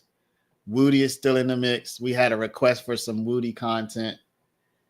This was Shark's cross-examination of Woody. Gave the card to Javante, who gave it to Lil Mike and Quez, correct? Yes. Mr. Copeland, Lil Mike is not a real person, is he? No. That was the finesse. You invented. You might need to person turn your out of volume thin up on air, it. Yeah. correct? Yes. Quez is not a real person. You invented him out of Might thin need to turn air your on volume the up. spot, correct? Yes. You're the one that was going back and forth with Donovan Thomas's brother, Kelvin Watts, correct? You've called his brother a waste of space in October 2021, didn't you? All right, y'all. So it got very dramatic in the final moments of court today. I was actually producing this video. I was downloading it to put it on YouTube. And y'all, and I do apologize. This is back when I used to put the comments on the side. This is terrible. It looks terrible, but y'all, hopefully y'all can work with it. Saw what was happening. So I went back to capture the very last part. That's going to be at the end of the video. I'm leaving the audio the way it was so you can see where I was when I was watching the end. And then at the end of this video, you're going to see the dramatic close from Max Sharp. So here we go with the original video. And then at the end, you'll see what happened after as I was uploading this to YouTube. All right, y'all. So today, Brian Steele wrapped up his cross-examination of Woody Copeland. And it is Woody, y'all. It's not Woody. It's Woody. We're about to prove that for y'all. We did that in the previous video. We're going to do it again here. Then we won't have to read. Yeah, this is when I'm eating some sunflower seeds, by the way, y'all. This is when people kept getting on me in the comments saying, why do you say Woody? Why don't you say Woody? Why don't you say Woody? It's Woody. And I'm like, yeah. The man said his mom named him Woody as a nickname. So I say Woody. I mean, do y'all know how many comments I got on this? Why do you keep saying Woody? No, excuse me. Why you say Woody when it's Woody is what people are asking me. I'm like, revisit this. Leave me alone, people. But anyway, Steele wrapped up his cross of Woody, and then we move on to Shart. Now, Shart was cooking, y'all. This whole video is about Shart, and Shart was cooking. I don't feel like Shart really brought it home the way he wanted to, but he elicited some very serious, powerful testimony from Woody about being in jail. As you're going to see, there was actually a really funny moment. So you'll know it when you see it, y'all. I put a blue arrow on it, a blue arrow on Hilton. Just watch her reaction. And also, Shart continually pointed out all the times that Woody lied, made things up, etc., etc. And also not captured on my video here, but something else that happened after is that Shart continued to plant the possibility that Woody and his friend Threat were responsible for Donovan Thomas. He brought out more evidence about that, but we've seen Steele really go over that previously. So without further ado, can you just stop what you're doing right now, please, and hit the like button? Like, it's just literally a tap, please. We're working for y'all. Like, comment, subscribe, but at least like. Come on, y'all. All right, let's get into it. It's not Woody, right? So I watched the video that you posted up, and there was an explanation. So could you tell us how the name is pronounced? It's Woody. Woody. Yeah. Yes. Woody. Where'd that come from? My mom. His mama named him Clay. I'm gonna call him Clay. Mm-hmm. That's right. We good? Yes. All right. All right, Mr. Shart, you can proceed with your cross. Thank you, Your Honor. May it please the court. Good afternoon, everyone. Good afternoon, Mr. Copeland. Good afternoon. Hey, Mr. Copeland, we have never met before. Isn't that correct? No. Okay. We've seen each other in the hallway. No, we never met before. Yeah, we never met before. My name is Max Shard, and I'm the attorney that represents Shannon Stillwell, okay? All right. All right. And I know you've been asked a lot of questions, and I'm going to try not to repeat questions that you've been already asked. I'm going to do my best. All right. All right, great. You do not want to be here today. Yeah. Okay. And the reason you don't want to be here today is not because you're scared, correct? You know that. Okay. It is because what you said in 2015 was lies. You said it again? What you said in 2015 were lies. Right. Okay. And specifically, when you said that Demekion Garlington told you something at that McDonald's about Mr. Stillwell, that was a lie. Right. You lied to get out of trouble. Right. You lied as part of your finesse to the police. Right. You've testified that if the police mentioned anyone, you were going to come up with a story about them to get yourself out of trouble. As y'all seen. And the police mentioned Jeffrey Williams. Right. They called him a big fish. Right. And you lied on Jeffrey Williams. Right. Okay. Mr. Copeland, I'm going to ask you, do you still have that listening device? Huh? Do you still have the listening device? What's that? The Earbuds. Oh, they right here. Yes. Okay. I'm going to play a clip for you, okay? Mr. Kokomo, could you play what has been marked DS230? And for the record, this is a clip from State's Exhibit 378 Yankee Echo, which is the June 10th, 2015 interview, and it's from 9:53:35 to 9:54:10. Regarding these lies you told in 2015, you have repeatedly told the state that they were lies, correct? I have told everybody who listened to me. Okay.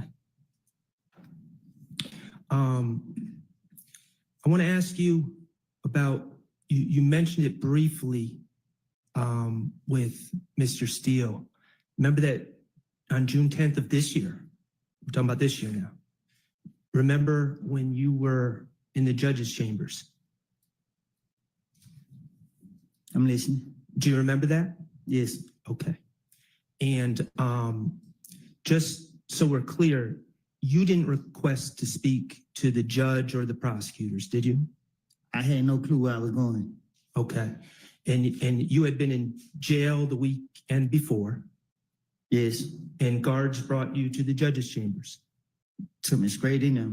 Okay. And when you were brought to the chambers, Miss Hilton was there, correct? Yes. Okay. And the SWAT team. And security, whatever the word you're saying, the SWAT team. I was not there. No, I didn't see you. Okay. Mr. Stillwell wasn't there. Who? My client, Mr. Stillwell. Shannon. No. Okay. And none of the other defense attorneys were there. No. Okay. I want to ask you about some things that were said in that interview. Now, you're aware there was in that meeting on June 10th. Okay. Now, you're aware that there's a transcript, correct? I heard. Okay. Have you seen the transcript? It was sent to me, but I didn't never look at it. If I ask you about things that were said in the meeting, would looking at a transcript help? I guess. Okay. Your Honor.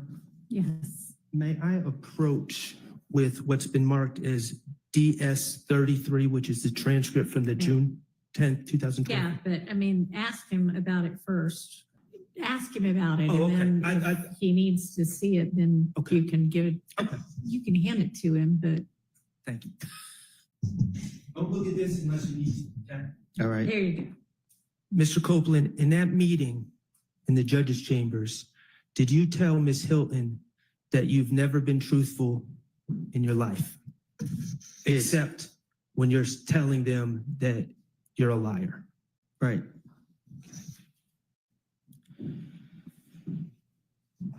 In that meeting, did you tell Ms. Hilton that, I'm gonna get the quote. So when the police question me, they don't question me every time they lock me up. I don't know how many times that was. I done told them whatever different story I could think of to try to finesse my way out of the situation. I don't recall what I told them. Yes. Did Ms. Hilton tell you when talking about lying, but if I know that you are lying about that, I do not intend to do that. If I know that right now he's lying, I know he's lying, I'm not going to charge you because I don't know your reason for doing that. Did she tell me that? Yes. Yes. You were offered immunity by the state, correct? Well, not offered. I say that you didn't want immunity, but they gave you immunity. Yes, they force it. Okay. To Miss Hilton, did you tell her I did these crimes? Yes. And they have insisted that you testify, correct? Yes. They have told you it's okay if you say, I don't recall when asked about your prior statements, correct? Huh? They told you you can say, well, let me back up. In preparation, the state's met with you several times in June of 2024, right? I don't know what you're asking me. Okay. Take yourself back to June 2024, okay? That was before. What year this is? This is 24, so a couple of months ago is what he means. Couple months ago, right? Before you testified at all. You remember the week before you testified? Mm-hmm. Okay.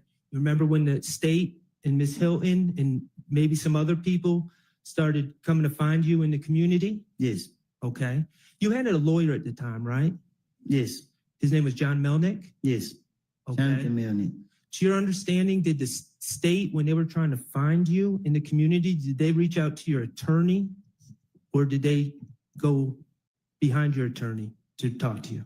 Objection on relevance. So, to your understanding? On the relevance, I mean, we've kind of been through all of this. Can I? Try a different question. Was Mr. Melnick there for those meetings with Ms. Hilton in the community? No. They took you to the courthouse one day before you were to testify, correct? No. 2 days. 2 days before you were to testify.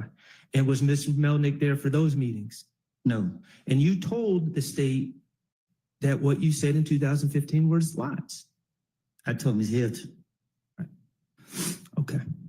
I'm going to change subjects, okay? Now, I'm not going to ask anything too personal, but I'm going to ask a little bit about your life, okay? Is that okay with you? No. All right. Let me ask you this. At some point in your life, you lived in Mechanicsville. Mm-hmm. Yes. Okay. And as I understand it,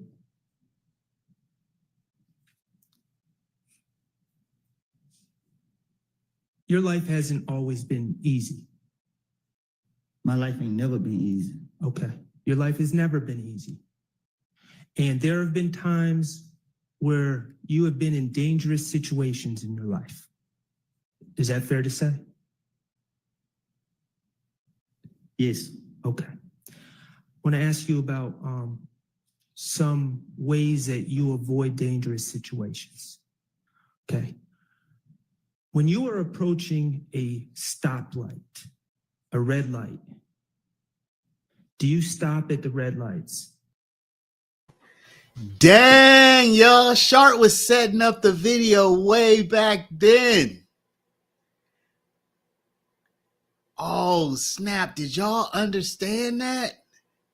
Sharp was setting up the drinks video back in August when he was questioning Woody, y'all.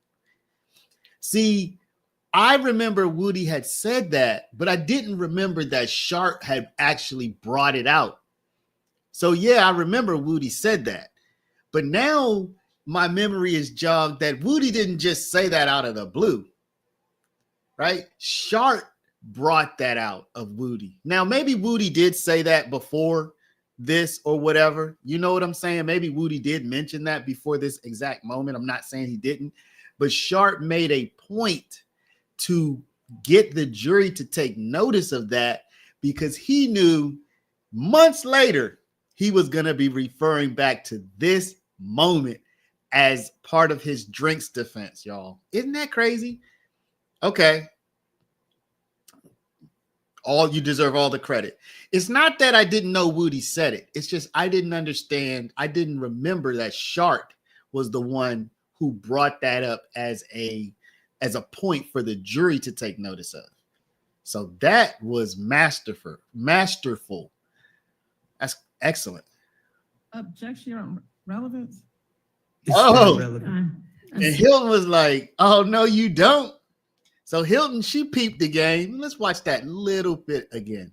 Hilton peeped game, or her objection. She understood what was going on. Maybe she didn't know for sure that it had to do with drinks, but she knew, like, hold up, something's happening. Something's going against my wishes here. Watch Hilton. Yes. Okay. I want to ask you about some ways that you avoid dangerous situations. Okay. When you are approaching a stoplight, a red light, do you stop at the red lights? Objection on relevance. It's very relevant. I assume he's going to get to it. Hilton knew, y'all. Do you stop at the red lights? Hell no. Okay, you said hell no. Yeah. Okay. Why don't you stop at red lights? Because I want to live. Okay. And when you say because you want to live, what are you afraid of at red lights? What is your concern? Somebody putting up on the side of my car. Someone pulling up on the side of the car and shooting you, correct? Yes. Okay. And so when you pull up to red lights, you might stop briefly, but then you... I'm not stopping at all. Okay, so you just keep going. Right through it. Okay. I appreciate you telling us that information. And is that during the day and night? There's no any red light. Okay. If the police right there, I turn off. And you've actually told the police this in a prior interview in 2021. You told them that you don't stop at red lights, correct? You told Investigator Flores that. Probably did. Right. Okay, what about tinted windows? Do you prefer to drive cars with tinted windows? This Garrett, this must. That's a must. Why is that a must? Oh, snap. So people don't know. He went to the tinted windows. I'm going to stop stopping, y'all. Now that we watching this back, you know what I'm saying? Now that we watching this back, it's like, oh, shoot.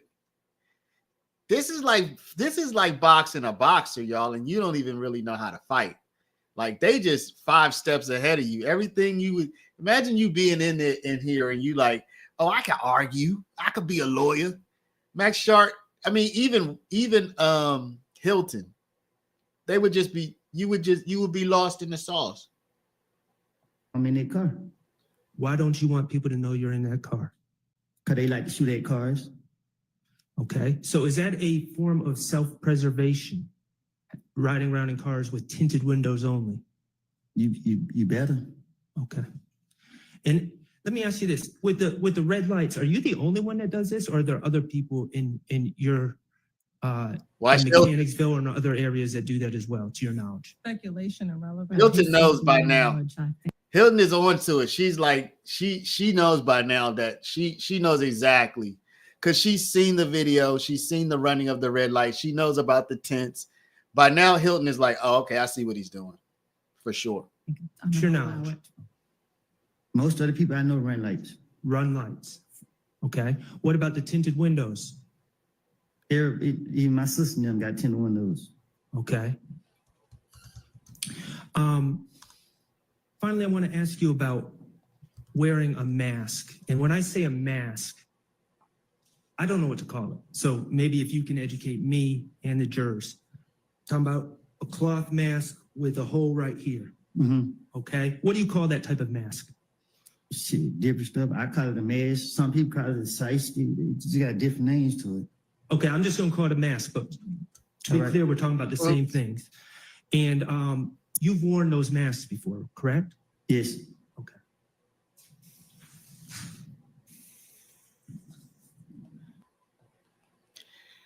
All right, y'all.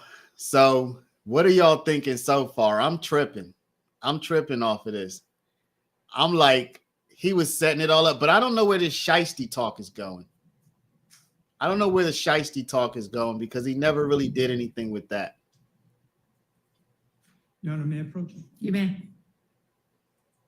Mr. Copeland, I am handing you I don't know where the shiesty talk was going because he never really did anything with that. DS29A and DS29B. Okay, are those pictures of you? Look like it. Okay, and are those pictures of you? You're not doing anything illegal in those pictures, correct? No. Okay. I mean, correct. Correct. I'm not doing that illegal. Right. You are wearing those masks I talk about in those pictures, correct? Right. Okay. Mr. Kokomo, could you publish 29A? And, They're not admitted yet. oh, I'm sorry. Your Honor, I move to admit DS 29A and 29B.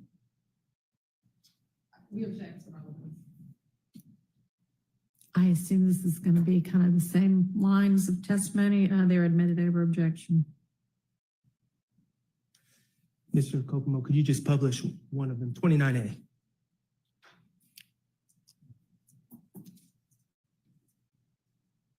Okay, we're going to publish 29B.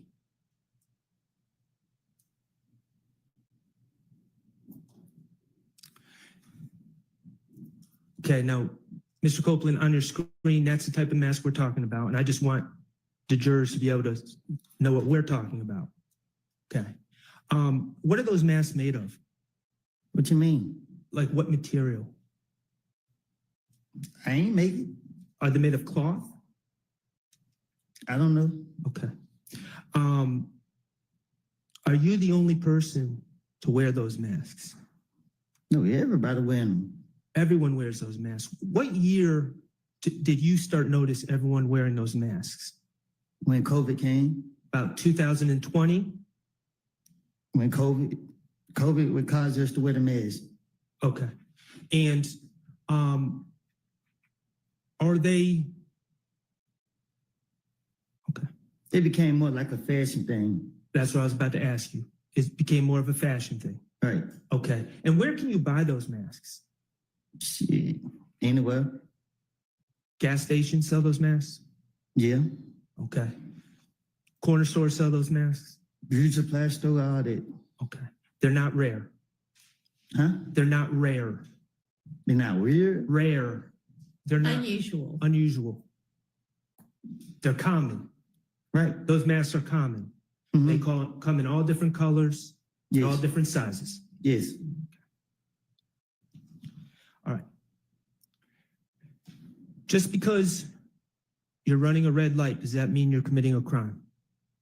Other than a driving infraction? It depends on, yeah, I guess. I don't know. Well, you do it to preserve yourself, correct? To avoid being shot. Right. Okay, avoiding being shot is not committing a crime, is it? You're just protecting yourself. Okay. When you're riding around in tinted windows, you ride around with tinted windows to the grocery store and other places you go about on your everyday life, correct? Right. That's an objection on this point. I just don't know if this is a relevant line of questioning. I'm asking because it's relevant. It is cumulative. Okay, well, I have one more question. Okay. When you're wearing that mask, you just wear that mask in your everyday life, when you're going to the store, when you're going to run errands, doing whatever, correct? Right. All right, thank you. Okay. Mr. Copeland, you said that Rice Street is the worst place in the world. Yes. You have said that you'd rather die than go to Rice Street. Yes. Okay. You talked about your stay in Rice Street in, I guess it would be February 21st of 2015, when they arrested you on that probation warrant, and you stayed there for several weeks, correct? Yes. Do you remember exactly how long you stayed there? Yes. How long? 3 weeks. 3 weeks, okay. So that would have been February 21st to the middle of March of 2015. Yes. Okay, and in that, first of all, in Rice Street in general, there's dorms, right? Not where they put me at. Well, I'm just talking about in general right now. I'm going to get to where they put you at in a second. There's dorms, and then within the dorms, there's cells. Yes. Okay, and the cells, how big are the cells? 18 in some ones, 16s in other ones. Talking about feet? You said cells? Yes. Like rooms? Yeah, how big are the rooms? Yeah, 18 rooms in some, 16 in some. The individual rooms are small, correct? Yes. Okay. And everything is made of either concrete or metal, correct? Yes. All right. Most of the time you have a cellmate. All the time. Okay. No privacy. Correct. Showers in common areas. Correct. Toilets. You don't get a special room to use the bathroom. Right. Okay. It's filthy. You talked about feces. All the time. When you on the ground, on the walls, things like that? Yes. Okay. Standing water in the showers? Who? Standing water. We call it nut juice. What do you call it? Nut juice. Okay. All right, Mr. Short, let's get on. We're painting the picture. Let's get on with what you want to ask. Okay. The filth in Rice Street. To avoid that filth, you would be willing to tell lies, correct? Correct. All right. Let's talk about the danger of Rice Street.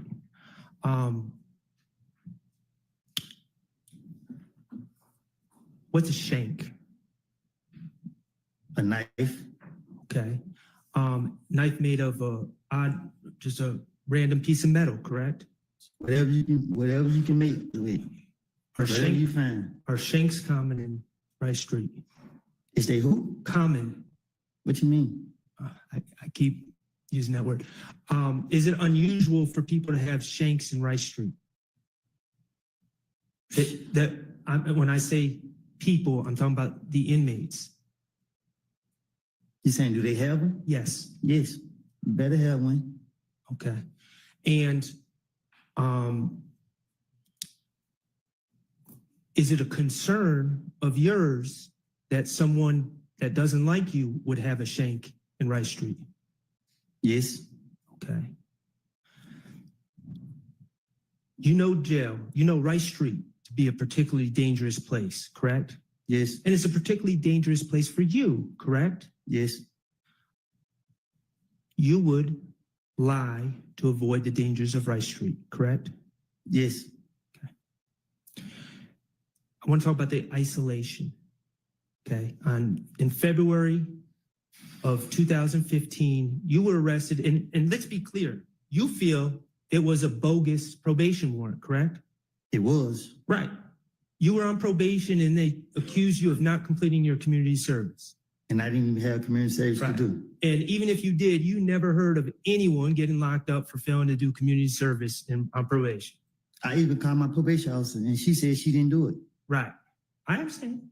And so when they locked you up in February of 2015, they put you in isolation, correct?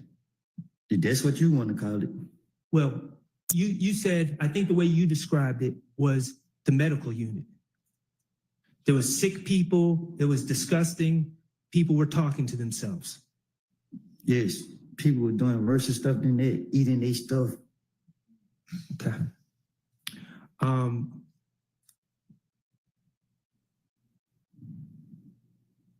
You would lie to avoid going back to that place they took you and put you in February of 2015, correct? It's my now? No, I'm talking about on June 10th of 2015. You would have lied to avoid going right back to where they had you 3 months earlier. Right. Okay.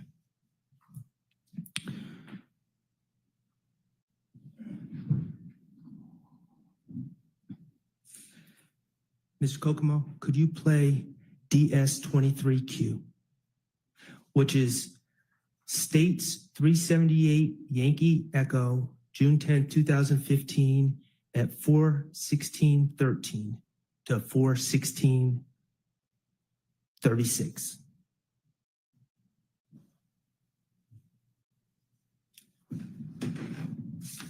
Do I need to listen to it? I would appreciate it if you did. Thank you.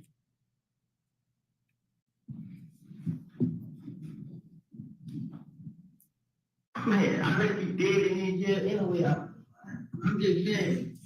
What I'm saying is, man, I do whatever it takes. Whatever, man. I hate jail. I promise you God, man. Because you can't, you want to be out. I was going to take these niggas guns and bring you out myself. I would set them up myself. I would do whatever it takes. I will, man. I will.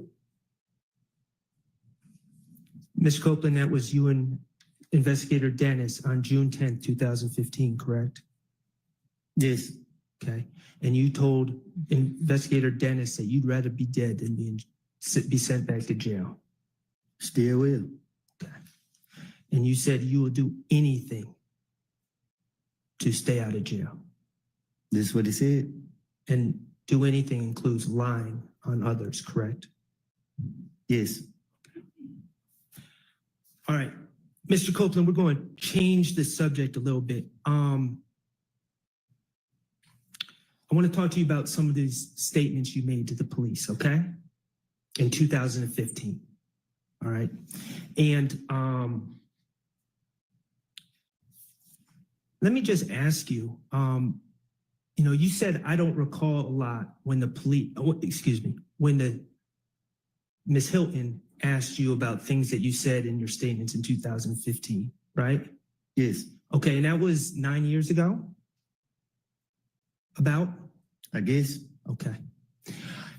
In these meetings that the DA's office or Ms. Hilton or whomever had with you in June of 2024, prior to you testifying, did anyone offer to play those statements to you to remind you of what you said? No. Did anyone give you a transcript of what you said in those statements so you could review them before testifying? No. They just told you, if you don't remember, just say, I don't recall, correct? Yes. The reality is they just wanted to play those statements. That's why they wanted you here today, correct? Objection, Your Honor, speculation. Sustained. Okay. Let's talk about January 11, 2015, okay? That was in the early morning hours of January 11, 2015, right? Wait. You met with Detective Thorpe. Oh, yes. Early morning hours of January 11, 2015. Okay. And you've stated you went to that meeting, you went voluntarily to clear your name, correct? Yes. Okay. And you met with Detective Thorpe at the police headquarters, correct? Yes. You knew Detective Thorpe to be the lead investigator on the Donovan Thomas case. That's what he told you. I can't remember. Okay. Certainly, he asked you questions about the Donovan Thomas case, correct? Yes. Okay. And let's just talk about the timing of this meeting.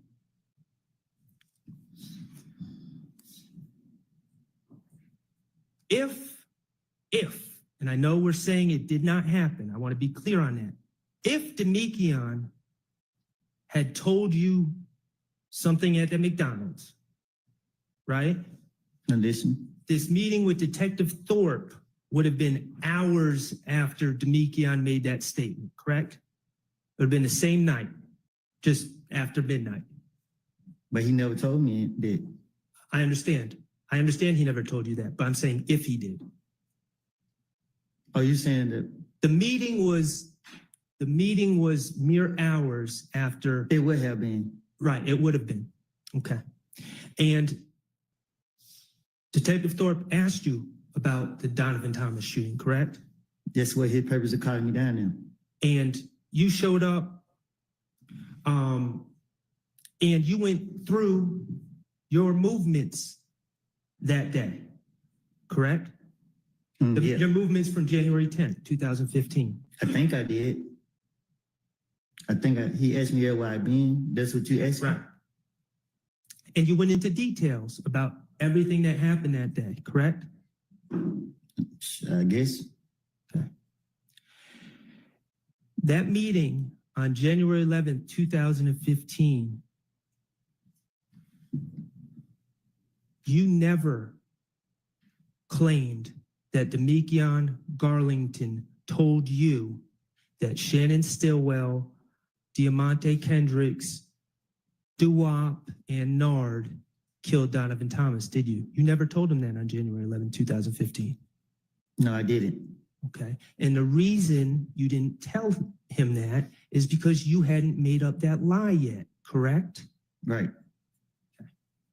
Let's talk about January 28th, 2015. That was your second recorded statement.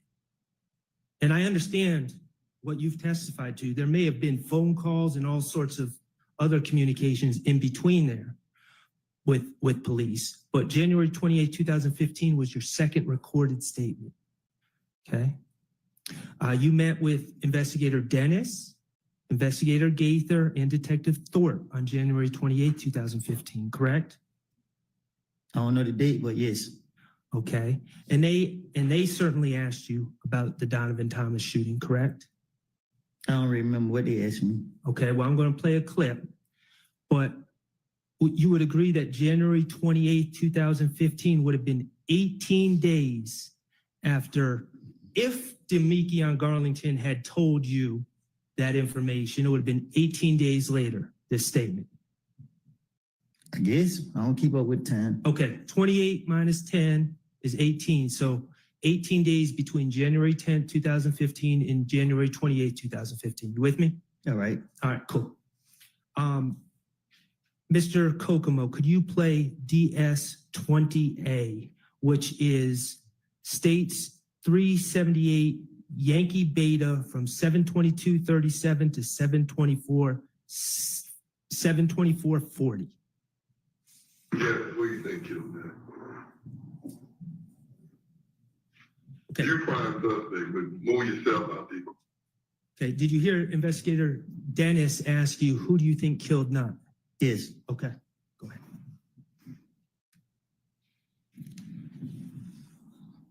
Who do you think did? I'll probably say that. I'm just saying, like, word on the street is, you've been tried, convicted within the street. Now they said two of my other partners well not so for it, but who? They my head and dog. But they ain't have anything to do. Who was that? I don't know. Who was that? Clarence. I think that's your name. Cause I can't like Mexican. Yeah. So they saying they did. Out though, right? Yeah, head out. They saying they did. You know what I'm saying? They trying to make it What like. do you think? Like, what do you think? What do you think happened? Okay, right there, you said to Investigator Dennis, when asked who you think killed Nutt, you're saying, they're saying, meaning the streets, right? Right. Streets are saying Head and Doc, who are two people you know. Right. Those are street names, Head and Doc. Right. Streets are saying they did it, but you don't believe that. Right. Okay. Like real shit. I think it got something to do with them. I think they did something. They got another beef somewhere else. Cause I can hear a story like Nutt supposed to ran off on somebody with some. You know what I'm saying? But When you said, I think it had something to do with them, you were referring to If Gang, correct? Yes. Okay. And I paused in the middle. I probably shouldn't have, but you started talking about the rumor was Nutt ran off with something. That's what I said. Okay. And something would be narcotics. Yes. Okay.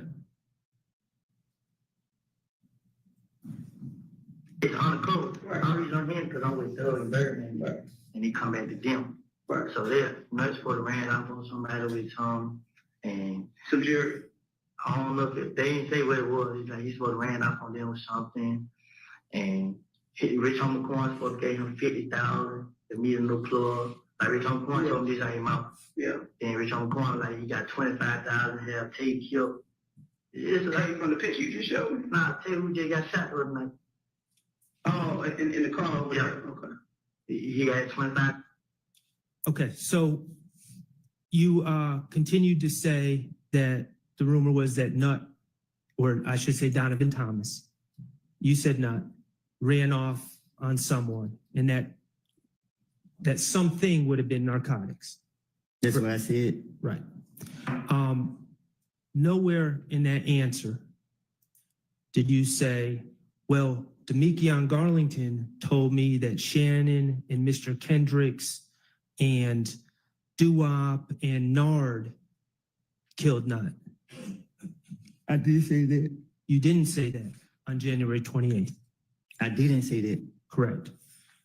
I'm going to ask you to listen to what's been marked as DS20B, which is that same interview from 7:50:56 to 7:52:50. Why was people saying Birdman has something to do with all this? Because that's what they gonna do. They gonna do what they, like, I realize it. You know what I'm saying? They say they back me up. It might be, but they paying for it. So They finance it. yeah, that's what they saying. So I just like, man, whatever. What about Nut stole his watch? So what? Birdman watch. I doubt it. But when you go in Birdman house, you're not gonna go in any room. This Shannon calling right there. But like every time in the Birdman house, you go in the living room, no nobody go in his room. What about Kels and Greedy stealing the watch? Stealing from the phone?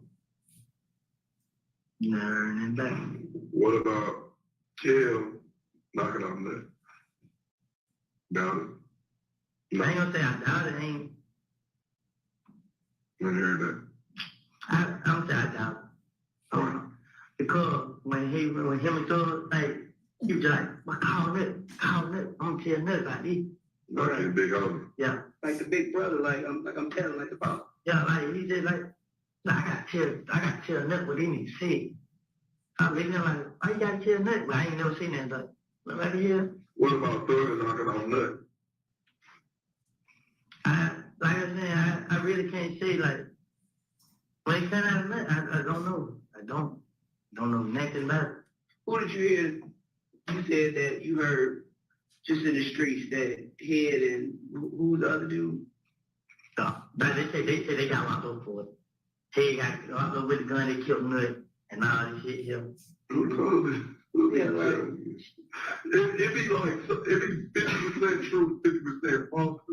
It'd be 100% lie. No, he did get locked up.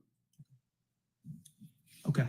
So in that clip, Investigator Dennis is again asking you about your theories about who killed Donovan Thomas, correct? That's what I heard. And he floated a theory about Birdman being behind killing Donovan Thomas because Donovan Thomas stole a watch of Birdman's, right? You heard that? Yes. And you said you don't know anything about that or you doubt it, correct? Yes. All right. And then he asked about Greedy. And Greedy is Donovan Thomas's brother, right? I guess. Okay. And you said you didn't know anything about that. Right. Okay. And then he asked about Kel. Yes. Kelvin Watts, Shell Kel, killing Donovan Thomas. And you said you never heard anything about that. Yes. And then he asked about, I think he said Thugger. We're talking about Jeffrey Williams. And you said you don't know nothing about that. Right. All right. That second time when you were asked about your theories about who killed Donovan Thomas, you never said that Demekion Garlington told you that Shannon, Mr. Kendricks, Nard, and Duop killed Donovan Thomas, did you? Because he didn't tell me that. I understand. Okay, I'm going to play DS20C, and I'm going to ask you to listen to this clip as well. My girl, she get a lot of information from her friends. She got a lot of friends, so they be around me. Luchinelle was talking at the studio, and there was a girl in there. They mentioned one of them, and she my girlfriend. And she said that they nobody do that. Nothing. You know what I'm saying? They was all like Kara and K Ross, man. You know what I'm saying? Kara and who? K. Who's K? I sent you a picture of that to them. I think I sent it to the other picture. They had the chop on in the picture. Oh, yeah. And the gym was in the car? Yeah, them two, Ross, man, and they supposed to came back. They was talking about the studio. You know what I'm saying? They just put my name on it, they covered it up. Make it seem like they ain't got beef for the streets, whatever. Yeah. And then it's like, she be like, they know what they ain't doing. You know what I'm saying? But they gonna keep playing on him. And she be like, K, when the nigga got killed, K first one called everybody like, we killed nothing. We killed nothing. Tell the mom there, we did. He the first one started my name. And they like, K went along with it. So they had J. Ross, like, then they did, like, nothing died, then they started. That same day? I don't know when. They like, they J. Ross, and Nick's supposed to come back for them. You know what I'm saying? Like, Kel Rock fly, plug, fly. He robbed one of them. So in that clip, Mr. Copeland, again, you were asked about your understanding or what you've heard about who killed Donovan Thomas, correct? Right. And you said that you said that your girlfriend or a female friend of yours was at the studio and she was told that Kel and Kay had robbed somebody. That's what I said? Yes. Yes. Okay. And that the people that Kel and Kay robbed came back and killed Donovan Thomas as revenge for being robbed. Yes. And you said that Kay then started putting it on you to cover his own tracks. Yes. And you also specifically said your understanding was Kelvin Watts, the robbery he did was to Fly's plug. Yes. Okay. And so we're clear, Fly is Mr. Jervin Henry. Do you know his government name? No. Okay. He's someone who runs clubs, correct? And runs TIG, the record label. I guess. Okay. And when you say plug, what do you mean by plug? That's a drug distributor, correct? That's just a phrase that we use. I don't know. Is it involved in the drug game? I guess. Okay. The bottom line is you gave, on that third clip, you gave some more information about things you heard, but you never said, detectives, let me tell you, Demekion Garlington told me that Shannon, Mr. Kendricks, Dewop, and Nard killed Nutt. Did you? I never said that. Right. And the reason you never said that on January 28th, 2015 is because you hadn't made up that lie yet, had you? Yeah. Yeah, you had, or no, you hadn't? I haven't. Okay, and the reason you hadn't made up that lie, let's just be clear, on January 28, 2015, no one was trying to lock you up, right? I just didn't have no reason to. Right, you had no reason to finesse at that time. Right, they lost like I was. I want to ask you about February 20th, 2015. On that date, you met with Investigator Curry, correct? And let me just, I think his name is Curry, it might be Kerr, but it was the investigator about those people shooting at you while you were holding your baby. Remember that? Yes. And you remember that investigator? I remember, I didn't know no name, but yeah. Okay. And that would have been 40 days if Demekion Garlington had in fact told you that my client and others were responsible for Donovan Thomas's death. That would have been 40 days after you received that information, if that had occurred, right? I don't get it. Okay. It would have been a little bit over a month. February 20th, 2015 is a little bit over a month from January 10th, 2015, correct? Gotcha. Yes. Okay. And you were asked in that interview about the Donovan Thomas situation, right? Yes. Okay. I don't remember. I don't know. All right. I can't. Well, you didn't say anything about Demekion Garlington telling you that Shannon and Mr. Kendricks and Duop and Nard had killed Donovan Thomas in that interview, did you? No. And the reason is because you hadn't made up the lie yet, right? Right. February 21st, Detective Gaither and Detective Thorpe had you in there. And they were arresting you for that bogus probation warrant, right? Yes. And you knew it was bogus. You didn't think that it was actually going to stick, did you? Right. They asked you about the Donovan Thomas case. And this would have been 41 days after Demekian supposedly gave you that information, right? Right. And you never told them that Demekian Garlington told you that Shannon, Mr. Kendricks, Duop, and Nard killed Knott, did you? Right.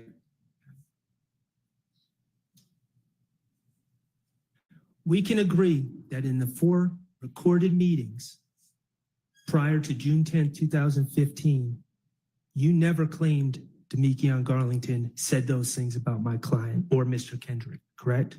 Right. Okay. So let's talk about June 10, 2015 and what makes that date different.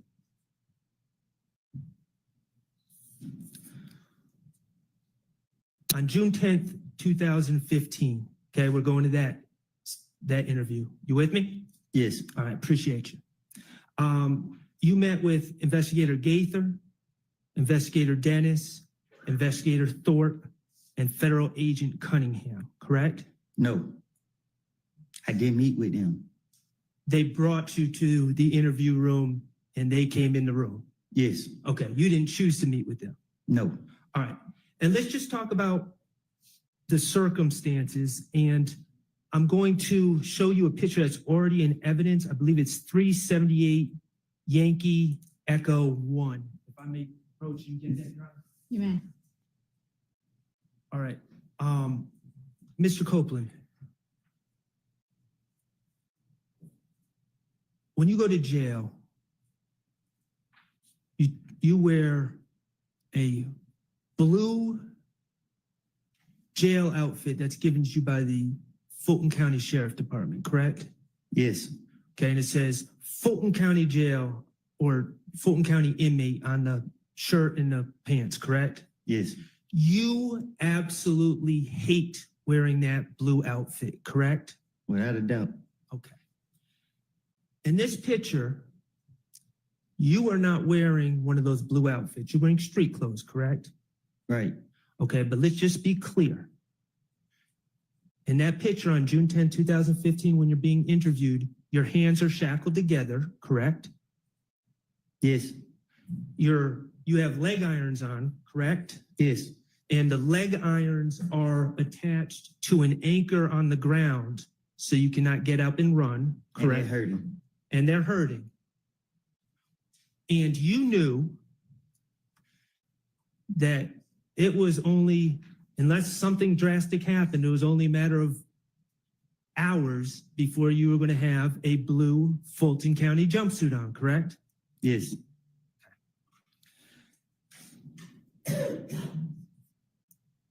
The circumstances of you being brought to that interview room on June 10th, 2015, where federal agents kicked down Miss Quarterman's door that day, correct?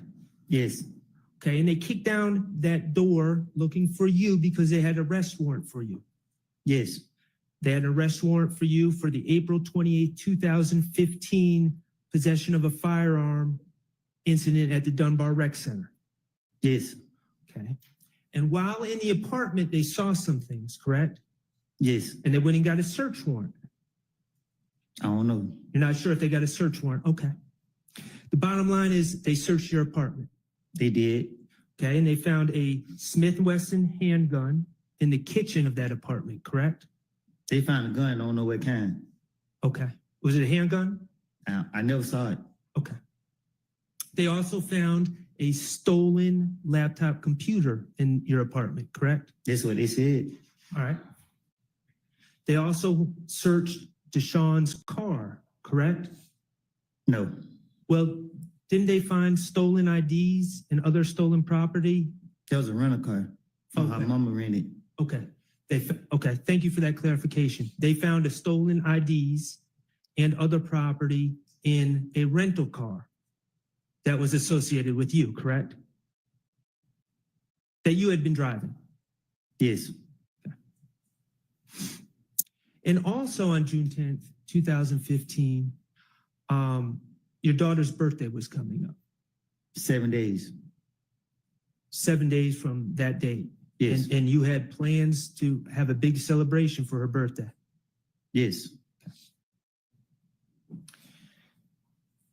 Even though you didn't have a blue jumpsuit on during the interview, Investigator Gaither informed you that you were under arrest for various charges, correct? Yes. And you were under investigation for various other charges. Yes. Okay.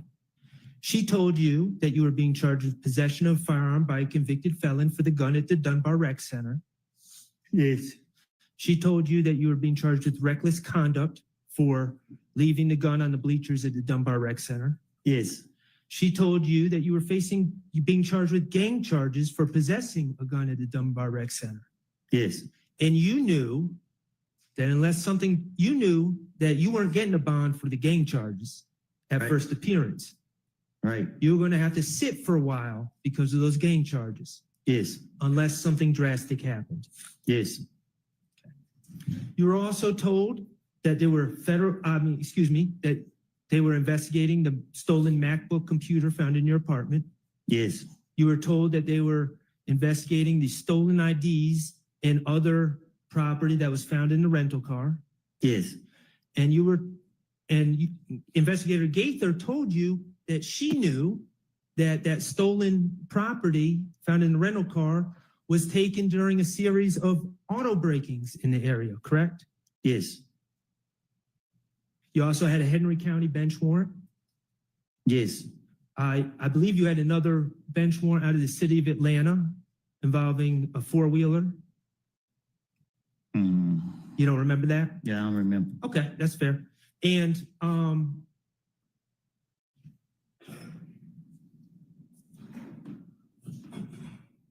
eventually, Investigator Cunningham also told you that you were facing potentially federal charges.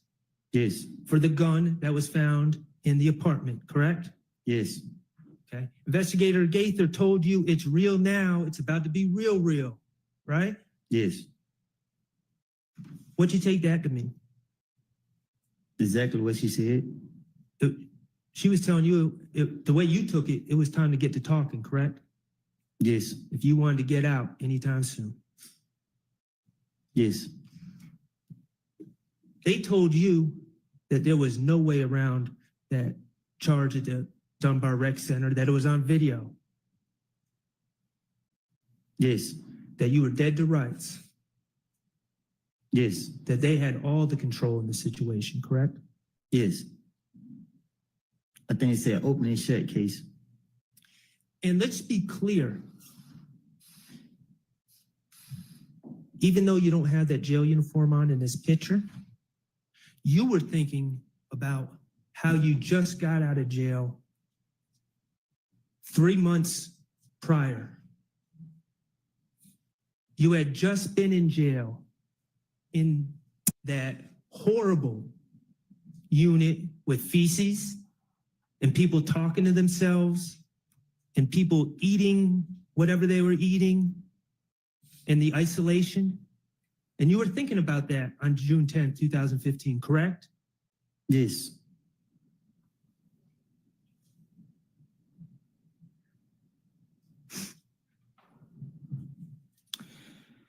Could you play, Mr. Kokomo, could you play what's been marked DS23B? And this is from States 378 Yankee Echo 94048 to 94229.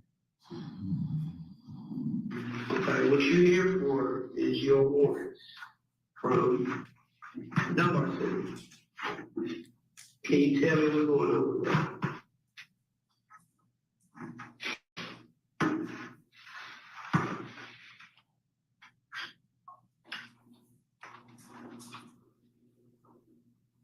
Can you tell me what's going on with that? With that weapon? How did you get it? Number one. Because I got a version of how you got it. I want to hear from you. How did you get that? How did you get it? I got it. Because you had it. We got the video, bro. We got the video. So my question is to you, how did you become in possession of that? We ain't really gonna do the back and forth today. I know y'all. We ain't going back and forth today. That's what Investigator Yater told you. Say that again. We ain't going back and forth today. Right. You took that to mean that they are in complete control, correct? That's what it means. You took that to mean that you needed to tell them what they wanted to know, or you weren't getting out, correct? This is it. That's what I took it as. You are, because I'm sitting that place. This is an opportunity for you to help you. I'm asking how you. Okay. You just heard Investigator Gaither say, this is your opportunity for you to help you. Heard that? Yes.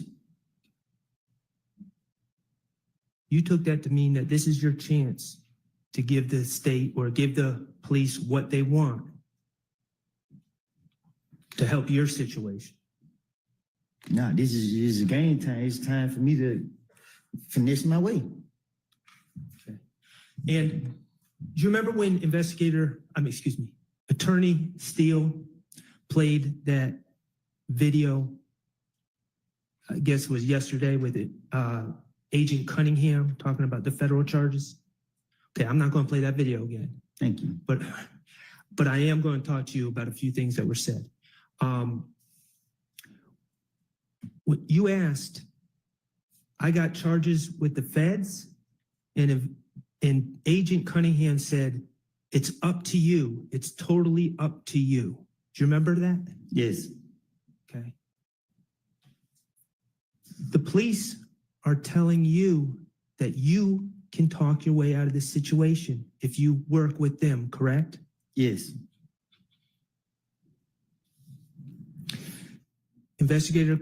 Agent Cunningham told you you're clearly guilty. She told you that they had you dead to rights. Do you remember that? I think she said open and shut case. Okay. You took that to mean they have complete control and you need to play their game if you wanted to get out, correct? Yes. Agent Cunningham told you about the charges you were facing. She told you that federal sentences don't have parole. Yes. No early release. Yes. She told you that with federal cases, they don't typically let prisoners stay in Atlanta, right? Right. She said that they were typically going to send you to some other state to serve your federal time behind this. Right. You didn't want to be separated. You love your daughter, don't you? With all my heart. You post about your daughter on Instagram and you're proud of your daughter, correct? Yes. And you consider yourself a good father, don't you? I try to be. Okay. And you did not want to be separated from your daughter in some federal prison in another state, did you? Who want to? Understood. And Agent Cunningham also said that to her understanding, you're a 3-time convicted felon, making you an armed career criminal in the federal system, correct? Remember hearing that? Yes.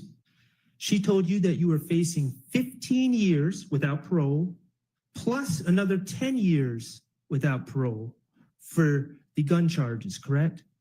Yes. 25 years without parole, and that's not even including the conspiracy charges. Right. You were 23 at the time, and Agent Cunningham told you, if you don't play ball, you're going to be locked up in a federal prison in another state until you are 48 years old. Isn't that correct? Yes. Wasn't that said to you? Yes. On June 10th, 2015. In the interrogation room. Miss Agent Cunningham also said that all this is up to you. It's totally up to you, right? Yes. She told you that she reports to the U.S. attorney, and she can tell the U.S. attorney what you did to help yourself out. I think we all heard what she said to me. Okay. Well, what did you take that to mean? That I need to help myself out. Okay. Does that include lying on others? That means that this is my chance to get myself out of this situation. It was time to finesse? Yeah.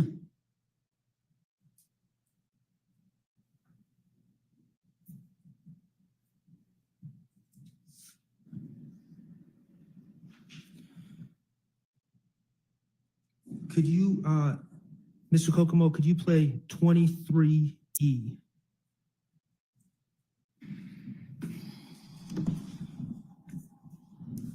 And for the record, Your Honor, DS23E is States Exhibit 378 Yankee Echo, 1031 to 103250.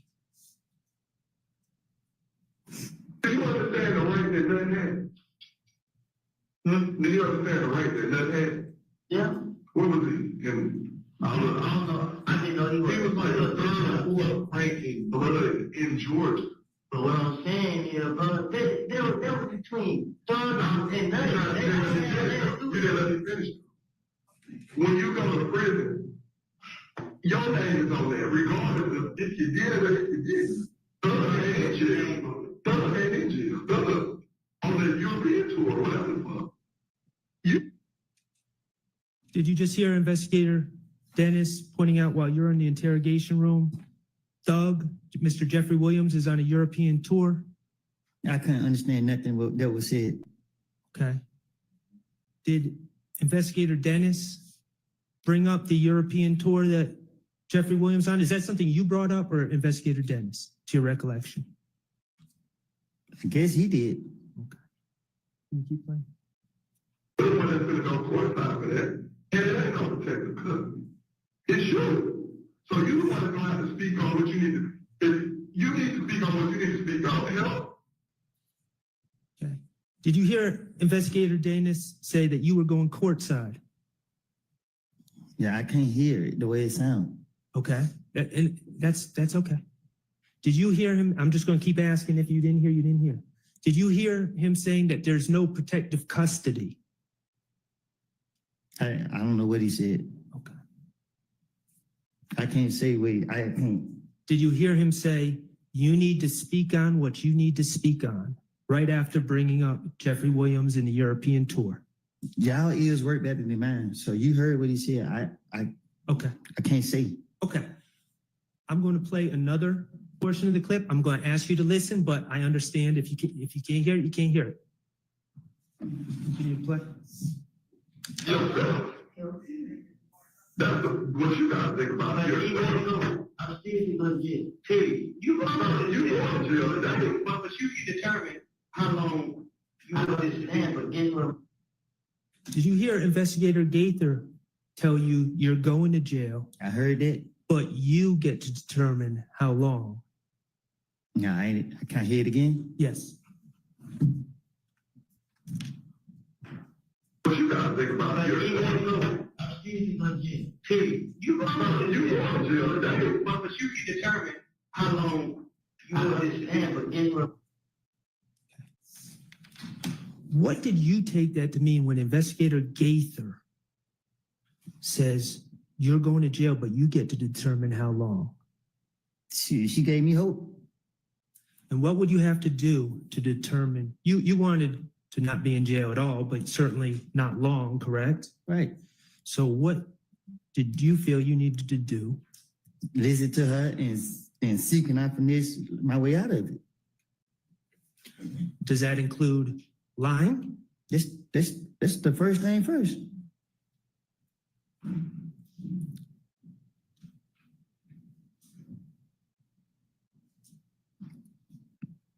Okay, Mr. Kokomo, could you play DS23D, which is States 378 Yankee Echo, 10:04:20 to 10:06:25?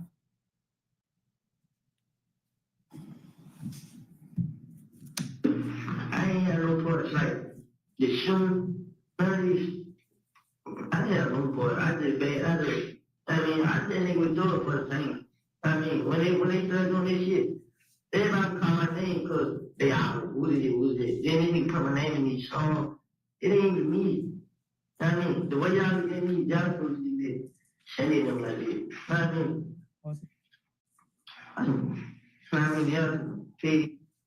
Did you just hear yourself say that people are accusing you of things?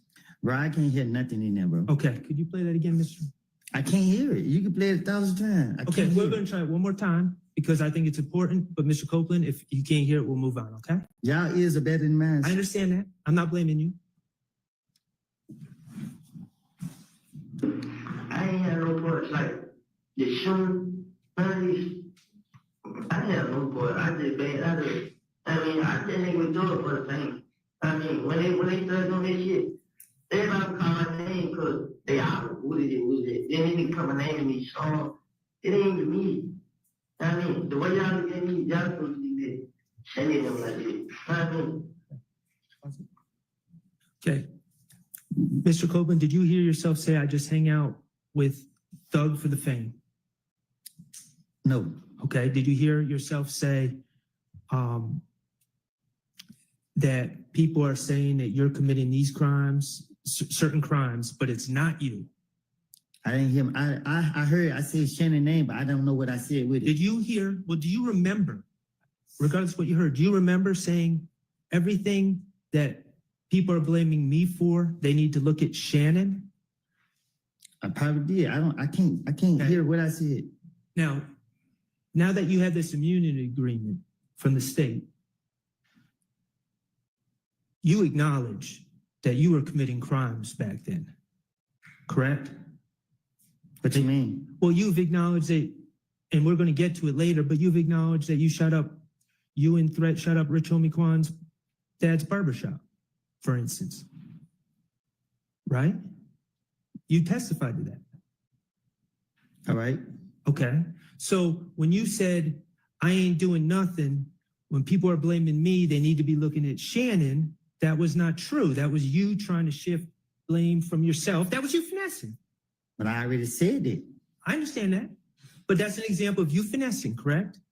And shifting the blame from you to Shannon, right? I said it to you, and I said it to them, and I'm saying it again. I have lied, and you're gonna keep sitting here asking me the same question. You just said a minute ago that you weren't gonna ask me the same question. Okay. All right.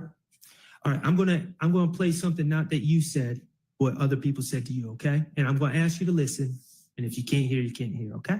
All right.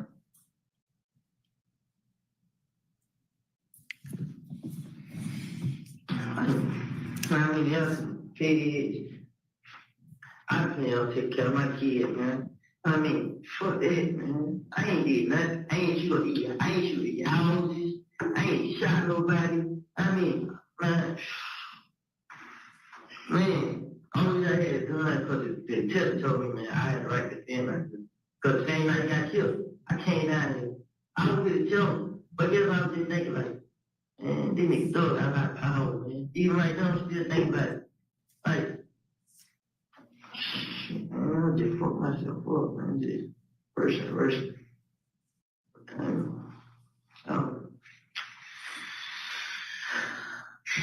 Yeah. You want to say? I don't know. I'll make that decision. I ain't got no voice. Keep going. Really talk to the USA. The judge makes. Did you hear yourself ask Agent Cunningham if your case is going to the feds? Yes. Did you hear Agent Cunningham say, I don't know, I just talked to the AUSA? No. Okay. Keep playing. Decision on, what's going down there. I ain't have no voice. I ain't. But you were. I don't know if you had no more than that. That's yet to be determined. But you had every part of the gun that was found today. No, you keep saying the gun that was found today. I didn't have that gun. Though she said y'all no fingerprints. My fingerprint I would come back on the gun. Do you know what actual constructive possession is? Been around? Yeah. be around. But I didn't know what it was in there. Just like she said she didn't know, I didn't know. Man, I'm not even, the baby didn't know, she like, nah, this is what I'm saying here. Me and her, you know what I mean, we were there. You know what I mean? But I wasn't there yesterday. But you were there this morning when they found it for y'all. You know how I got there this morning? You know how well, that's irrelevant. You were there. My name ain't about you were. It was there, you were there. That's all I need. That's on you. So what you need me to do? I don't know, I did fine. I mean, that's on you. It's on me. It ain't no way I can get out of it. Help yourself. I'm trying. There's no help you. That's you talking. That's your start.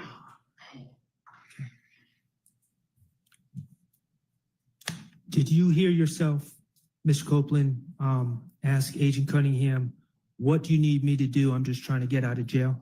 Yes. Okay. And did you hear Agent Cunningham respond, you help yourself? You help yourself? Yes. Help us help you? Yes. You're talking, that's a start?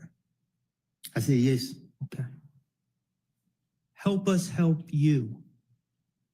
Did you take that as it was time for you to finesse, to start telling stories on others, to get yourself out of the situation?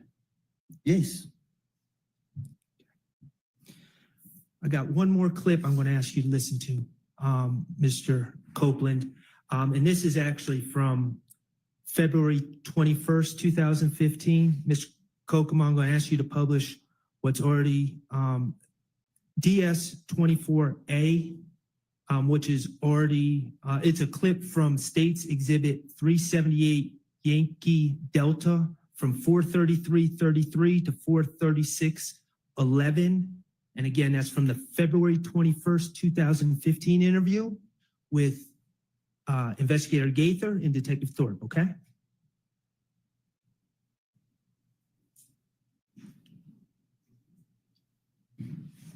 Verse on me. You know how they got me in jail? They got me in the bed. Somebody protecting me. If you feel like you need to protect me, why you get me out of jail? No, bro. It don't quite work that way. It's understand.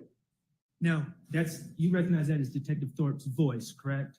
He's not on the video. He's off the camera, but you recognize that as his voice, correct? You play it again? Yep. Just back up 5 seconds. Yeah, no, bro. It don't quite work that way. It's understand. It is not Burger King. You're not gonna have it your fucking way. I ain't trying to play my gun. You remember Detective Thorpe telling you that? Yes. Okay. All right. Well, I'm going to ask you to listen to what he tells you. I just wanted to make sure we're on the same page with Detective Thorpe, okay? I haven't done no. Hear me out, because you need to get somebody who's going to talk the real shit to you. I ain't gonna fuck around with you. I already gonna tell you. I'm not gonna hold your hand. I'm not gonna have you cross the street. None of that.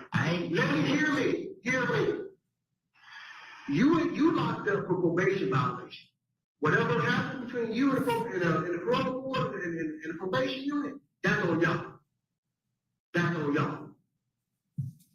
Now, myself and Detective Gator, we're gonna take time out on our off day to get you out of jail and talk to you to see whatever information you give can be used to help you.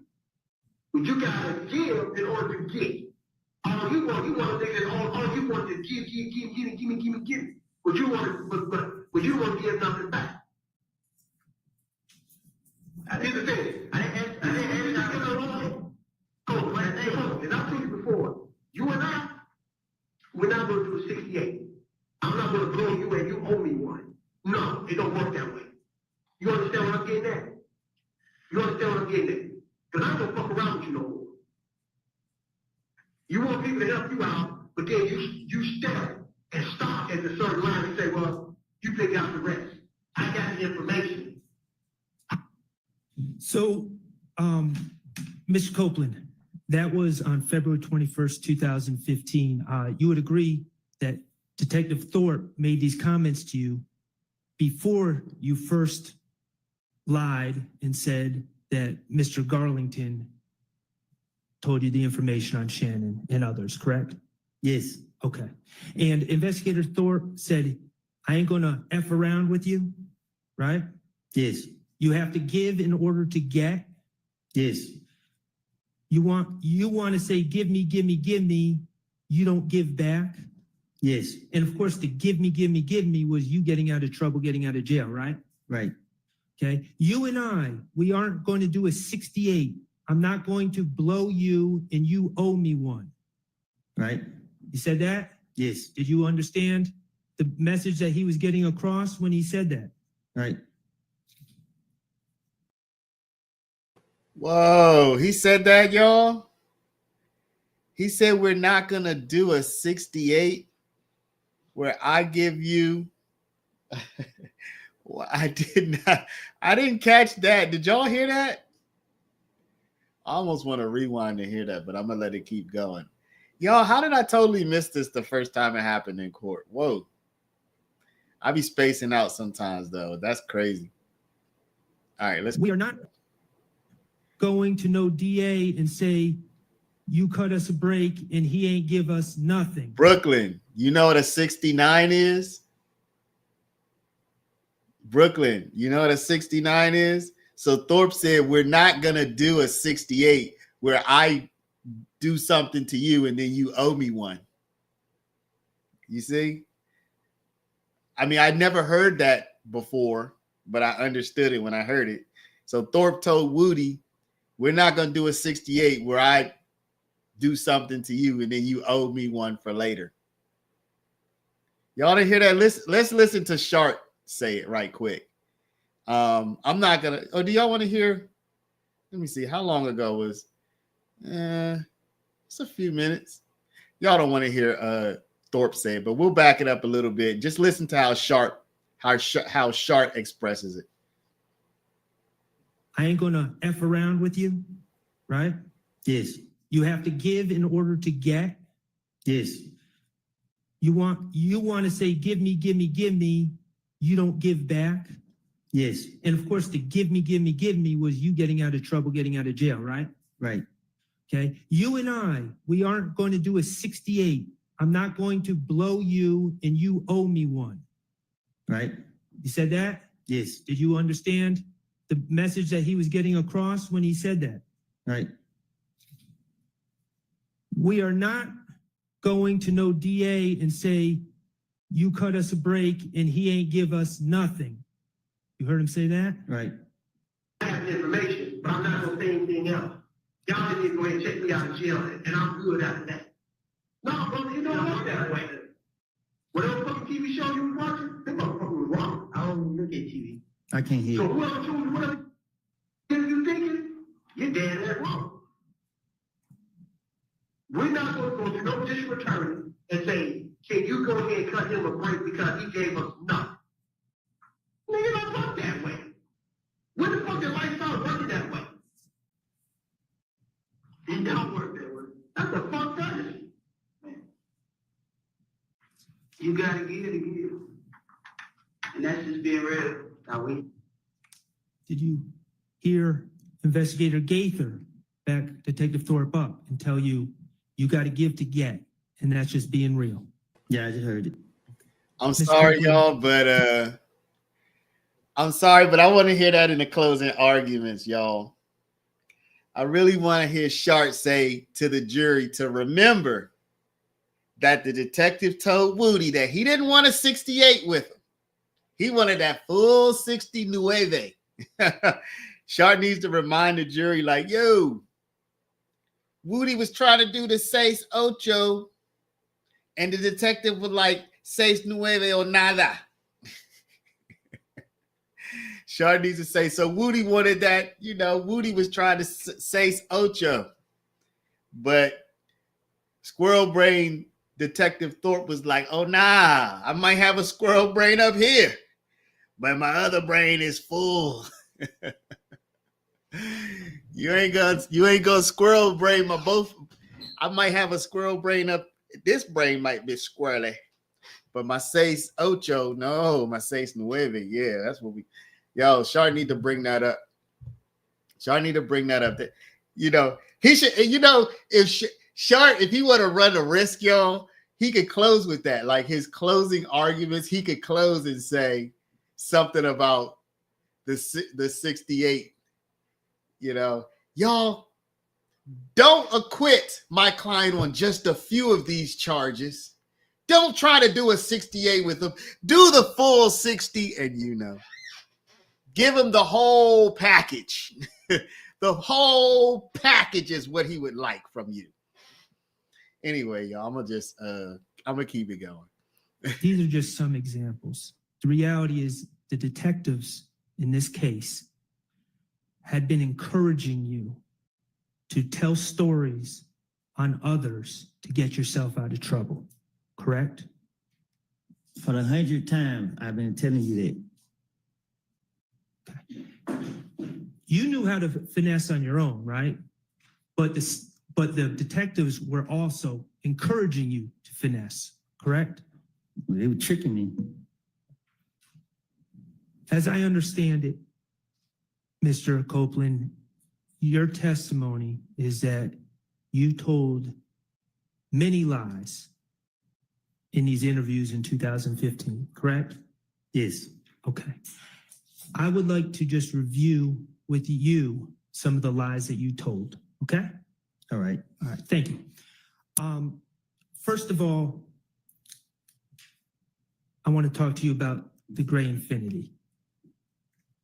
Okay? I'm listening. All right. Through the questioning of the police, and I don't know, maybe through other information that you've been given, you're aware that there's a surveillance video of the shooting of Donovan Thomas, correct? Yes. Okay. And you're aware that the surveillance video shows a gray sedan, correct? Yes. And you're aware that the police believe it to be an Infiniti, correct? They put it on the news. Okay. Your Honor, I'm going to ask Mr. Kokomo to publish DS-19A, which is a clip from State's 378 Yankee A, which is the January 11, 2015 interview from 3/18/47 to 3/19/38. Who's Walter Lee Maddox? Who's Walter Maddox? No, anything?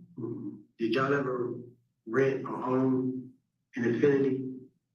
Infiniti. Y'all ever rent one of those cars before? Have you ever been stopped in an Infiniti before? Yeah. No accident in an Infiniti? No. A maximum? Have I ever had a cover in? No.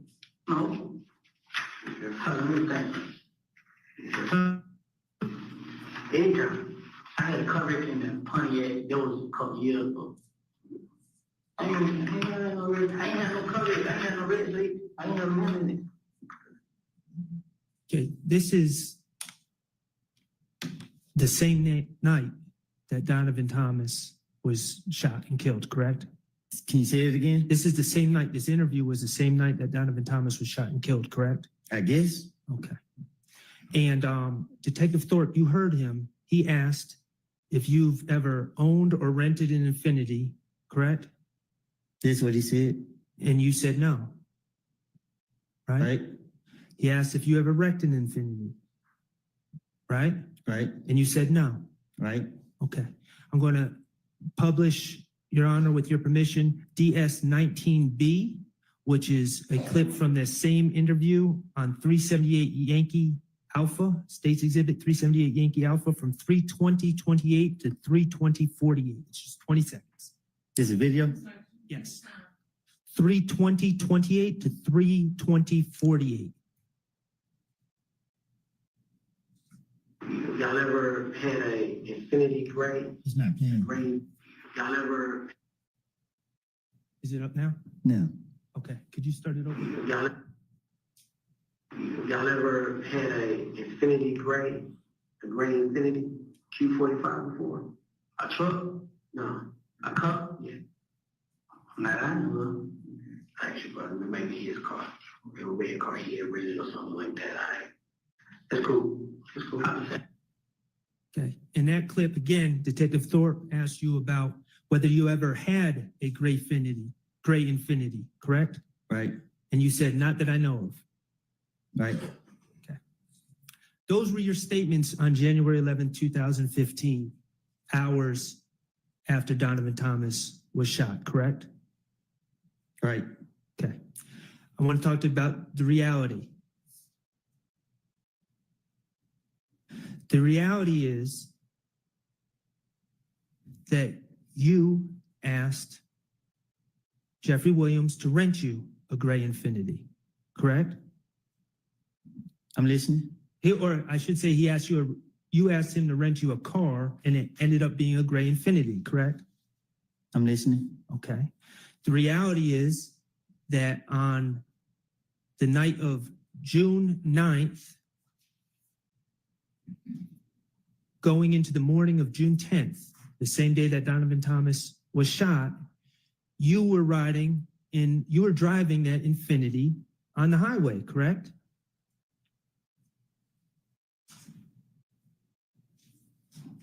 I don't know. I can't remember when I was driving it. We just saw your testimony from earlier in this trial. Yeah, but you're being specific about the time. I don't know. Okay.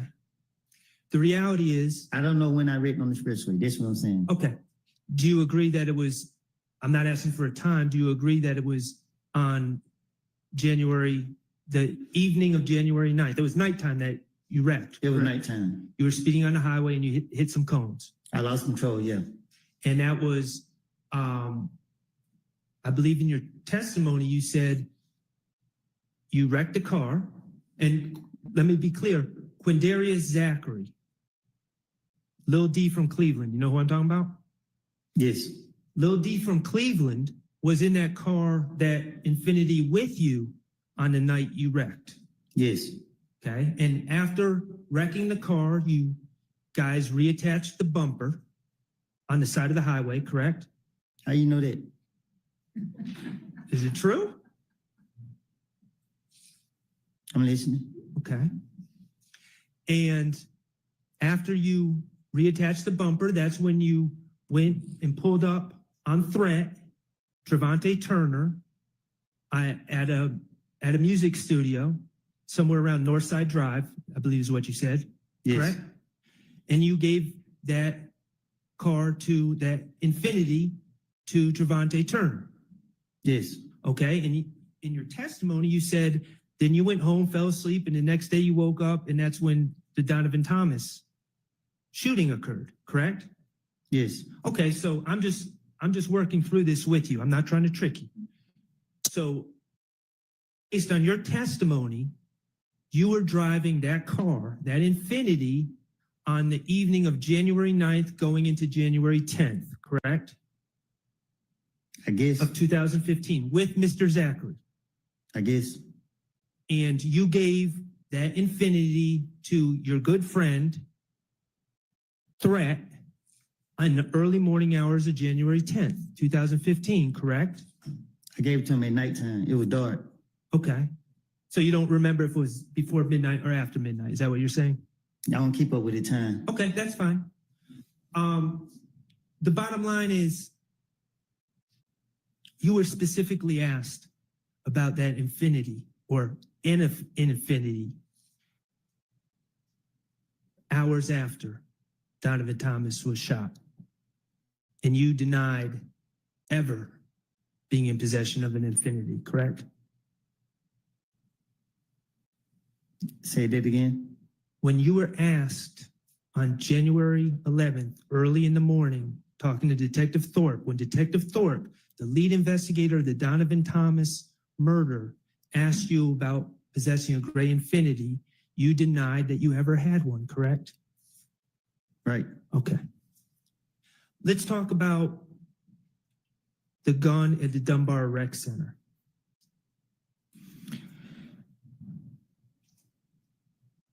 As I understand your testimony, or as I understand your statements, let me back up, I'm sorry. At the Dunbar Rec Center, we're talking about a Diamondback 223 assault rifle, correct? Mm-hmm. Yes. Okay, so we're not talking about a handgun, we're talking about a is it semi-automatic machine gun? Is that a fair assessment? A chopper. A chopper, okay. And in your statements back in 2015, you repeatedly denied possession of that gun, didn't you?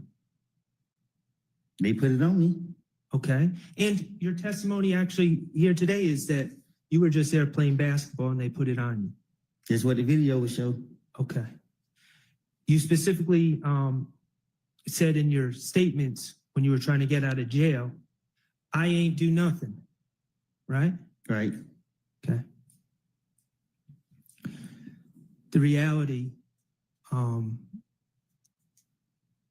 is that you pled to that case in federal court, correct? Yes. Okay. In federal court, you acknowledged possessing that gun. Yes. Okay. And you were sentenced. Yes. Okay. And you served, and to be fair to you, you served your sentence, right? Yes. Okay. Let's talk about the stolen IDs in the rental car and the laptop in the apartment on June 10, 2015, okay?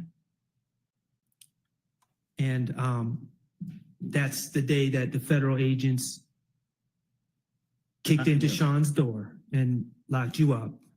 And that's also the same day that you made up the story and lied and said Demekion Garlington told you that Shannon and others were responsible for killing Donovan Thomas, right? Yes. Okay.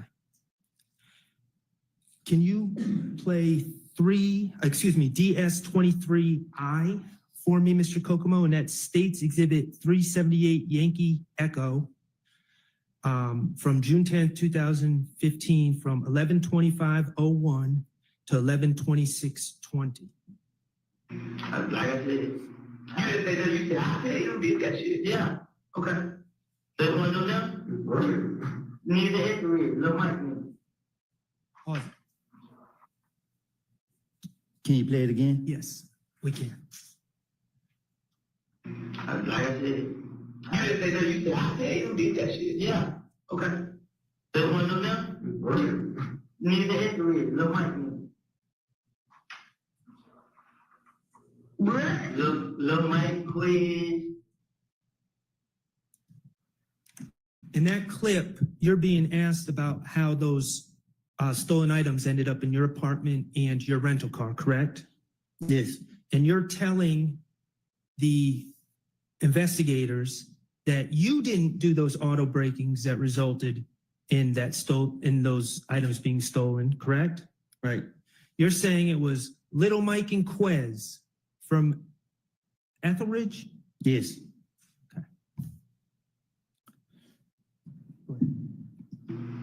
You ain't never heard of them? You ain't never heard of them? They went them. Whatever they call it about them. I'm pretty wait. You put out the other day about $5 of y'all and that. There's gonna be a lot of motherfuckers out there. How am I gonna know it's them? You. Well, Why you got it though? I don't know why I got it. Yeah. How kind of jewels out for? What that mean? Make me run out for? What, sell somebody out there? No, just like, I mean, just like, What's the burger there? make me run out for? How did you get it? How did you get it? Shit, then I got it. When they bought the cup, Tay bought the cup back to me. Wait a minute, you let Tay borrow the Jeep. Yeah. Lady, bro. No. You know what I'm talking about. You talking about Shavante. Yeah, you let Shavante use the car. Yeah, he's supposed to look to you. You know what I'm saying? But when they pull that car, I let go. Okay. There you're saying that you gave the car to Javante, who gave it to Lil Mike and Quez, correct? Yes. Okay, and you would agree that detectives Gaither and Dennis are telling you we've never even heard of Lil Mike and Quez, correct? Yes. Mr. Copeland, Lil Mike is not a real person, is he? No. That was the finesse. you invented a person out of thin air, correct? Yes. Quez is not a real person. You invented him out of thin air on the spot, correct? Yes. You invented those people to take the heat off of you and put it on fictional characters. I done told y'all that's what I do. That's your finesse, right? The reality is that that stolen merchandise was found in your apartment and in your rental car, and you invented fictional characters to take the heat off yourself, right? I know you're going to say, I told you that's what I do. I guess. But I got to ask the questions. You understand? Okay. Yes. Okay. October 27, 2021. Okay. Do you recognize the people in that photograph? Yes. Okay. And who are those people? Me and the police. Okay. And do you know either of the police officers' names? Miss V, and I think that the white man named Kelly, something like that. Okay. Could the Caucasian gentleman be known as Investigator Kettle? Yeah, something like that. Okay. And Ms. V is Investigator Viverito? Yeah, the probation officer. Okay. And are you in an interrogation room in that photo? Yes. Okay. And is that a photo from the interrogation of you on October 27, 2021? Yes. Okay. And at this time, Your Honor, I would ask to admit DS-25C into evidence. All right. Mr. Kokomo, could you publish that? And like I asked you about the photo from June 10, 2015, I'm going to ask about this photo as well. You don't appear to be wearing a Fulton County blue uniform, are you? No. Okay. And I can't tell if were your arms shackled together during that interview? My leg. All right. And we see you're wearing Timberland boots, and we see a chain right next to the boot, correct? It's on my leg. Right. And that's shackling you to the ground. Yes. You are under arrest in this photo. Yes. Okay. And you know that you are soon to be wearing a Fulton County blue uniform, correct? That's what they told me. Okay. And the allegations of that case were you were pulled over at Atlantic Station in Atlanta, correct? No.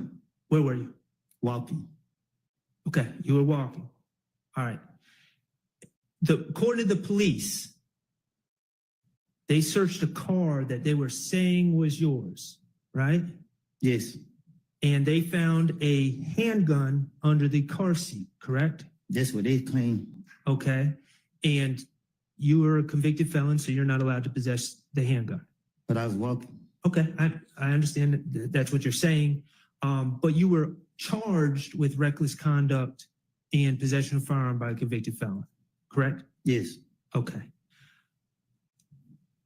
No. I was charged with driving with suspended license and the firearm. Okay. Thank you for that correction. When you say firearm, you're talking about possession of firearm by a convicted felon? Yes. Okay. And there's a little complication with that explanation. You were in fact searched after you were arrested, correct?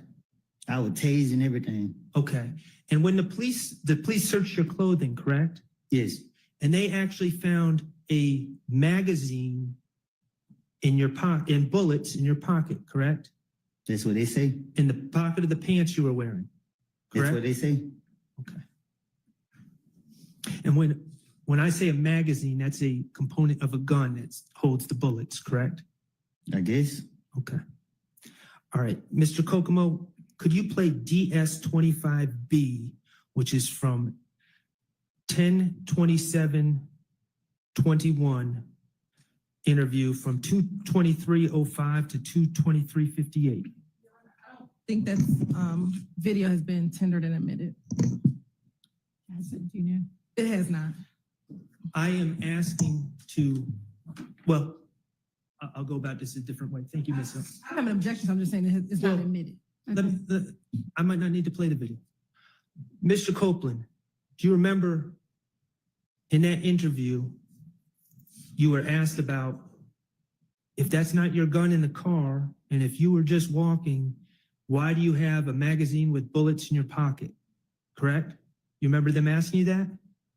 Can I speak to my lawyer? Yes.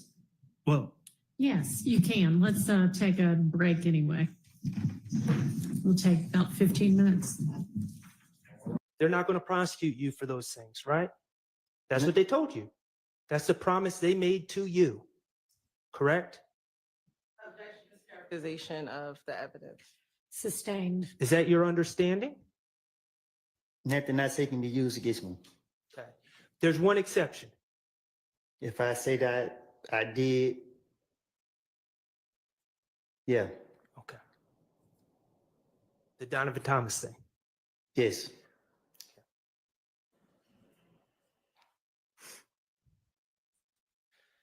Mr. Copeland, you don't know any of these gentlemen back here to have a personal beef with Donovan Thomas, do you? What you mean? Back in 2015, you didn't know any of these gentlemen to have a personal beef with Donovan Thomas. I never said I did. Okay. The reality, Mr. Copeland, is you were the person who had a problem with Donovan Thomas. Isn't that correct? You were the one that broke into Donovan Thomas's car, correct? So in facts, not in evidence. Overruled. You've admitted to it. You're the one that stole Donovan Thomas's chain, correct? Ms. Copeland, you're the one that shot up Donovan Thomas's friend, Rich Homie Kwan's father's barbershop in 2014, correct? You're the one that was going back and forth with Donovan Thomas's brother, Kelvin Watts, correct? You've called his brother a waste of space in October 2021, didn't you? Mr. Copeland's not answering the question, so Yeah, he needs a apparently response. Mr. Shard doesn't care whether he answers or not, so it's fine with me. I mean, if he wants an answer, he can say that. You called Kelvin Watts a waste of space in October 2021, didn't you? And I don't think. Sorry, y'all. This is what some of the best. This is some of the best court you're gonna find in this case to me. This last little piece where Max starts laying into him and Whitaker's good for like these good little lines that she just apparently he doesn't care, so fine with me. I'm just this whole last little part it just trips me out. You're the one that was going back and forth with Donovan Thomas's brother, Kelvin Watts, correct? You've called his brother a waste of space in October 2021, didn't you? Mr. Copeland's not answering the question, so he Yeah, needs a apparently response. Mr. Shard doesn't care whether he answers or not, so it's fine with me. I mean, if he wants an answer, he can say that. You called Kelvin Watts a waste of space in October 2021, didn't you? And I don't think nobody walking earth would not agree with it. You said that people would cheer if he died. Correct? I will. Back in the days. You've shot at Donovan Thomas's brother, Kelvin Watts, correct?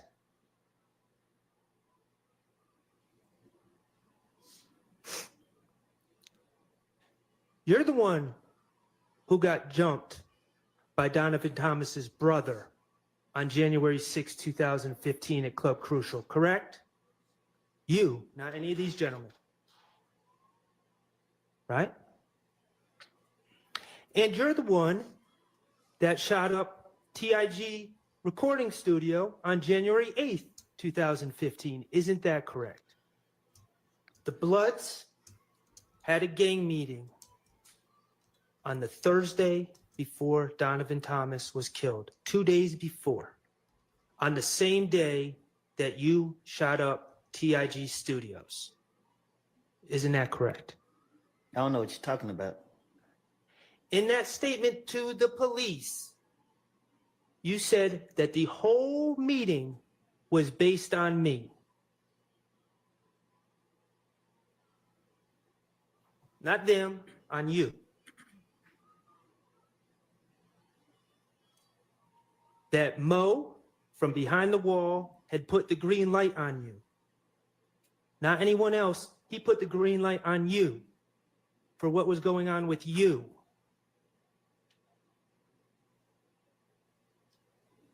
The guy who stole from Donovan Thomas. The guy who shot up the studio with Rich Homie Quan and Donovan Thomas in the studio that night.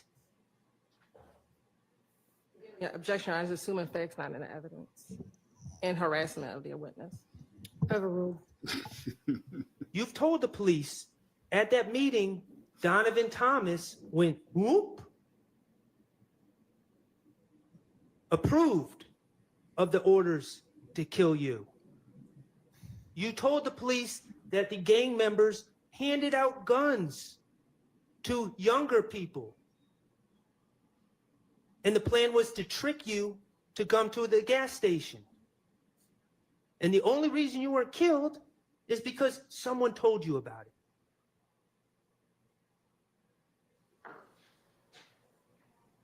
In January 2015, Donovan Thomas was coming after you. Objection, speculation, again, assuming facts not in evidence. Sustained. Mr. Copeland, you're not the type of guy to back down, are you?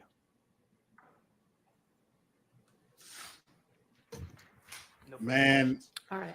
I called that a mic drop, y'all. That was crazy Okay. good. I know that the state is going to have redirect. That but was crazy I think good. it's going to last longer than we've got for this evening. So That was crazy good. Y'all, I'm going to wrap it up there, y'all.